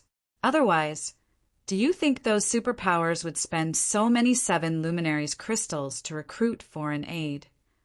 Glancing at the afterimage left behind by a muscular old man, Sorrowful Heaven took a deep breath and said, I suspect that old man who rushed past us just now is 3 Autumns, one of the grand elders that founded the Fire Dragon Adventure Alliance. 3 Autumns? The person known as Sky Shaker? The Flower of 7 Sins members shuddered at this name. According to the rumors, 3 Autumns was a phenomenal existence. Relying on his incredible ghost hammer technique, he had not only defeated several apex experts from the Sky Dragon family, but also fought one of the super guild's dragon heads to a standstill. After that feat, 3 Autumns had gained the title of Sky Shaker in the Fire Dragon Empire. This, in turn, allowed the newly emerged and loosely organized Fire Dragon Adventure Alliance to get a foothold in the Fire Dragon Empire. 3 Autumns should be the trump card of one of the foreign aid teams. The other teams should have their own peerless experts as well. As Sorrowful Heaven watched the 4 teams close in on Shurfeng's group, an indescribable sense of shock filled him. These 4 superpowers really think highly of Zero Wing. Although the Flower of 7 Sins team had Imperial Haze as a trump card, if it had to go up against 4 peerless experts simultaneously, only death awaited its members. Aside from Imperial Haze, everyone else wouldn't have any chance to survive. Just what kind of ability did Zero Wing possess to warrant such a frightening lineup? While Sorrowful Heaven was feeling stunned, the 4 foreign aid teams had arrived before Zero Wing's members. A total of 400 powerful experts were directing their killing intent at Shurfeng and his companions. The killing intent radiated by any one of these experts was more than enough to turn ordinary players pale. Now that all 400 of these people were releasing their killing intent simultaneously, the space around Shurfeng's group even started to darken. In fact, even from over 1,000 yards away, the Flower of 7 Sins' members still felt a chill crawl down their backs, and they felt an urge to flee. Young man, don't blame us for bullying you with numbers. If you have to blame someone, blame yourself for behaving too arrogantly and offending people you shouldn't offend. 3 Autumns said, sighing as he looked at Shurfeng. What's the point of talking to them? The sooner we get rid of them, the sooner we can get down to business. The one-eyed, young male guardian knight, standing beside 3 Autumns, said, Red Rain, don't say that. At least let them die knowingly. That way, they can have a smoother path ahead of them. A beautiful woman with long elven ears and a graceful figure chided with a smile. Black Flame, I originally wanted to have a fair fight with you, but work comes first for me. Don't blame me for prioritizing victory over fairness. A white-haired youth wielding a great sword declared as he walked out of the crowd. When these 4 people appeared, the crowd spectating in the distance couldn't help gaping and gasping in shock. Sky Shaker, Red Rain, Elven Enchantress, and Mad Sword. Why are all these people here? At this moment, let alone the Flowing Water Realm experts. Even a Domain Realm expert like Sorrowful Heaven spontaneously broke out in a cold sweat. He never thought that his guess was actually on the mark. For of the Fire Dragon Empires, 6 absolutes had actually gathered here. If these 4 people worked together, they could move unhindered in the Fire Dragon Empire. Even the Empire's super guilds wouldn't dare to offend them casually. Guild leader, these 4 people aren't ordinary opponents. It'll be risky for us to clash with them, Yin Tianqing warned as he looked at the 4 smiling people. The fame of the Fire Dragon Empire's 6 absolutes resounded even in the distant Star Moon Kingdom. This was because every one of these 6 absolutes had gained their fame through their astonishing battle records. They were different from experts, whose reputations were due to the bragging of guilds. It seems even the heavens want Zero Wing dead this time. Sorrowful Heaven couldn't help but lament over this situation. However, despite his feelings over the matter, he still eagerly hoped for Zero Wing's demise. Otherwise, the upper zone would forever be beyond his reach. Black Flame, now that you're aware of the situation, if you want to hate someone, hate yourself for being too arrogant. As soon as the level 119 Elven Enchantress said this, she retrieved the bow slung on her back and shot an arrow at Sherfong. Tier 3 skill, Sky Piercer. The next moment, a blue flash punctured a hole through space and crossed the 60-yard distance in the blink of an eye. The arrow's speed was so fast that even Sorrowful Heaven and the other spectators failed to react to it immediately. Moreover, the arrow carried so much power that the punctured space continued cracking even after the arrow had passed. I just didn't see you for a while, and your arrow's speed has actually become faster? I could barely perceive it at this close distance, Red Rain said as he looked at Elven Enchantress. Isn't it better to let him die without pain? Elven Enchantress smiled faintly as she put her longbow away. Elven Enchantress's gentle smile awoke a sense of dread in the other 3 absolutes present. None of them objected to her words, though. Read latest chapters at Wuxia World. EU if Elven Enchantress launched her arrow within 100 yards. Even Tier 3 assassins would fall without knowing what hit them. Not to mention, Sherfong was only a swordsman. However, as soon as Elven Enchantress finished speaking, a playful chuckle entered everyone's ears. Die. I'm afraid you're still not quite up to scratch for that. The next moment, a person actually walked out of the shattered space, and this person was even toying with the blue arrow Elven Enchantress shot out just now. Chapter 2708, Transient Sword. Chapter 2708, Transient Sword. Upon seeing Sherfong walk out of the shattered space, everyone from the 4 hostile teams fell deathly silent, their eyes nearly falling out of their sockets. He's fine. He actually blocked it. Everyone felt like they were dreaming when they saw Sherfong emerge from Elven Enchantress's attack unscathed. Many of the Flowing Water Realm experts even rubbed their eyes to verify that they weren't hallucinating. That was one of Elven Enchantress's arrows they were talking about. According to rumor, the longbow Elven Enchantress wielded was a fragmented legendary weapon, and she could even repulse mythic monsters of the same level with its help. Moreover, Elven Enchantress hadn't launched just any ordinary arrow at Sherfong, either. The arrow she used was made entirely of precious mana jade steel. The arrow also had ancient magic runes carved on it. Even a Tier 3 player using an ordinary longbow could repel a mythic monster of the same level with this arrow. The combination of these 2 things was what made Elven Enchantress one of the Fire Dragon Empire's 6 absolutes.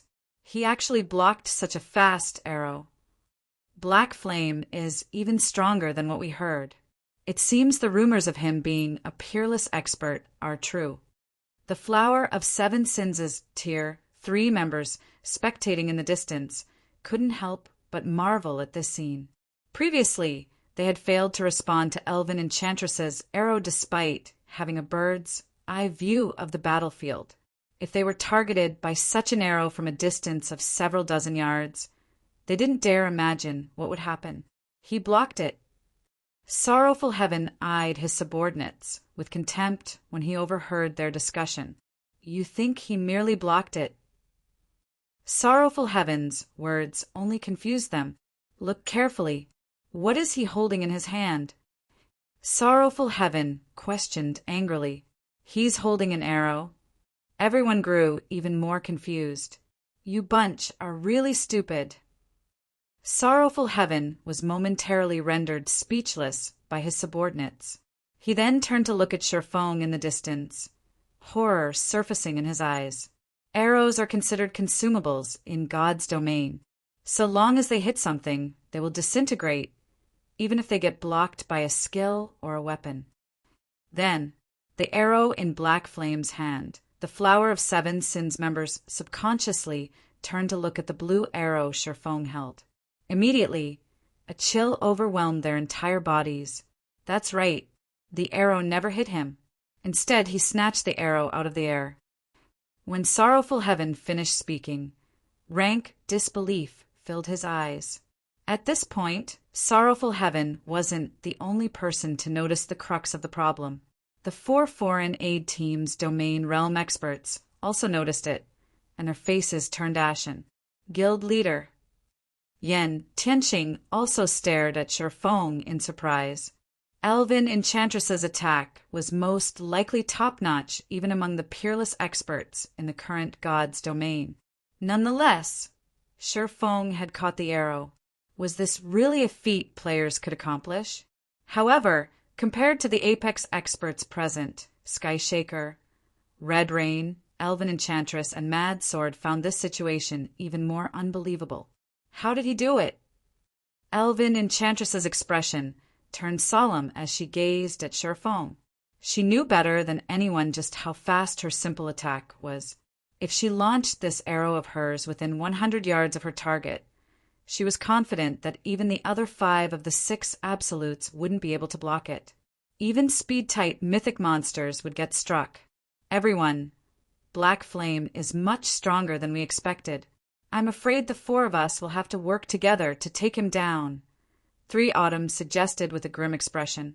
Okay, I have no opinion. Red Rain nodded. It seems we can only do that, Mad Sword answered through gritted teeth. They had their pride as peerless experts, and they disdained ganging up on people. However, as experts, they could see the gap between themselves and Shifeng after just a single exchange. To complete the task the 4 superpowers entrusted them, they had no choice but to work together. Moreover, there was another important point: the death penalty in the selection battle. Even peerless experts like themselves would suffer a tremendous setback if they died here. Good. In that case, Red Rain and I will keep Black Flame busy.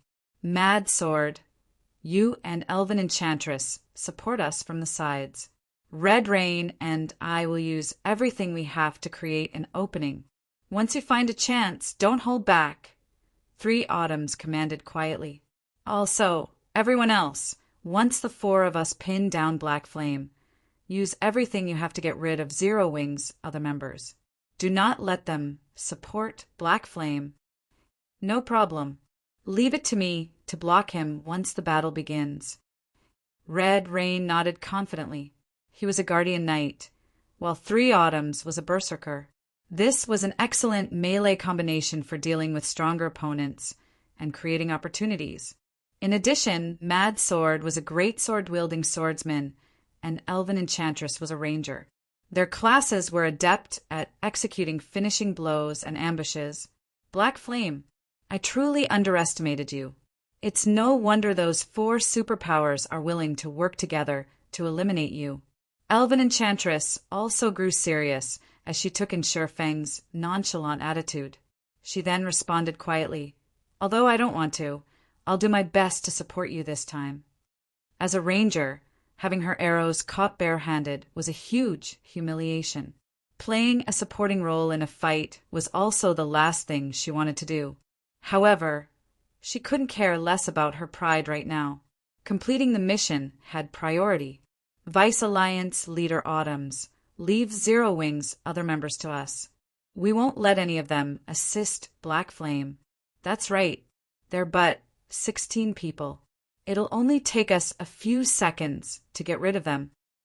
The other members of the 4 foreign aid teams also responded to 3 Autumns' command, all of them expressing their confidence in resolving this matter quickly.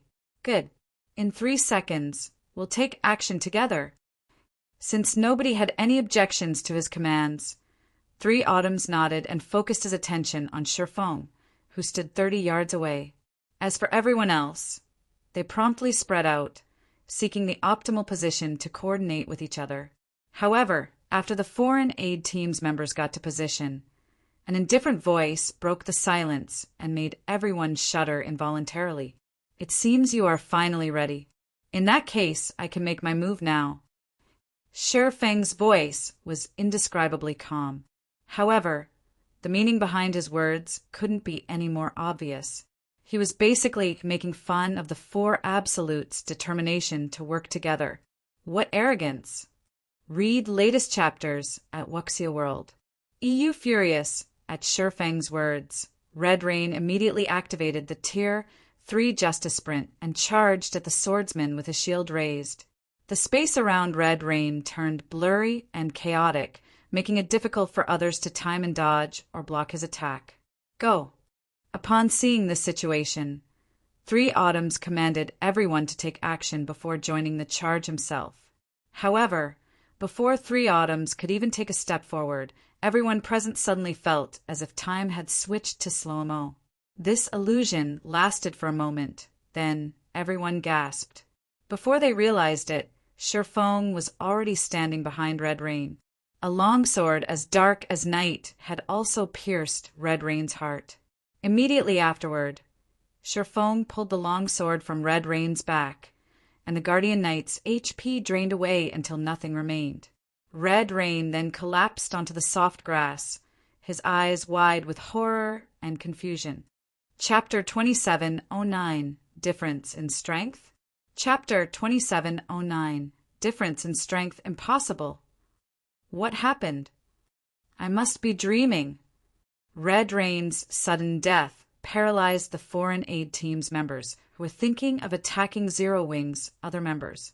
Some of them fell into shock, and others were petrified. However, one thing was for certain. The sight of Red Rain collapsing had already been thoroughly imprinted in their minds.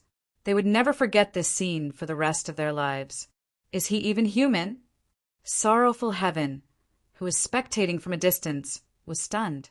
As he stared at the dead Guardian Knight, the shock in his eyes compounded. For a moment, he wondered if he was hallucinating. However, Sorrowful Heaven knew that what he saw was no illusion. At this time, the frightening aura Red Rain exuded had vanished. Even the life aura and mana fluctuations the Guardian Knight radiated were no more. Only he was having a hard time accepting this scene, so his brain had dreamed up an acceptable alternative to deny the reality. At this time, Sorrowful Heaven wasn't the only domain realm expert plagued with such a feeling. Every spectating domain realm expert was the same. Yan Tianqing was no exception, a peerless expert. This was an existence that represented the peak combat power of God's domain. Yet one such expert currently lay dead on the ground. Meanwhile, the whole battle... No, this shouldn't even be considered a battle. In fact, most of the people present didn't even understand how Red Rain had suffered an attack. Monster. He definitely isn't human. He must be one of God's domain's monsters in human shape. Yes, that must be it. There's no way such a huge gap can exist between players. The players spectating from a distance couldn't help but exclaim one after another as they gazed at Shifeng. Yes, everyone be careful. He must be a transformed monster. He's not a player at all. To think that such a monster would actually appear in the selection. We must notify the War God's Temple about this immediately. The foreign aid players planning to target Zero Wing's members overheard the spectating players' exclamations and lost their cool. Simultaneously, they frantically considered ways to contact the War God's Temple to slay Shifeng. Only by embracing this logic could they return to the world they recognized. After all, even the NPCs in God's domain were behaving like actual humans nowadays. It wouldn't be strange for monsters to transform into players, either. A monster? Sure, Foam chuckled involuntarily when he saw his demented opponents. Indeed, I would look like a monster in your eyes. However, aren't you monsters in the eyes of ordinary players? Ultimately, God's domain was still a game. So long as players continuously leveled up and obtained better weapons, equipment, basic attributes, physiques, reaction speed, mana control, etc., their combat power would also keep rising. In fact, even an ordinary player could gain strength that was unfathomable to the current great experts. God's domain was precisely such an unreasonable world. If this battle had occurred before Shifeng had reached Tier 4, Even he would have had to rely on tricks to defeat a peerless expert like Red Rain. However, after he got promoted to Tier 4, Red Rain was no different from an ant to him. Yes, the gap between Tier 3 and Tier 4 classes was that massive. In the eyes of others, peerless experts were invincible existences. However, to the current Sherfong, they were like ants that he could squish with a wave of his hand. In fact, to kill Red Rain, Sherfong had only used the Tier 2 Wind Blade. Meanwhile, everyone present was momentarily rendered speechless by Sherfang's rhetorical question. Just as Sherfong had said, ordinary players were nothing in their eyes. If they got serious, they could even kill ordinary players before the latter knew they were under attack. At this time, 3 Autumns, the eldest and most experienced player of the 4 teams, suddenly stepped forward. Guild Leader Black Flame, we admit defeat. Can I ask you to let us go? Although 3 Autumns didn't understand how Sherfong had become so strong, they had no choice but to abandon the assault on Zero Wing, given the circumstances. Now, retaining their lives had greater priority. After all, they weren't the 4 superpowers subordinates, but partners. You admit defeat? Sherfong was slightly surprised by 3 Autumns' words.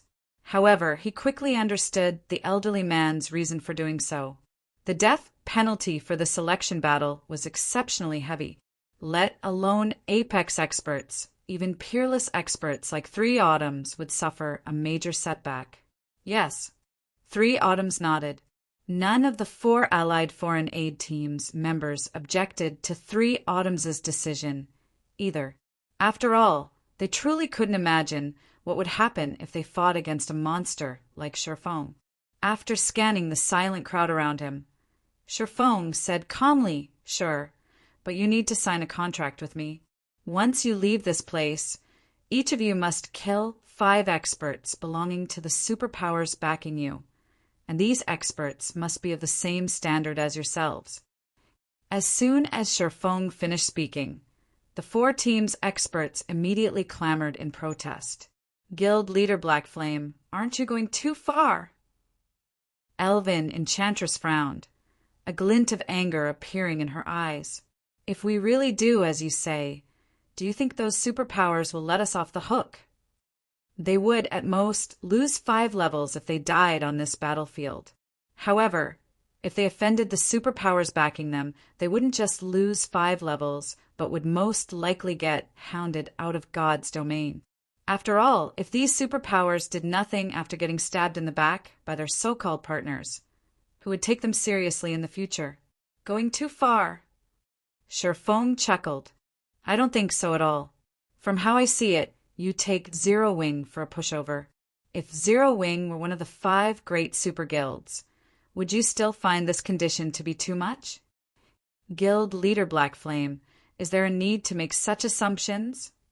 Breathing out a deep sigh, 3 Autumns added, if Zero Wing really were one of the 5 great super guilds, we wouldn't have accepted this partnership to begin with. So, your assumption simply isn't valid. Also, while we are indeed no match for you, if it really comes down to a fight, you won't come out unscathed either, Guild Leader Black Flame. After all, our stamina and concentration consumption is drastically increased here. How many people can you possibly kill by yourself? And how many people would your team have left at the end of the battle? Rather than suffer mutual destruction, isn't it better if we settle things in another manner?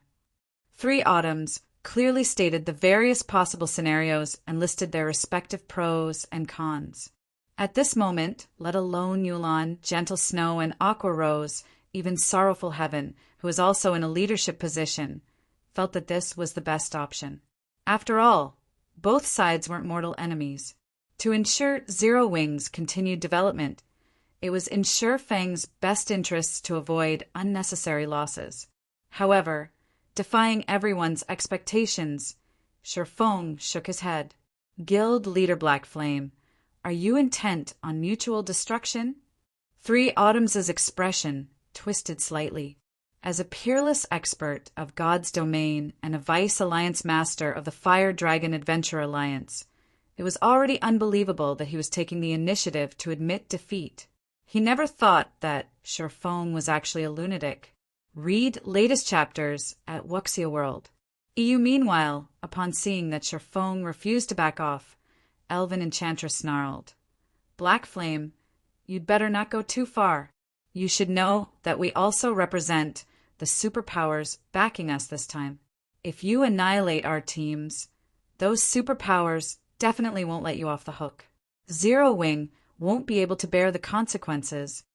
What you say is correct." Sherfong nodded. He then shifted his gaze to Elven Enchantress. "However, you've made one mistake." "Mistake?" Sherfang's words puzzled Three Autumns. He couldn't figure out how he had misspoken. The next moment, Sherfong unsheathed the abyssal blade. Immediately, the intensity of the aura he exuded increased several-fold. With him as the center, all mana within a 1,000-yard radius started to roil, and even the air trembled. And that is the difference in strength. Chapter 2710, Selection Battle ends. Chapter 2710, Selection Battle ends as soon as Sherfong finished speaking. Everyone present could clearly sense that the space around them had changed completely. To be precise, the surrounding space had become hostile to them. The heavy pressure of the surrounding space subjected their bodies to felt like they were standing in a supergravity area. They even had trouble moving their bodies. On the other hand, as the lord of this space, Sherfong could exert boundless strength with every one of his movements. Not good. A domain. This is a mana domain. Many of the four opposing teams' experts instantly realized what was going on when they experienced this feeling of having their lives in someone else's hands. The expressions of Three Autumns, Elven Enchantress, and Mad Sword also turned unprecedentedly grim. Any player who had been mingling in God's domain for some time would know what a mana domain was. It also determined whether an NPC was a powerhouse. Every NPC that wielded a mana domain was an existence that players had to be wary of. After all, many of these NPCs could turn Tier 3 players into dust just by relying on their mana domains. They wouldn't even need to move their bodies. Why does he have a mana domain? Shouldn't that be something only a small minority of Tier 4 NPCs possess? Elven Enchantress panicked. Now, when she looked at Sherfong, her eyes no longer contained any anger, only fear. This was a mana domain they were talking about. With the emergence of this domain, Sherfong had basically become the ruler of this space. How is this possible? Three Autumns was stunned by this situation, his heart churning with confusion. Is he really not a player but a transformed monster? It might be fine if Sherfong only possessed absurd strength. At worst, they could use Zerg tactics to overwhelm his stamina and concentration. A mana domain, however, was a different story. A mana domain specifically countered Zerg tactics. If an individual stepped into a hostile mana domain without sufficient strength, they would be no different from ants before the domain's owner. They might not even be able to display any combat power. Moreover, the mana domain Sherfong revealed was simply outrageous, covering a 1,000-yard radius. With such a range, they couldn't flee even if they wanted to. At this moment, let alone Three Autumns and the other hostile players, even Yen Tianqing and the other members of Zero Wing's upper echelon were stunned. The guild leader's strength has already reached such a height. Yen Tianqing gawked at Sherfong, who currently stood proudly among the crowd of great experts. With such strength, it wouldn't matter even if the four opposing teams ganged up on Sherfong simultaneously. He could quickly dispatch these people with a few swings of his sword. Only peerless experts like Three Autumns, who possessed exceptional basic attributes, could put up some resistance, a very laughable resistance, because Three Autumns and the others wouldn't even manage to match an ordinary Tier 3 expert inside Sherfeng's mana domain. Meanwhile, with Sherfeng's strength, he could easily dispose of ordinary Tier 3 experts, even without his mana domain's strengthening properties. At this time, the spectating foreign aid teams outside Sherfeng's mana domain also panicked. Those 4 teams are dead for sure. With such a vast mana domain, they can't escape, Sorrowful Heaven said, his heart filled with complicated feelings as he looked at 3 Autumns and the others.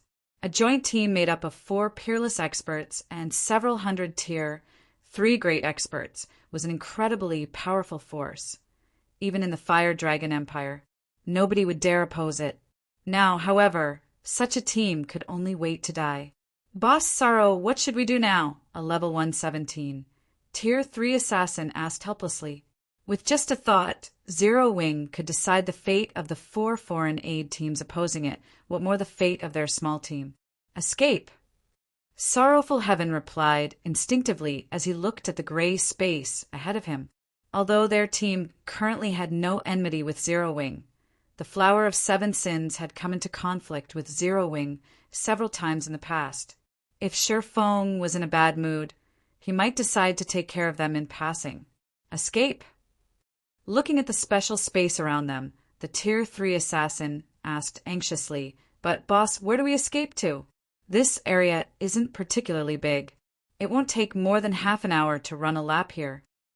The special space used to host the preliminary selections might be considered large for ordinary Tier 3 experts. However, it was essentially a small cage for domain realm experts.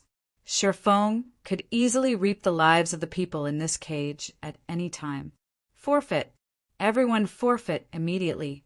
Sorrowful Heaven ordered, gnashing his teeth. Players weren't required to fight to the death in the selection battle. If a participant didn't wish to die, they could take the initiative to forfeit. However, forfeiting had a 1-minute channeling process. Moreover, so long as players forfeited during the selection, not only would they automatically lose a level, but they also couldn't log into God's domain for 1 natural day. Hence, unless absolutely necessary, nobody would choose to forfeit. However, Sorrowful Heaven couldn't care less about the penalty for forfeiting under the circumstances. Compared to getting killed by Shifeng and losing 5 levels and being forced to remain offline for several days, forfeiting was a much better option. At this time, besides the Flower of 7 Sins' team, the other foreign aid teams that didn't attack Zero Wing also promptly forfeited their participation rights. For a time, hundreds of light pillars rose inside the special space, creating a magnificent spectacle as if heaven was descending to earth. Unfortunately, only a handful of people inside the special space were in the mood to admire this beautiful scene. Flame Dragon City. As the competition for the 6 reserve seats still hadn't officially begun, the plaza outside the War God's Temple was crowded with the various superpowers experts. Many of these experts chatted quietly about the preliminary selection currently underway. I heard 9 superpowers are participating in the foreign aid selection this time. I wonder which superpower will have the most players remaining. It would be great if our guild can have more people passing the selection. That would significantly ease our burden afterward. I'm afraid not many of our helpers will pass the selection. I just heard that the Sky Dragon family, Pride Empire, Demon Palace, and Miracle recruited 4 of the Fire Dragon Empire's 6 absolutes. With these peerless experts around, trying to hold on to a War God order will be incredibly difficult. Aren't those 4 guilds a little too strong? They actually managed to recruit 4 absolutes? What kind of price did they pay? Although foreign aid won't be particularly helpful in the official competition, each one can still secure half as many points as an official guild member. The opportunity to recruit a peerless expert as a helper is worth any price. After all, that is equivalent to having an extra peerless expert in the guild. At the mention of peerless experts, many of the players in the plaza reflexively turned to look at the members of the Sky Dragon family, Pride Empire, Demon Palace, and Miracle in envy. After all, a guild's foundation largely depended on the number of apex experts and peerless experts they possessed. Moreover, in this competition for the reserve seats, having even 1 additional peerless expert would be of significant help. At this time, the various superpowers upper echelons resting inside the War God's Temple were also filled with envy and anger. How did they manage to recruit 4 of the 6 absolutes? We clearly offered them astronomical prices before, yet they still declined. I never thought they would agree to help those 4 guilds. With this, we'll be placed in an even tighter spot for manpower. Mushin revealed an ugly expression when she read the report she just received. The matter of Zero Wing's data getting exposed had already placed Frost Heaven in a disadvantageous position. Now, for guilds had managed to recruit peerless experts to assist them. This was basically rubbing salt into an open wound. It seems these 4 guilds will be occupying most of the foreign aid slots this time. We'll definitely be in a very unfavorable position later on. Brilliant Blue also wore a somber expression on his face. Frost Heaven was already inferior to the other superpowers in terms of the number of peak experts and apex experts to begin with. Hence, they had placed their hopes on their foreign aid to make up for the difference. However, this hope was growing slimmer and slimmer. Hong Xinyuan also remained silent. He never imagined that the preliminary selection would be so intense, with even 4 of the Fire Dragon Empire's 6 absolutes taking the stage. No matter what, let's look at the results before we make any adjustments, Seven Wonders said. Aside from Frost Heaven, the other superpowers were also panicking. They never thought that the Sky Dragon family, Pride Empire, Demon Palace, and Miracle would become the selection battle's biggest winners. As for the 4 guilds in question, they basked in a moment of delight, feeling that the price they paid to hire the 4 absolutes was well worth it. Now, all they had to do was wait for the selection battle to end and the results to be announced. Those 4 guilds were really cautious in their actions. Even we have just received news that they invited 4 of the 6 absolutes. Vice Guild Leader, I'm afraid we might have to change our plans afterward, Whitefeather said with a frown as she read the latest report. Although the addition of 4 peerless experts wouldn't affect Mythology's overall situation, she still disliked such variables. The Fire Dragon Empire's 6 absolutes. The corners of Cold Shadow's lips curved up when she heard this. With this, even Black Flame will have trouble surviving. Previously, when she heard of the 4 superpowers' plan to suppress Zero Wing, she still felt relatively uneasy. She had seen Shurfeng's strength and tricks before. Killing him would be incredibly difficult. However, with 4 peerless experts added to the equation, combined with the special spaces restrictions, Shurfeng's death was just about guaranteed. As the various superpowers' upper echelons were predicting the selection battle's results, a bell suddenly tolled, the sound echoing throughout the War God's temple. Read latest chapters at Wuxia World. This bell represented the end of the selection battle. What's going on? The selection battle is over? Didn't it just start? Did the War God's temple make a mistake? That shouldn't be the case. Let's go take a look. The selection battle's abrupt and confused the various superpowers' upper echelons. They hastened to the War God's temple's central hall to find out what had happened. Chapter 2711, Lucky Zero Wing? Chapter 2711, Lucky Zero Wing? War God's temple's central hall. In response to the bell signaling the preliminary selection's end, the various superpowers' upper echelons quickly gathered in the normally deserted central hall.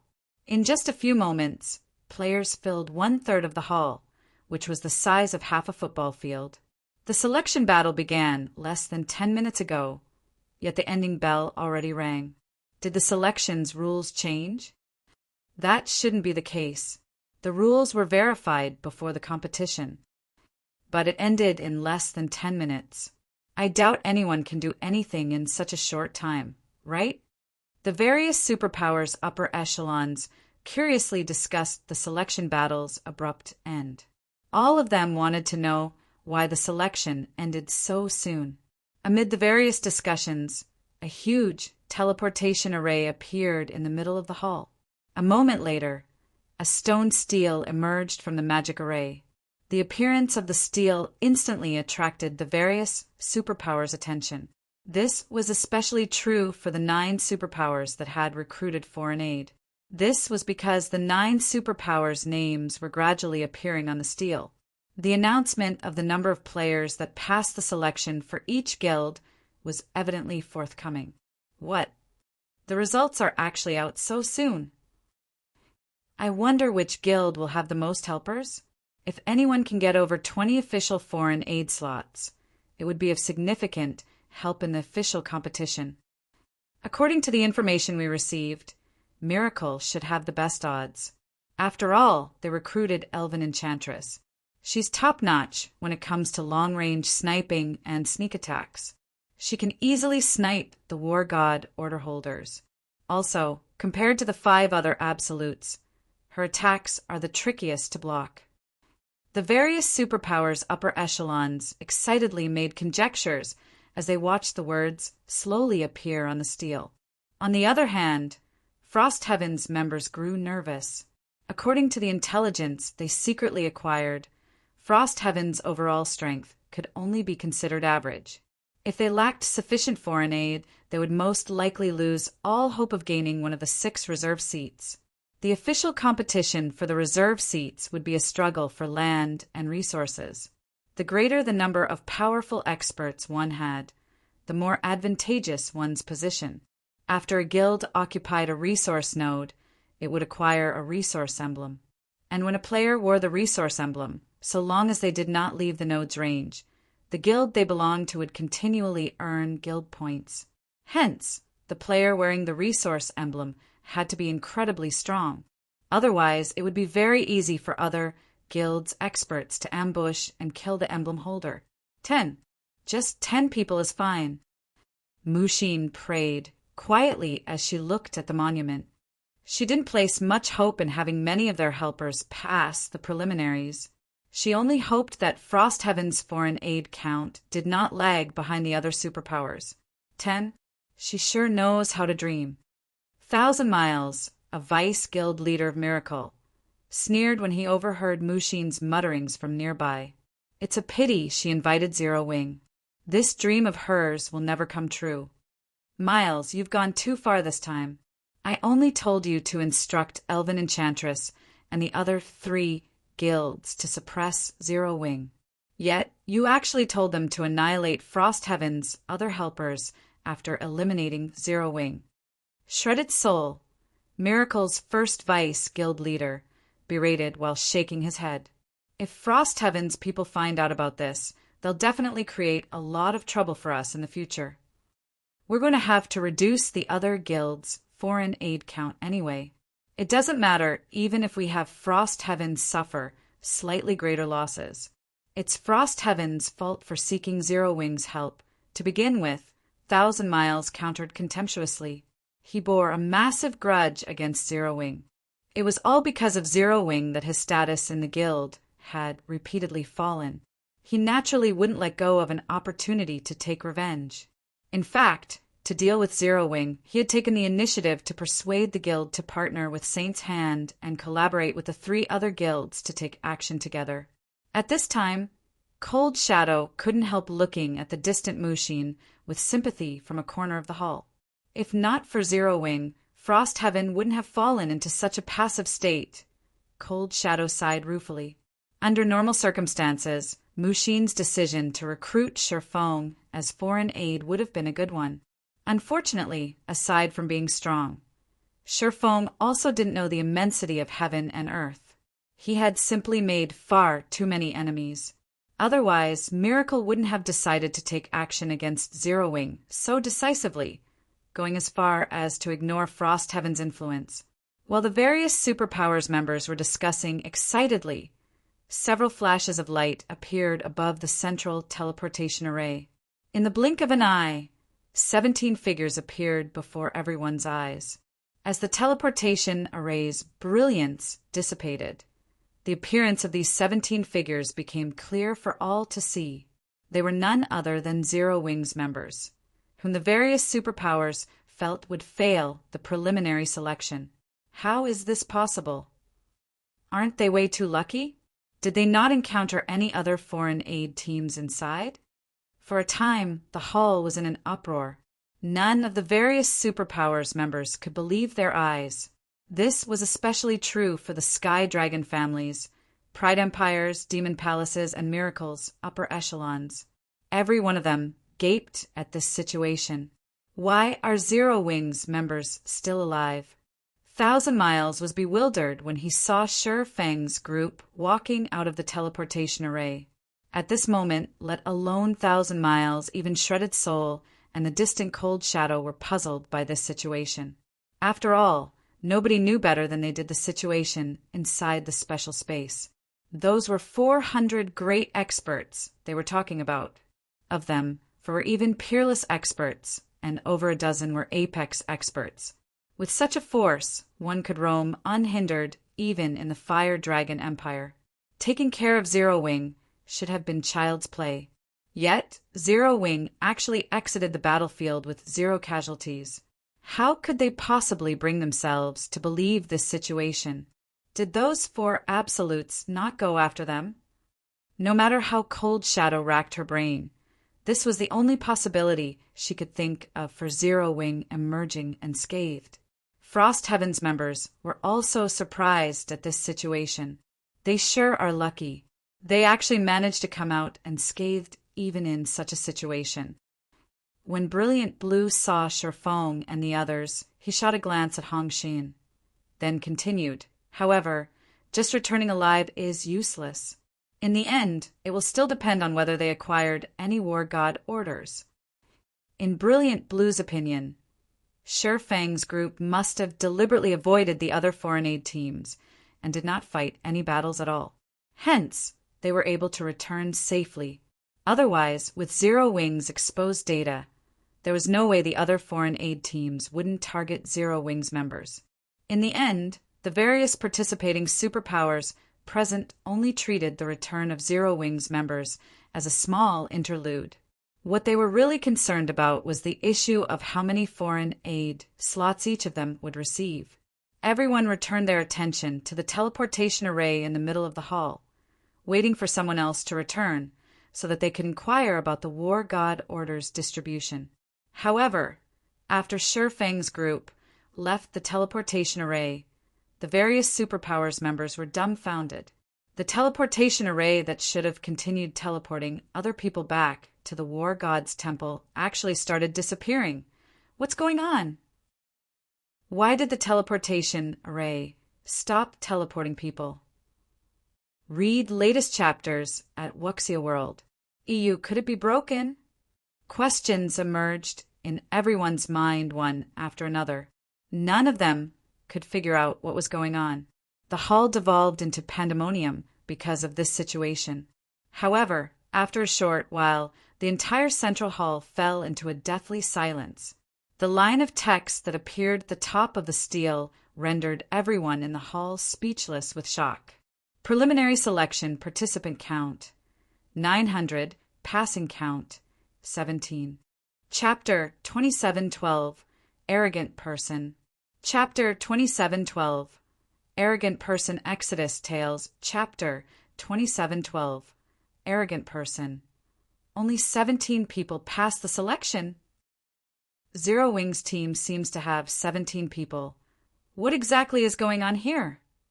After a brief silence, the various superpowers members turned their eyes toward Sherfang's group, the doubt in their hearts deepening. There was indeed the possibility that the War God orders had been well hidden, and some might not be found even after the selection ended. This would result in less than 100 people passing the preliminary selection. However, even if that were the case, over 80 people should still have passed the selection. However, only 17 people had passed the selection. This number was far below the various superpowers' expectations. The upper echelons of Sky Dragon family, Pride Empire, Demon Palace, and Miracle in particular, were dumbfounded by this situation. They couldn't figure out what exactly had happened inside the selection battle. Their 4 guilds had paid an enormous price to recruit 4 of the Fire Dragon Empire's 6 absolutes. They had been very confident of winning the preliminary selection, hands down. Now, however, let alone ranking within the top 4, not even one of the foreign aid they recruited managed to pass the selection. What was even more unbelievable was the fact that Zero Wings members had returned unscathed. How could they possibly believe this? Investigate. Investigate what happened. I want to know what happened inside the selection battle. Almost immediately, the 4 guilds' upper echelons began frantically contacting their respective foreign aid teams members. Vice Guild Leader. Did something go wrong with the selection? White Feather's eyes brimmed with surprise and confusion as she looked at the central steel. In response to White Feather's question, Cold Shadow glanced at the distant Sherfong before looking toward the 4 guild side. From the commotion at the 4 guilds, it was evident that even the 4 guilds people didn't know what had just happened. Something must have gone wrong. Only, I don't know what kind of trick Zero Wing pulled this time. All Cold Shadow could think of now was that Zero Wing was related to this abnormal situation. Out of the 900 players that entered the selection space, only 17 returned. Even if an intense battle occurred inside, there shouldn't be so few players returning. Not to mention, all of these returnees were even Zero Wings members.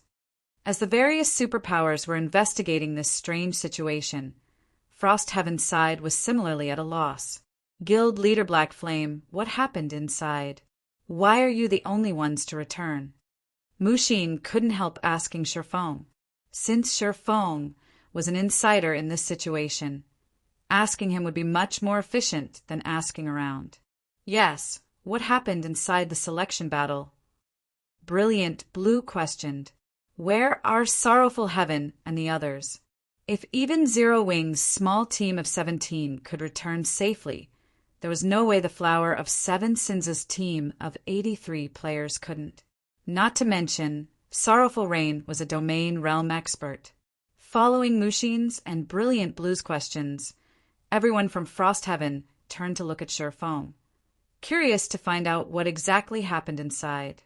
However, Sherfong directly ignored Brilliant Blue's question and turned to Mushin. Nothing special happened inside. We just conducted a normal team battle. As for the result, you saw it yourself, Sherfong said calmly. Sherfang's words were clear and straightforward. His logic was also seamless. However, none of Frostheaven's members believed him. Even Mushin felt that Sherfong was joking with her. Black Flame, do you take this old man for a fool? Do you think I will believe such words? Brilliant Blue was incensed. He already felt upset that Sherfong ignored him. Now, Sherfong was even insulting his intelligence by giving such a stupid answer. The other Frostheaven members agreed with Brilliant Blue's words, and they started looking at Sherfong with scorn. Although Sherfang's answer sounded reasonable, it was also the least possible result. They would be fools to believe him. 900 Tier 3 experts had participated in the preliminary selection, many of them peak experts and apex experts. No matter how fierce the battle, these experts shouldn't have all gotten annihilated. After all, they could still flee if they couldn't win in a fight. Moreover, the selection battle was held in a special space that severely restricted a player's stamina and concentration. The difficulty and risks involved in chasing a fleeing opponent in this space were incredibly high. Meanwhile, Sherfang's team was not only the smallest out of the bunch, but also the easiest to counter. If an intense battle occurred during the selection, Sherfang's team should have faced the greatest difficulty returning alive. But what about now? Not only did Zero Wing's team suffer 0 casualties, but Zero Wing's members all wore incomparably relaxed expressions. They did not look like they had just survived an intense battle at all, but gone on an outing. Whether you believe it or not is up to you, Sherfong retorted nonchalantly. The selection battle is over.